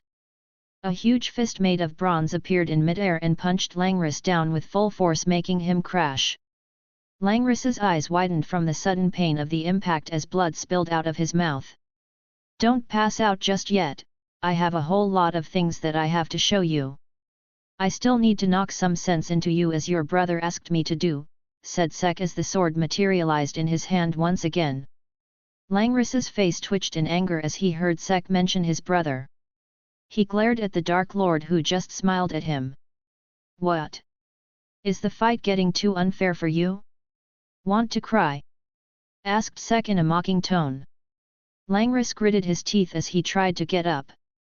"Oh. You can still get up. That's good. I want to play more," said Sek. Once Langris was up, he glared at Sek and said, "If you are a real magic knight, then give me a chance to use my spell and then we will see how good you are." But Sek rushed at him and punched him in the face again. "And if you are a magic knight, then get good, you bug," said Sek. Langris, who was sent flying once again, landed on the ground and glared at Sek. Sek did what every normal Dark Lord does and punched the guy flying a few more times. "Wow, you look very funny now," said Sek with disgust as he now looked at Langris, whose face was swollen and bruised beyond recognition. "You know what, just take your time and use your strongest spell against me." "I will wait," said Sek as he lowered his fist and sword. "Really?" asked Langris. He was so injured that he was not even able to speak properly. "Yeah, go ahead. It's getting a bit boring now anyways," said Sek as he relaxed his body a bit. Langris had a toothy malicious smile on his face, which showed that he was missing some teeth. "Wu will wedge it at Wu Kamina," yelled Langris in his broken speech. His grimoire started flipping as a huge amount of mana gathered around him. Spatial magic, Archanigel's cleaver. A huge imaginary cleaver appeared above Langris as he raised his hand. Sek, who could feel the spell with his magic detection, smirked and gestured for Langris to go ahead. Langris thought that the blonde black bull will start begging for mercy, but seeing him acting so calm and even provoking him drove Langris's anger off limits. "Die you, commoner!"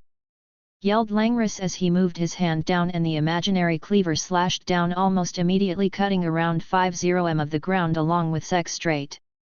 Sek's body was sliced in half, causing the onlookers to rise and look at the scene with horror. The black bulls started preparing to get ready to kill Langris. "Was that it?" asked Langris with a shocked look on his face. He looked at the body that was split in half, smiling at him. The two halves of Sek soon merged and took a step forward. "So how did you like my new spell, Bronze Magic, Bronze Body Logia? Next time learn some haki before trying to harm me," said Sek with a smirk. "Now then, shall we get right back to beating the little bro?" asked Sek, and this time Langris didn't get angry at Sek. He was scared. Totally scared. Chapter 123, Have you heard of a man named St? Stay away! Screamed Langris as he started to run away from Sek. "Oh my, looks like I scared the little bro too much. Well, sound like a him problem to me," said Sek as mana gathered in his swords. Continuous flying slashes. Sek started to swing his swords, making various mana-charged slashes fly toward Langris. Langris looked back as he felt the mana from the attacks that were coming at him. He didn't have the time to use his grimoire, so he just gathered mana in his hand and swiped it toward the flying slashes, easily destroying them, and focused back on running away. "What do you know, he was not that scared of me, then I gotta make him," said Sek, totally forgetting that he was on a timer to destroy the other team's crystal. "Langris-san," called Fragile as she came running towards him with the crystal covered in a dome made of ice. She felt the huge amount of mana from Langris's attack earlier and came to check if everything was fine or not, but after she saw Langris's bruised and swollen, she knew that it was far from fine. Why are you here? And why did you bring the crystal here as well?" asked Langris in panic in his broken words. "Langris-san, you are injured, let me heal you," said Fragile in panic. Hearing that she could heal him, Langris got a bit hopeful and was about to smile. She is right, lil bro. Let her heal you. I still have a lot to show you, so heal up so we can play again, said Sek in an excited tone. Langris's face immediately paled and he immediately swatted Fragile's hand away when she started to use recovery magic on him. Don't heal me. Don't heal me at all. Wather. We'll with him. I will weep the Ristal safe, said Langris.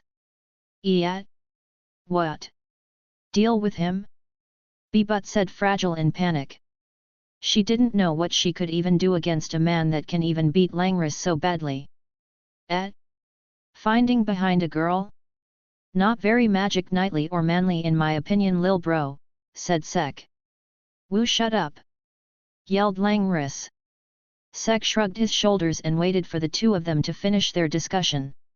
He was here to bully the lil bro, not everyone. After discussing it for a while, a determined expression appeared on Fragile's face as she faced Sek. Langris-san, I will try to hold him back for as long as I can. You find and destroy their crystal and deal with the other two members, said Fragile. No need for that. Hearing the new voice, Sek turned back and saw Anna standing there with some minor injuries. Hi Anna, greeted Sek. Hello, Sek-kun. Greeted Anna back. The two smiled at each before Sek changed his position to look at both sides. Anna focused back as well and said, I have dealt with the other two. But the crystal wasn't with them. They have hidden it well. Sek smirked after hearing that, making Fragile and Langris even more nervous. Langris-san, you go and find it. I and Anna will hold Sek-san back, said Fragile, making Langris nod and run away along with the crystal without even looking back. The two girls stared at Sek, who just looked back at them. So, you two vs the Dark Lord. I will fight seriously, so keep that in mind, said Sek as he got ready to attack. The two girls stared at Sek as their grimoires started flipping immediately. Flame magic, incinerate orb. Snow magic, snowman's rage. Anna shot a giant fireball at Sek while a giant snowman appeared near Fragile and it rushed toward Sek. Sek's grimoire started flipping as well as mana gathered around him. Bronze creation magic, weapon make Gaster Blaster. Two Gaster Blasters materialized in front of his hands and charged mana. Once charging was done, they fired a mana beam toward the incoming attacks, causing them to be destroyed immediately and continue forward without any trouble. The two girls who saw the incoming attack immediately used reinforcement magic to jump away from their spots as the mana beam destroyed everything in its path. That wasn't your best, right? If you have any big spells left, then it's time to use them now. I don't think that much time is le. 15 minutes left, declared the announcer, informing them about the halftime mark. Well, they said it, said Sek, making the two girls frown. Looks like I need to use it. Sek-kun, I will come at you with my full power, said Anna. Fragile was about to say something, but Anna looked at her and said, stay back, your ice spell will not work well with mine. Fragile opened and closed her mouth wanting to say something but stopped once she thought that Anna was right. It's fine Anna, go all out, said Sek with an excited tone. He wanted to see how strong Anna actually was. Anna nodded as her grimoire started flipping and a huge amount of mana gathered around them. That's some mana there, commented Sek. Yeah, it's really too much. You know what could handle this situation with ease? My absorb. I am not gonna use you today, Vritra. Why? Just use me my other half. I am itching to fight. Then scratch your balls or something. Wait, all that mana just disappeared, thought Sek. Oh, I know that pattern she is, said Vritra. Flame summoning magic, mystic firebird. Gonna summon something, completed Vritra. A large magic circle materialized in the air as a huge orange bird radiating a huge amount of mana appeared. Holy shit, F***ckme, a freaking phoenix, said Sek. Let me out my other half. Let me out. I want to fight this. Our fight will be great, screamed Vritra. He really wanted to fight his host's first battle against a phoenix along with him. Sek-kun, this is my Ignis. I hope that you are ready to fight against her, said Anna. Sek didn't say anything but his grimoire started flipping. A huge hand materialized below Sek as Sek stood upon it and got into the air as well. Vritra, I am still not using you. And you know what? What? Asked Vritra in a desperate tone. Because this battle will be legendary, said Sek as multiple gasters appeared and surrounded the bird. Gaster blasters. All the bronze animal skulls fired a beam at the same time and it struck the huge bird without any difficulty, impaling the bird with giant mana beams. *QI. Asterisk. The bird screeched in pain as the attacks hit her, making Sek look at the bird with a confused look on her face. Oh, I forgot that she is still young and needs to be told beforehand what to do, said Anna as she stuck out her tongue and did a teehee. Ignis Phoenix Heal, ordered Anna as the bird squealed as a glow came out of its body and soon all the wounds that it had disappeared. Good, now, attack that man and dodge any attacks that you can, said Anna, making the bird squeal once again. The bird flapped her wings and rushed towards Sek.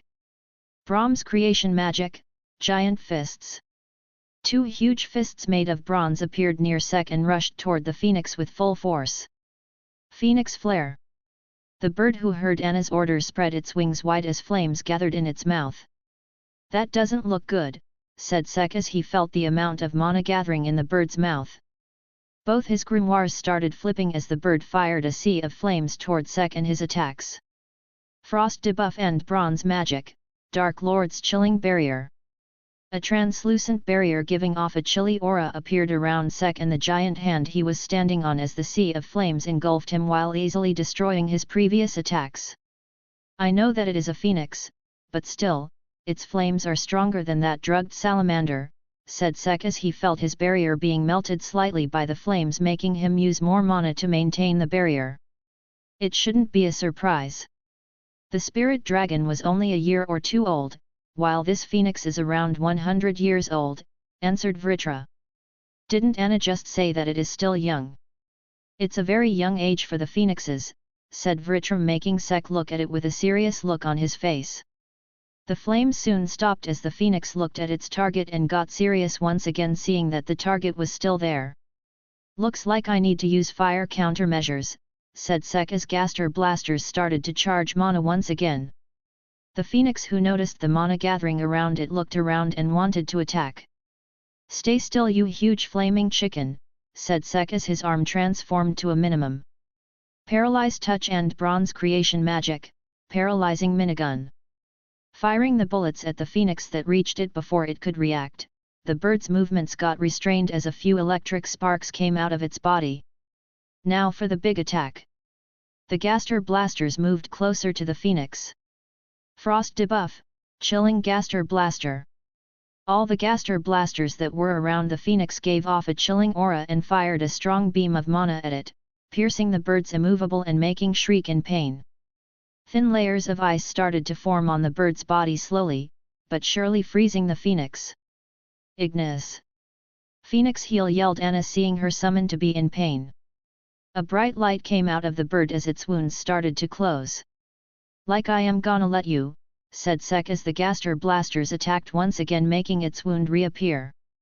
A few moments later the whole phoenix got covered in a thin layer of ice and stopped moving completely and fell from the sky, causing the frozen phoenix to crash into the ground. Well, looks like it's done, muttered Sek. Never thought I will see a frozen phoenix of all things. Your debuff magic is unfair, said Vritra. Sek jumped down from the top of Bronze Hand and landed on the ground and was about to attack Anna before she could try anything else. Ignis. Flame incarnate, said Anna in a calm tone, and the next instant, the frozen phoenix's eyes started glowing with an orange aura surrounding it. The next moment the ice around the phoenix melted and evaporated in an instant, and now instead of a physical body, a bird made totally out of flames appeared and glared at Sek. Shit! Muttered Sek as he looked at the glaring firebird. Sek's grimoire started flipping as mana gathered around the phoenix. Frost debuff and bronze creation magic, reverse frozen magnum dome. A dome made of bronze and giving off a chilling aura appeared around the phoenix, trapping the flame bird inside. Frost debuff and bronze restraining magic, frozen bronze shackles.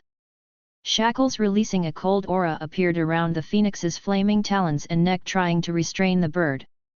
Sek's mana flared as various cannons appeared inside the dome. Chilling blast. Frozen mana blasts started to rain down on the first bird, dampening the flames ever so slightly.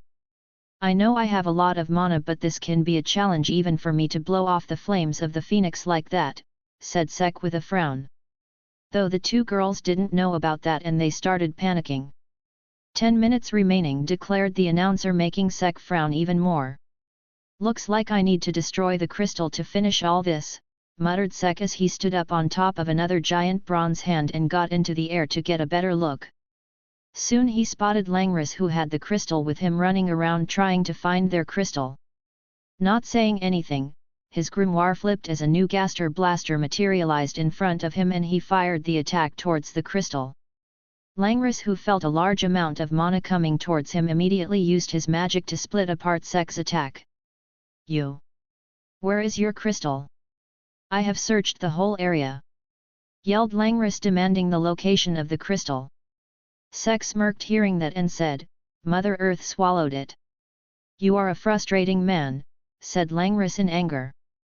Thank you, said Sek as the hand he was standing on started to move toward the spatial mage. Seeing him coming towards him, Langris flinched and started to run away. You can run but you cannot hide, lil bro, said Sek as he sped up. This is bad, said Anna as she focused back on the phoenix that was trapped inside the dome. Ignis. Million clover. The phoenix nodded as its whole body started to glow even brighter and the mana around it started to grow larger. Asterisk QI. Asterisk. The bird screeched as it spread open its flaming wings, releasing a strong blast of heat all around it, destroying the shackles and the dome, causing a huge explosion. Ignis, stop using flame incarnate, ordered Anna as the phoenix turned back to its normal form. Get on, fragile, said Anna as she jumped on top of the phoenix and was soon joined by the panicking ice mage.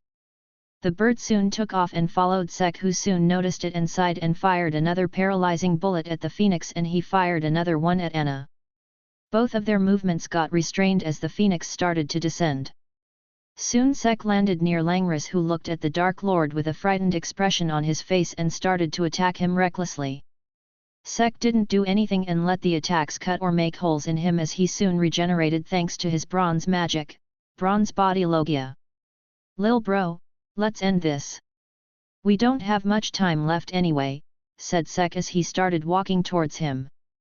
But all of a sudden his vision was blocked as his surrounding turned dark. What the hell? Asked Sek as he looked around only to see darkness, and felt cold. Snow magic, eternal ice prison. Fragile, who looked quite roughed up because of the fall, used the last bits of her mana to trap Sek and soon fell to her knees. Find the crystal! Yelled Fragile as she glared at Langris. Langris, who saw the huge ice orb, blinked in surprise but decided to not test his luck and ran away. I need to torture the other two and ask them where the crystal is. So, I am trapped inside an ice ball, no problem, just need to break it, said Sek as he used his mana to make a temporary light source. Mana gathered around Sek's first as he punched the dome with full force, making cracks appear on the walls. Seeing that, Sek smiled, but that soon vanished when he saw the cracks repair in an instant. Looks like I need to melt it, said Sek as his grimoire started flipping. Flame debuff magic, blaze touch. The surroundings started to get warmed as the ice started to melt, but Sek soon noticed that more ice kept on forming. That's some exceptional magic, it heals up any damage caused to it. Looks like it's finally time for you to use my sacred gear, said Vritra, feeling hopeful. No, Vritra. It's time to use that, said Sek with a serious look on his face. What? No, use me. Use me. Use me. Complained Vritra like a kid.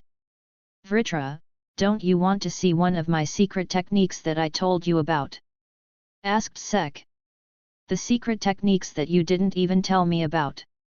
Yes, those though I would have liked to be on the other side of the wall to use that one dot," said Sek as he sighed. "Why? What will happen if you have used it on the other side of the wall?" asked Vritra. "Nothing, it would have been just aesthetically pleasing for me." "Well, whatever can't be helped," said Sek. "What are you planning to do anyway? This wall repairs itself from any damage, you know, so if you don't have a way to break it in one go, then your plan won't work." "Don't worry Vritra, I know that much." Meanwhile, outside the ice prison, Fragile was taking care of Anna, who was able to move slightly as the effects of Sek's spell started wearing off. "Sek-kun is really strong," muttered Anna. "She has already sent Ignis back as she was running low on mana." Fragile looked at the girl and asked, "Is he someone close to you?" "Not yet, but I want to be the one who is closest to him and help him," said Anna with a straight face. "Verwa, so bold. I mean, he is strong and good looking and got the highest number of stars this year, isn't he too perfect?" said Fragile. "He is, although those things don't matter to me. Even if Sek-kun wasn't that strong or not a magic knight, I still would have the same thoughts," replied Anna. But soon she glared at Fragile and said, "Keep your hands away from Sek-kun or I will burn you to cinders." Hearing her threat, Fragile raised her hands and said, "Don't worry, I have no such feelings." Anna stared at her for a while before she focused back on the ice prison. "What type of spell is that? Sek-kun is still trapped there." "Don't worry, no matter how strong your Sek-kun might be, he cannot break through it," said Fragile with a confident look on her face. "I thought the same about my Ignis," said Anna, making Fragile's confident look falter for a bit. "Haha, don't worry Anna-chan. It's very difficult to break through the prison and Langris-san is searching for the crystal. He should be destroying it any moment now," said Fragile, raising a huge red flag. Langris was holding a beaten-up Adrian by the collar with a smirk on his face. "So that's where it is?" "Yes," said Adrian in a pleading tone. Langris threw Adrian away and looked at the ground. "So that commoner wasn't lying when he said that Mother Earth swallowed it," said Langris. From what he got out of Adrian, the crystal was hidden underground by the mud magic user Willy, and that was the reason why he couldn't find their crystal. "No problem, I still have enough time to brute force my way and find it," said Langris as his grimoire started flipping. But out of nowhere, an oppressive force started pushing him down as a look of horror appeared on his face since he recognized the mana of the person who released that said pressure. "That's too much mana that you are using for a single spell," commented Vritra. "It's a secret technique." "But what will this spell even do?" asked Vritra. Hearing his question, Sek smiled since he felt that he has gathered enough mana. "Vritra, have you heard of a man named?" And immediately a blinding light came out of Sek's body. Fragile and Anna, who felt the amount of mana coming out of the prison, walked away and stared at it in horror. "Sek-kun's mana," said Anna with a blissful expression on her face. "Monster, he is a monster!" yelled Fragile, and in the next instant, cracks appeared on the outside prison walls as they burst open, revealing a blinding light, making the onlookers shut their eyes close. "Eren Yeager!" Hearing the roar, all of them opened their eyes and soon their faces paled as they saw a literal titan made of bronze standing in front of them. "Bronze magic, bronze body titan!" Everyone's eyes opened wide as they saw the bronze giant.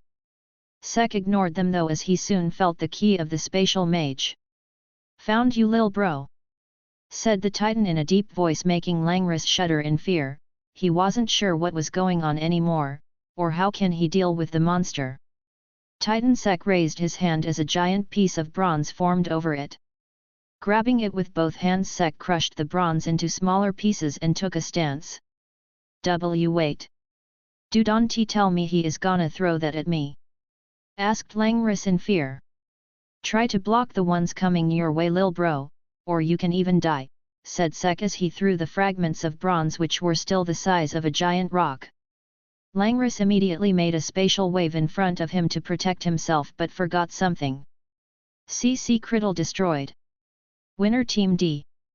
declared the announcer as the titan raised both his hand and yelled, "Hell yeah!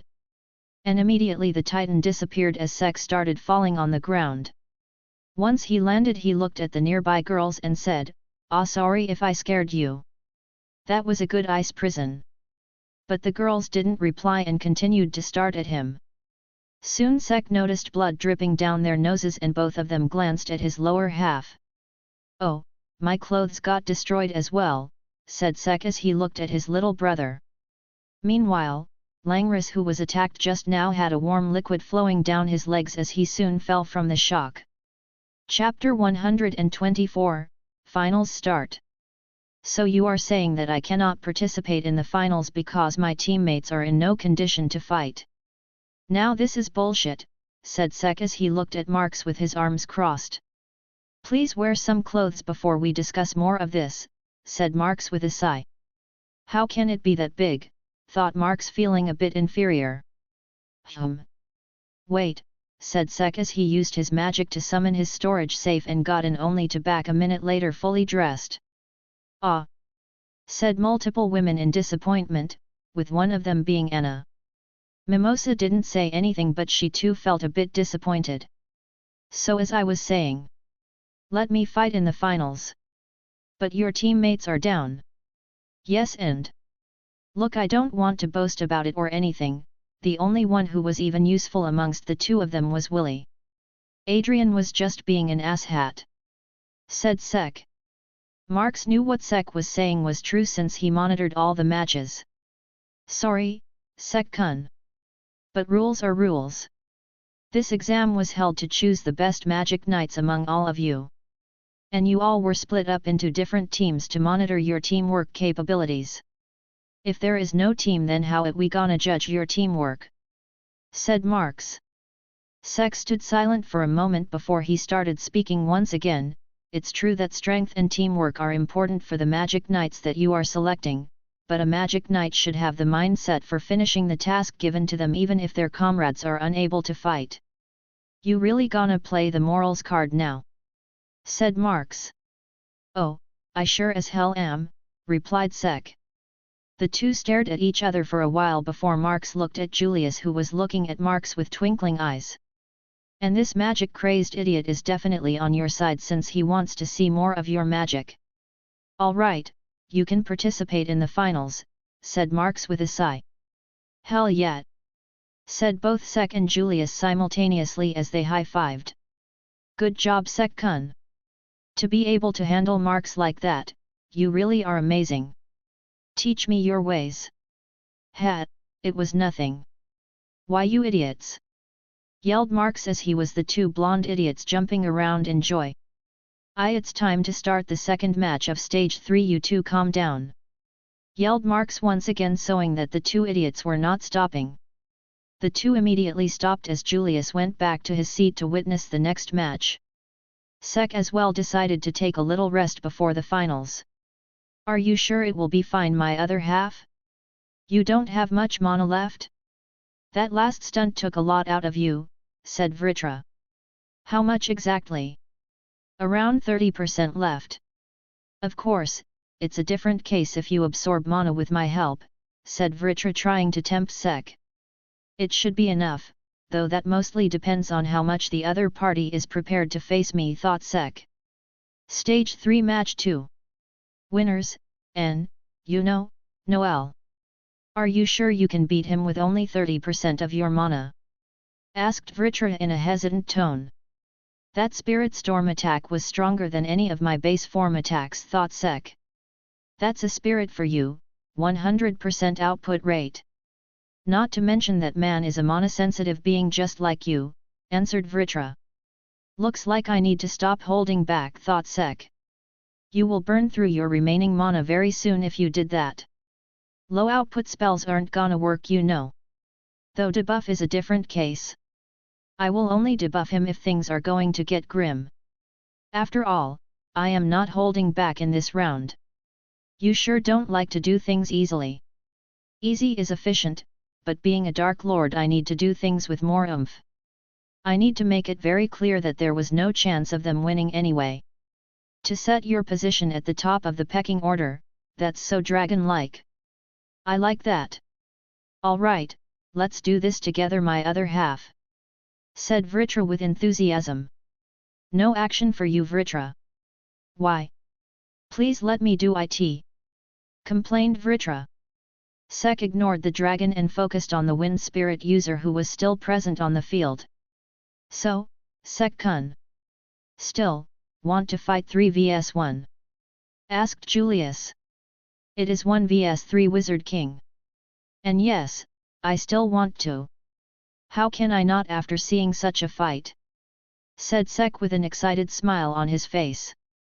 Julius smiled seeing the excited look on Sek's face and ordered mages to fix the field immediately. Yuno and his team soon returned to the stage for the mages to start maintaining the field. Yuno, who was being congratulated by Klaus and Mimosa, immediately looked towards Sek, and so did Noel and N. Even though you have a disadvantage, I won't be holding back, said Yuno. Disadvantage? More like it's now a bit more balanced. Hold back? Don't even think about that if you want to survive for a while, replied Sek. Sek, are you sure you want to do this? Asked Noel.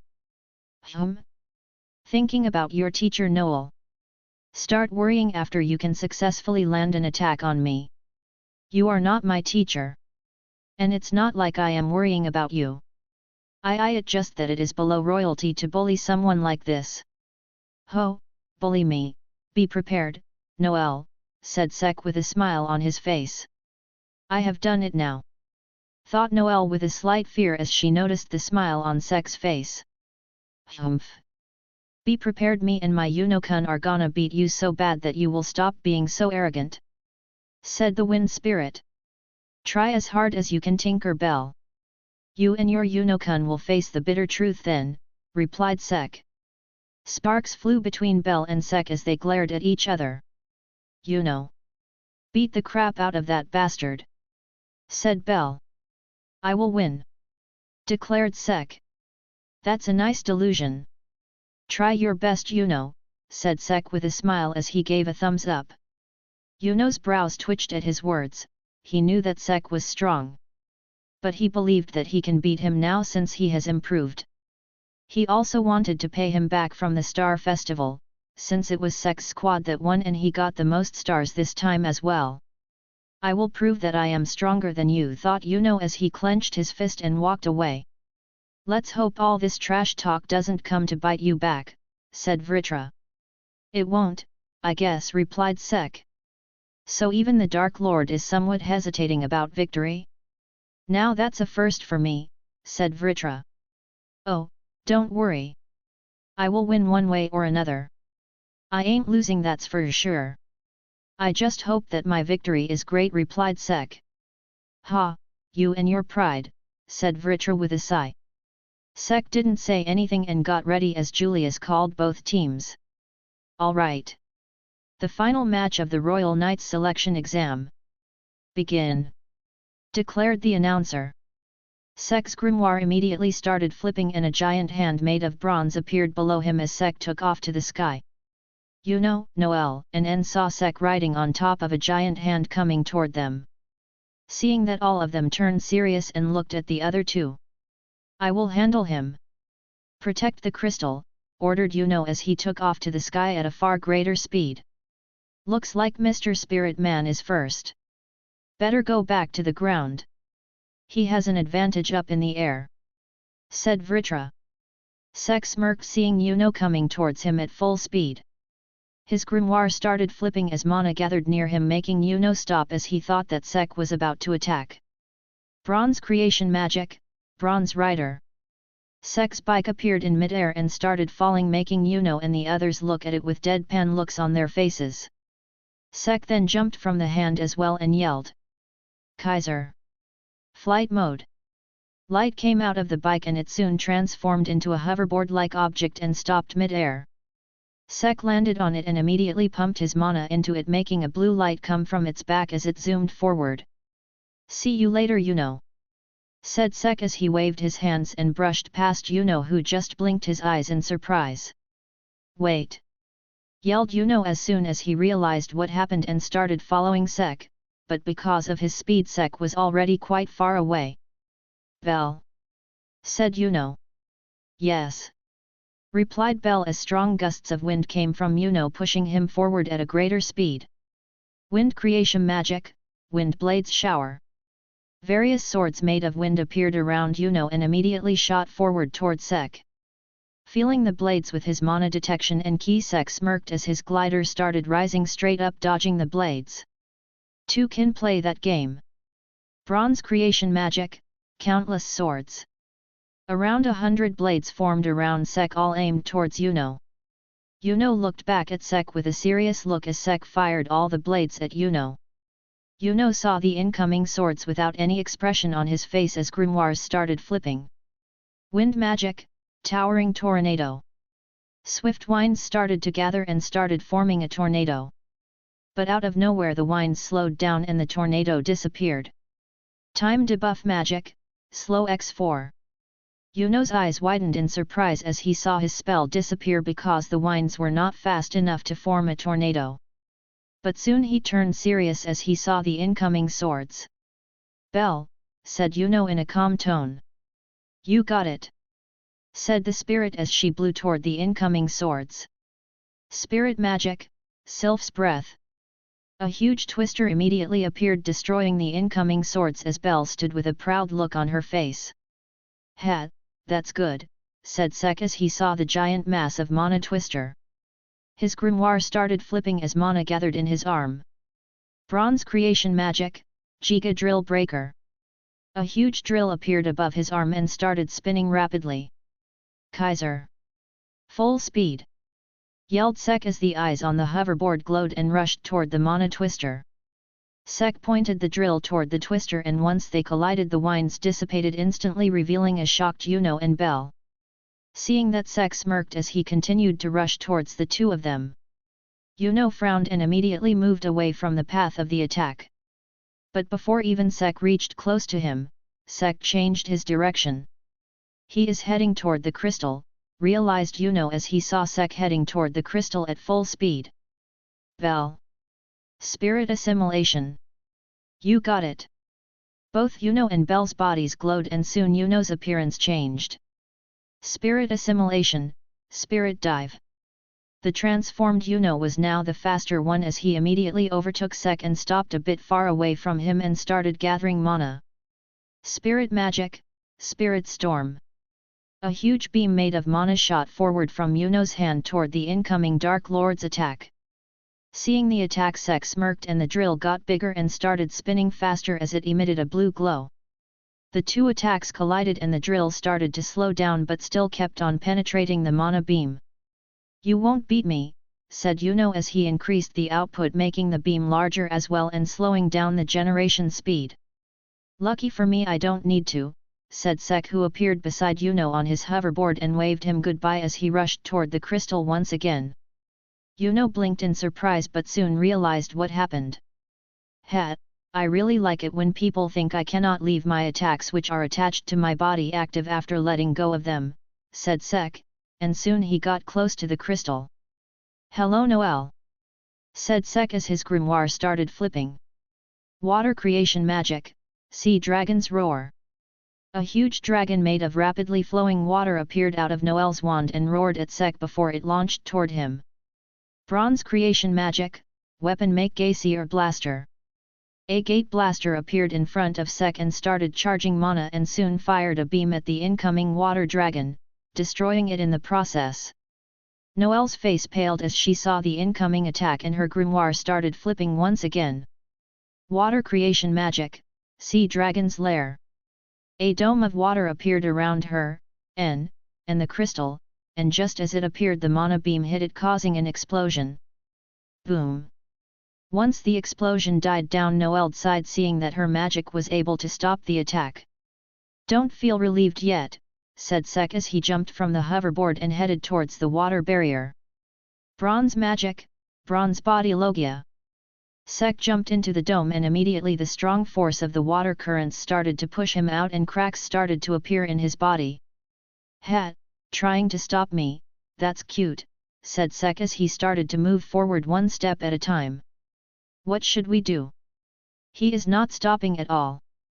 said Noelle in a panicked tone as she saw Sek trying to enter the barrier. Prepare your attack magic Noelle-chan, said N as his grimoire started flipping. Fungus magic, towering Mr. Mushroom. A giant mushroom with limbs and a face appeared in front of Sek and tried to push him out of the dome but soon started to get damaged by the strong water waves inside the water wall. Noticing what N was doing, Noelle turned serious and started gathering mana once again. Water creation magic, Sea Dragon's Roar. The water dragon appeared once again and rushed toward Sek and soon joined forces with the giant mushroom to push Sek out. Well, Noelle finally landed a spell on me properly, said Sek in a calm tone as his hands started glowing and soon turned gigantic. Sek then held the giant mushroom with one of his hands and threw him away while the sea dragon continued to push Sek.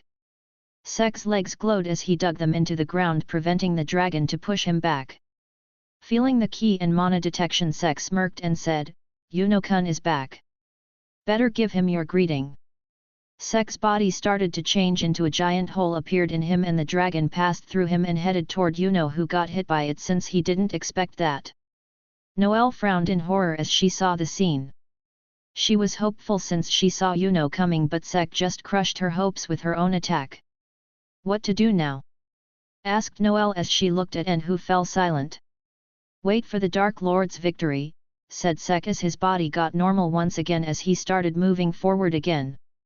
Noelle-chan, take the crystal to the other end of the wall and stand behind me. I will try to stop him, said N as he took a step forward. Noelle wanted to protest, but one look at Sek and she realized that she didn't have any plan that could stop him and decided to follow N's idea. So Mr. Mushroom wants to face me. All right, said Sek as he finally entered the barrier. You really are hard to stop, said N. The Dark Lord is unstoppable. Now then, Mushroom Man. I hope that you are ready, said Sek as he smirked. N's mana gathered as his grimoire started flipping. Fungus magic, Mr. Mushroom Bomb Squad. 4 giant humanoid mushrooms appeared around Sek, making him smirk as 2 swords appeared in his hands. Noelle-chan, release your defensive magic and move away, said N. Noelle nodded and stopped using her magic and moved back along with the crystal. Seeing the dome disappear, Sek got ready to attack since he realized that Noelle was running away with crystal and Yuno was coming close as well. Mana gathered in his swords as Sek's hand moved rapidly, slicing the giant humanoid mushrooms, and immediately the mushrooms died, releasing their spores. Was that it? Not even a challenge. And where is the bomb part? Asked Sek, feeling a bit underwhelmed. Here it is, said N as mushrooms appeared all over Sek's body. Gross, muttered Sek in disgust as he saw the mushrooms all over his body. But soon he widened his eyes in shock and started to pull the mushrooms off his body. Too late, said N as Sek got engulfed in an explosion that sent him flying. Whoa! That worked! You are amazing, N, said Noelle as she saw Sek's body flying and landing away from them. Soon Yuno appeared and landed near them with a surprised look on his face. His mana. Sek, who landed away from, soon stood up with smoke still around his body. That bastard, really did it, said Sek with a frown. Fungus magic, Mr. Mushroom Bomb Squad releases spores that make mushrooms grow up on the target. Those mushrooms then explode after absorbing mana from the target.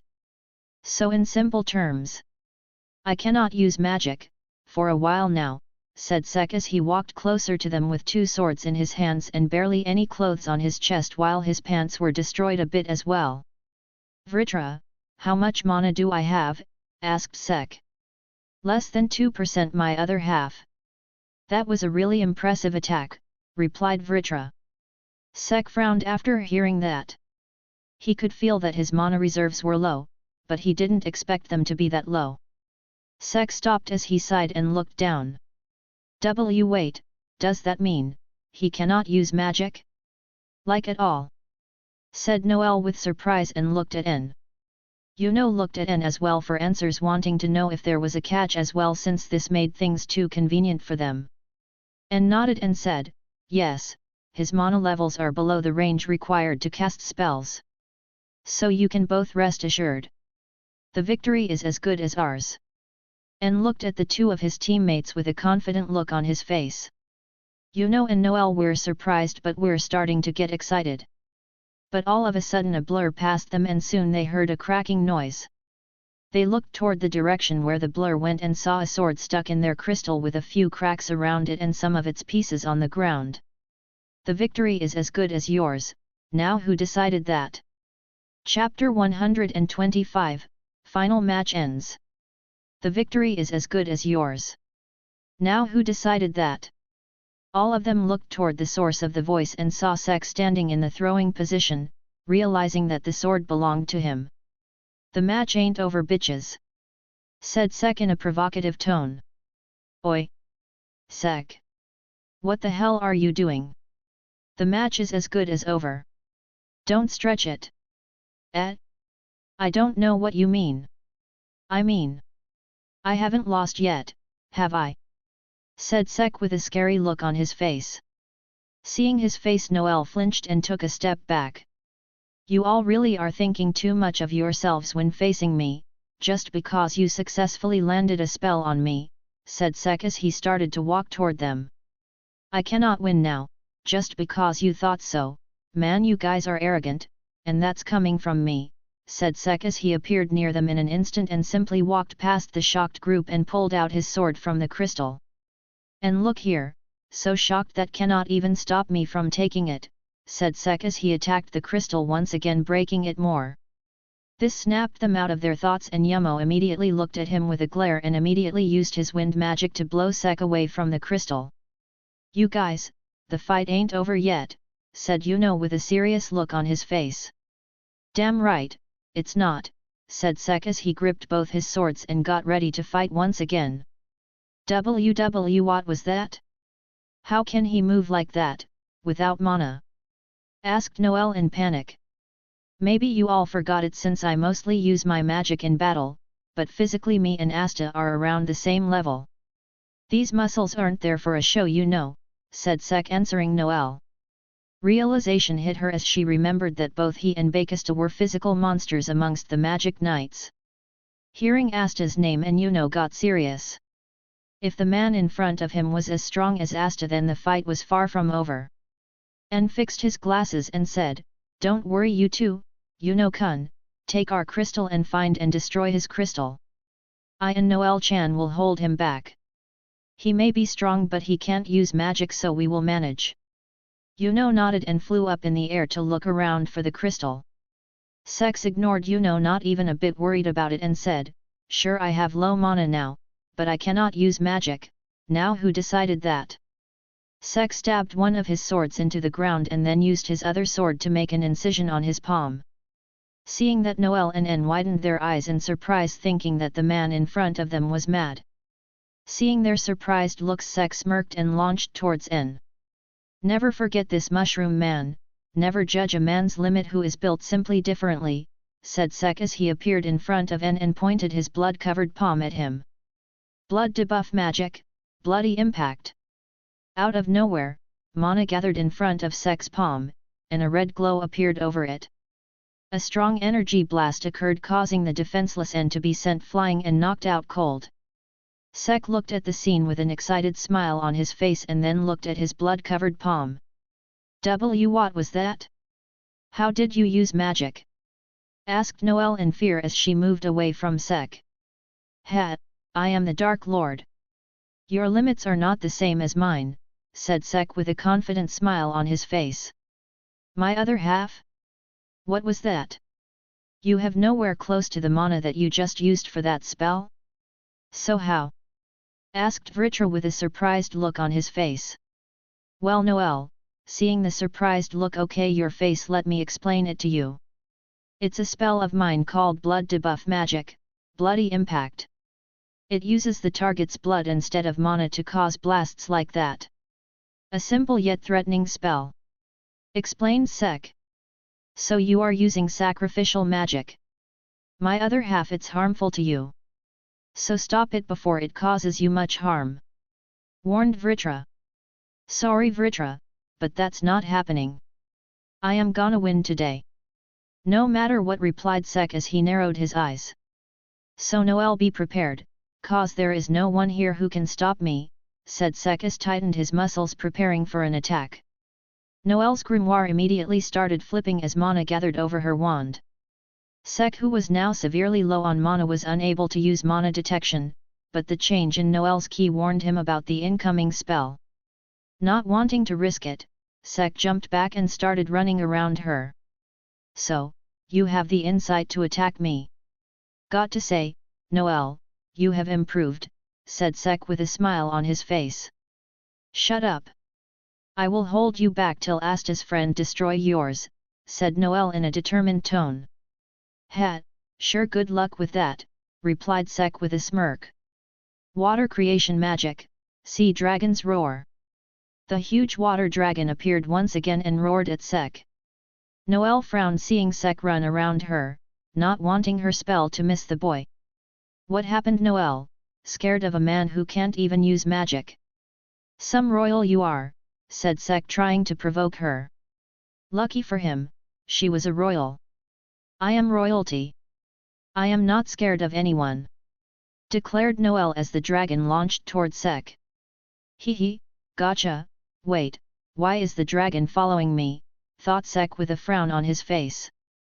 You think that only you have improved? Don't underestimate royalty, said Noel with a smile on her face as she saw Sek trying to run away from her attack. They really do grow up fast, muttered Sek, feeling nostalgic while running away from the dragon.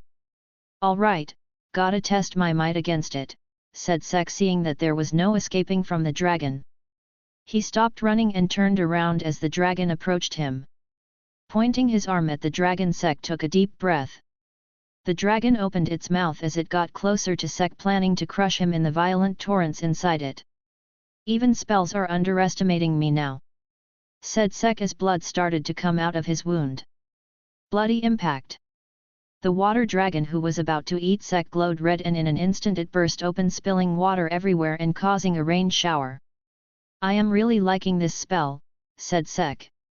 You are losing blood, my other half. Meh, not a big deal for me. You can die. We don't know about that now, do we? Oh yeah, sure. How long do humans survive without blood? Not long, yelled Vritra, not knowing how his host's mind even work. It's for the greater good, Vritra. Don't sweat it, said Sek as he wiped the water from his face and set his hair back since it got wet and obstructed his vision. Even without mana, he is annoying, said Noel in a frustrated tone as she saw her strongest attack getting destroyed.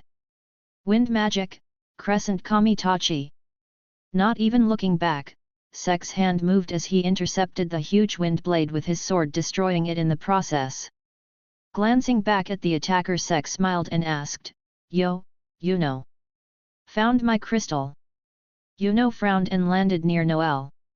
I cannot find it, admitted Yuno with an angered look on his face. Not surprising, since I stored it in my storage. There's no way you can even scratch my crystal, said Sek with a smile as he rested the sword on his shoulder. Wait, so no matter what we do, we cannot win, said Noel. Day, said Sek, making Noel glare at him. Sek looked at the two of them with a smirk. There was no way he was going to lose. He didn't take into account that he will not have any mana during the fight and only kept the crystal in his storage since it was annoying to fight while protecting it. Then how about we make a bet? Said Yuno. What bet? If we make you surrender or you are knocked out cold, then we win, regardless of the condition of our crystal, said Yuno in a calm tone. And why would I accept such a bet? Asked Sek with a deadpan look on his face. Do you want to fight such an unchallenging battle? It will be more interesting if we do it this way, of course, if you are scared that you will lose, said Yuno as he left it at that. Oi! Said Sek in a calm tone as he took a step forward. That spirit boy did it, God bless you both, thought Vritra as he knew what hell is about to occur. Scared to lose, me? Ha, alright, the bet is on. If you want to suffer an even more humiliating defeat, then go on, said Sek with a scary look on his face. But Yuno smirked upon hearing his answer.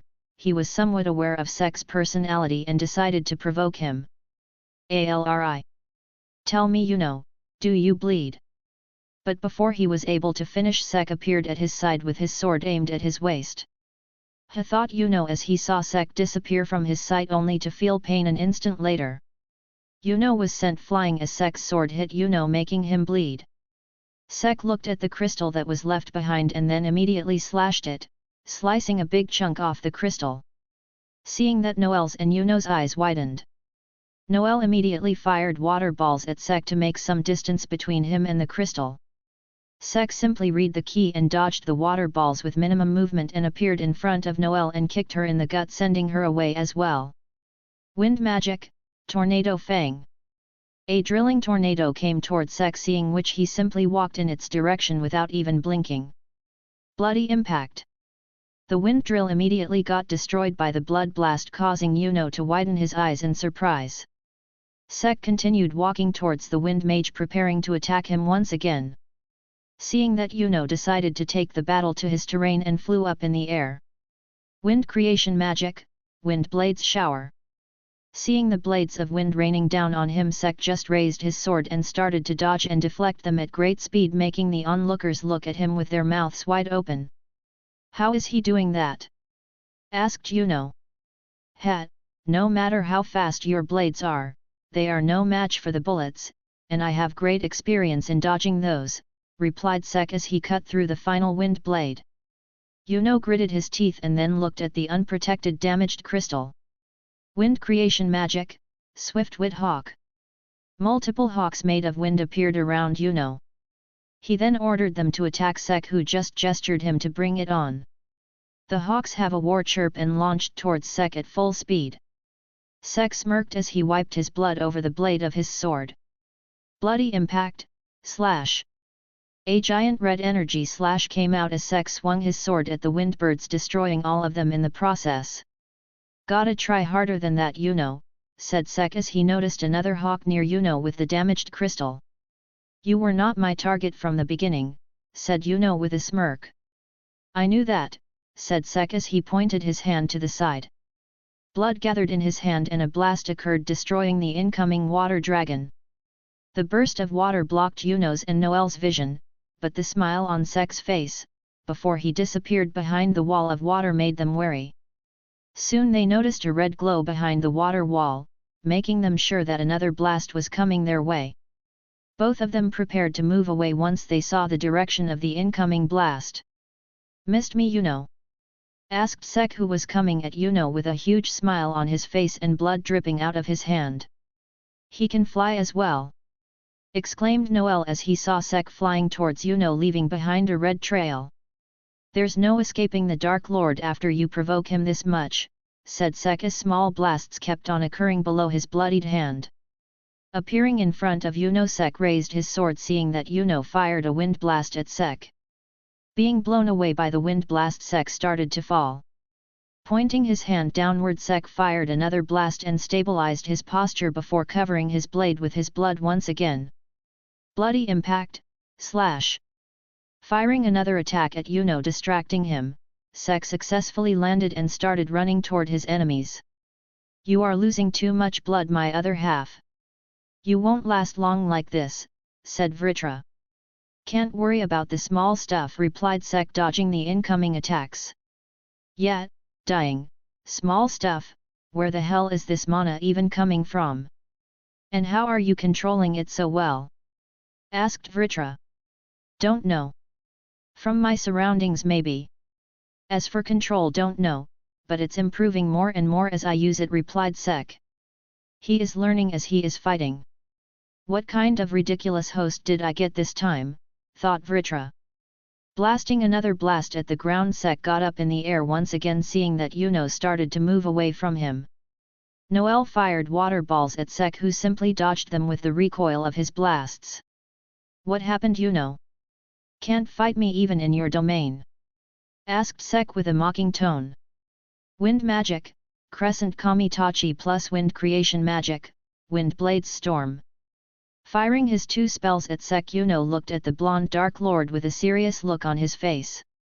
Dodging this many in midair is not possible, thought Sek as he pointed his hand at the incoming attacks. Bloody impact. Blasting away all the blades that were in front of him, Sek smiled and rushed toward Yuno once again. But Yuno smirked, seeing that as he moved his hands and all the wind blades that didn't get destroyed attacked Sek from various directions. Seeing them, Sek frowned and dodged as many as he could, but still, some hit him and he started to fall. Not wanting to waste the opportunity, Yuno rushed toward him and yelled, "He is injured. Get him!" Hearing his words, Noel nodded and launched another water dragon towards Sek. Water creation magic, Sea Dragon's Roar. Yuno himself got close to him, deciding to finish him with the next attack. Wind magic, Tornado Fang. The water dragon and the wind drill headed towards Sek, seeing which he smirked and said, "That's the difference between us, you trash see injuries. I see more openings to attack." All the spots on his body where he was bleeding started glowing simultaneously, seeing which Yuno, who was close to him, frowned in horror. He immediately pushed the crystal away, wanting to save it. Sek looked at Yuno with an evil smirk as a large amount of mana surrounded his wounds. Bloody impact. Engulfing himself, Yuno, and destroying both the incoming attacks in the blast, Sek got blown away by the recoil of the attack and crash landed on the ground quite far away. Yuno was the same, but Sylph helped him prevent him from crashing. "It hurts like hell," said Sek in a pained tone. His whole body was covered in wounds with blood coming out of all of them. "That's what you get for using such risky tactics," said Vritra. "Meh, it was worth it," replied Sek as he slowly got up from the ground. He looked at his body and was surprised to see how beat up he actually was. "This won't hold much longer," thought Sek as he looked at his bronze sword. "And neither would you, my other half. Your only option is to give up now or use my power," said Vritra. "You already know the answers to both of them," said Sek as he slowly moved towards the place Noel and Yuno were. 15 minutes left," declared the announcer. "Gotta hurry," said Sek as he walked slowly while limping a bit as well. "Very convincing," said Vritra. "Shut up." Soon he saw Noel and Yuno with their crystals standing away from him. Noel looked fine, but her mana was quite low now, only 2 more dragons at best. Yuno on the other hand looked quite roughed up after the last attack, but still had a considerable amount of mana left. "Let's continue," said Sek as he pointed his sword at them. Noel, who saw how injured Sek's body was, frowned and said, "Sek, look at yourself. You are in no condition to fight. Just give up. This idiot on my team is not budging as well." Noel glared at Yuno, who was quite injured. She had asked him to give up since she was scared that either of the two of them would be injured beyond recovery. But the idiot spirit user ignores her and told her to be prepared for the fight. She looked back at Sek feeling hopeful since she knew Sek was smarter than the idiot beside her. "Give up? Me? Yeah, not happening. I am about to win soon anyway," said Sek as he wobbled a bit when he tried to take a step forward. "Just look at yourself. You can't even walk. And why do you want to win so badly that you get injured so much? You have already proved yourself," said Noel in anger as she glared at Sek. But her glare soon disappeared when Sek glared back at her. "Why do I want to win so badly? Is there a need for a reason to not want to lose?" asked Sek back with a serious look on his face. "Knowing about where you stand and not letting others knock you off your spot. Show others that I am superior to all of them and they cannot beat me no matter how hard they try because I am the best," said Sek. "Is there a reason to not want all that?" asked Sek once again while taking a step forward. Noel gulped in fear as she stared at Sek's serious yet slightly scary face. "I ain't giving up. So if you want to end this match, just give up on your own," said Sek in a cold tone only for him to fall on his knees. "What the? You lost too much blood, my other half." "It's the expected side effect," said Vritra. Gritting his teeth, Sek stabbed the sword into the ground and stood up once again with a bit of difficulty. He then looked at Yuno and Noel and pointed his hand forward, "So giving up. asked Sek with a small smile on his face. In response both their primaries started flipping, seeing which Sek sighed and held his sword up with both hands. Spirit magic, spirit storm. Water creation magic, sea dragon's roar. The two fired the strongest spells in their arsenal at him, seeing which Sek took a deep breath. Blood started to move up to his sword's blade and gather around it as a red glow appeared around the blade. The incoming water dragon and mana beam soon combined and transformed into a giant glowing green sea dragon that headed toward its target with full force. The glow around Sek's sword got even brighter as the whole surrounding illuminated in red color. Seeing that the dragon was just a few moments away from him, Sek's muscles tightened as a maniacal grin appeared on his face. Here you go, the strongest move of the Monoless Dark Lord. Bloody impact, Dark Lord's blood sword. Mana erupted out of the sword as a giant red mana beam came out of it. That's some mana, said Vritra. Told you I was getting better at controlling it, replied Sek. Slashing forward, the sword beam met with the glowing water dragon. The dragon roared as it intercepted the blood-red beam as the two fought for supremacy. Boom! After clashing for a while, a huge explosion occurred, and Sek, being closer to the attack, got caught in it and was sent flying once again. Landing not that far away from where he was, Sek coughed up blood as his body roared in pain. Sek looked forward and saw Yuno and Noel coming toward him with their grimoires open. Seeing that, Sek smiled, which made the two of them stop a bit far away from them. Give up, Sek, you are in no condition to fight, said Noel. Sek sat up and then looked at his sword. It was destroyed by his last attack and a weak smile came on his lips.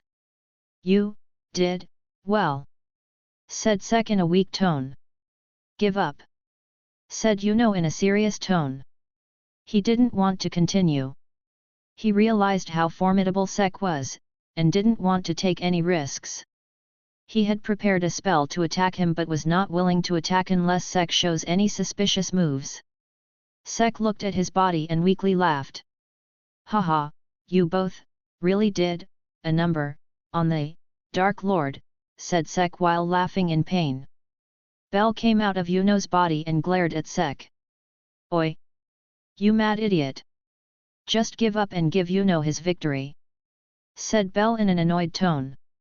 Sek looked up at the three of them and asked, You three, can you hear it? Hear what? Asked Yuno as he tried to focus but didn't hear anything. He is just stalling for time, Yuno.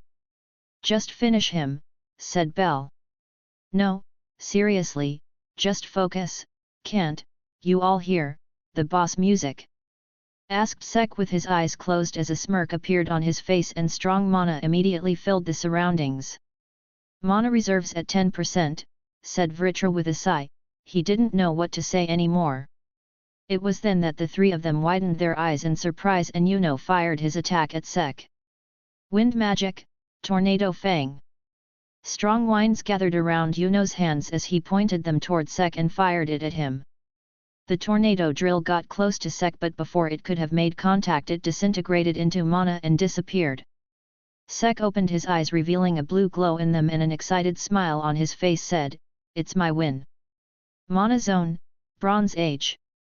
A bright dome of light appeared for an instant around Sek, and immediately the whole area inside the sum, along with Yuno, Noel, Bell, and the damaged crystal, turned into bronze. Seeing that, Sek sighed and laid back on the ground and said, How can I be this badass? He then raised his hand and snapped his fingers, making the damaged crystal that was now made of bronze disintegrate into mana. CC Crystal destroyed. Winner Sek Bronzeza, declared the announcer as a smile soon appeared on Sek's lips before he fell unconscious. Thanks for listening.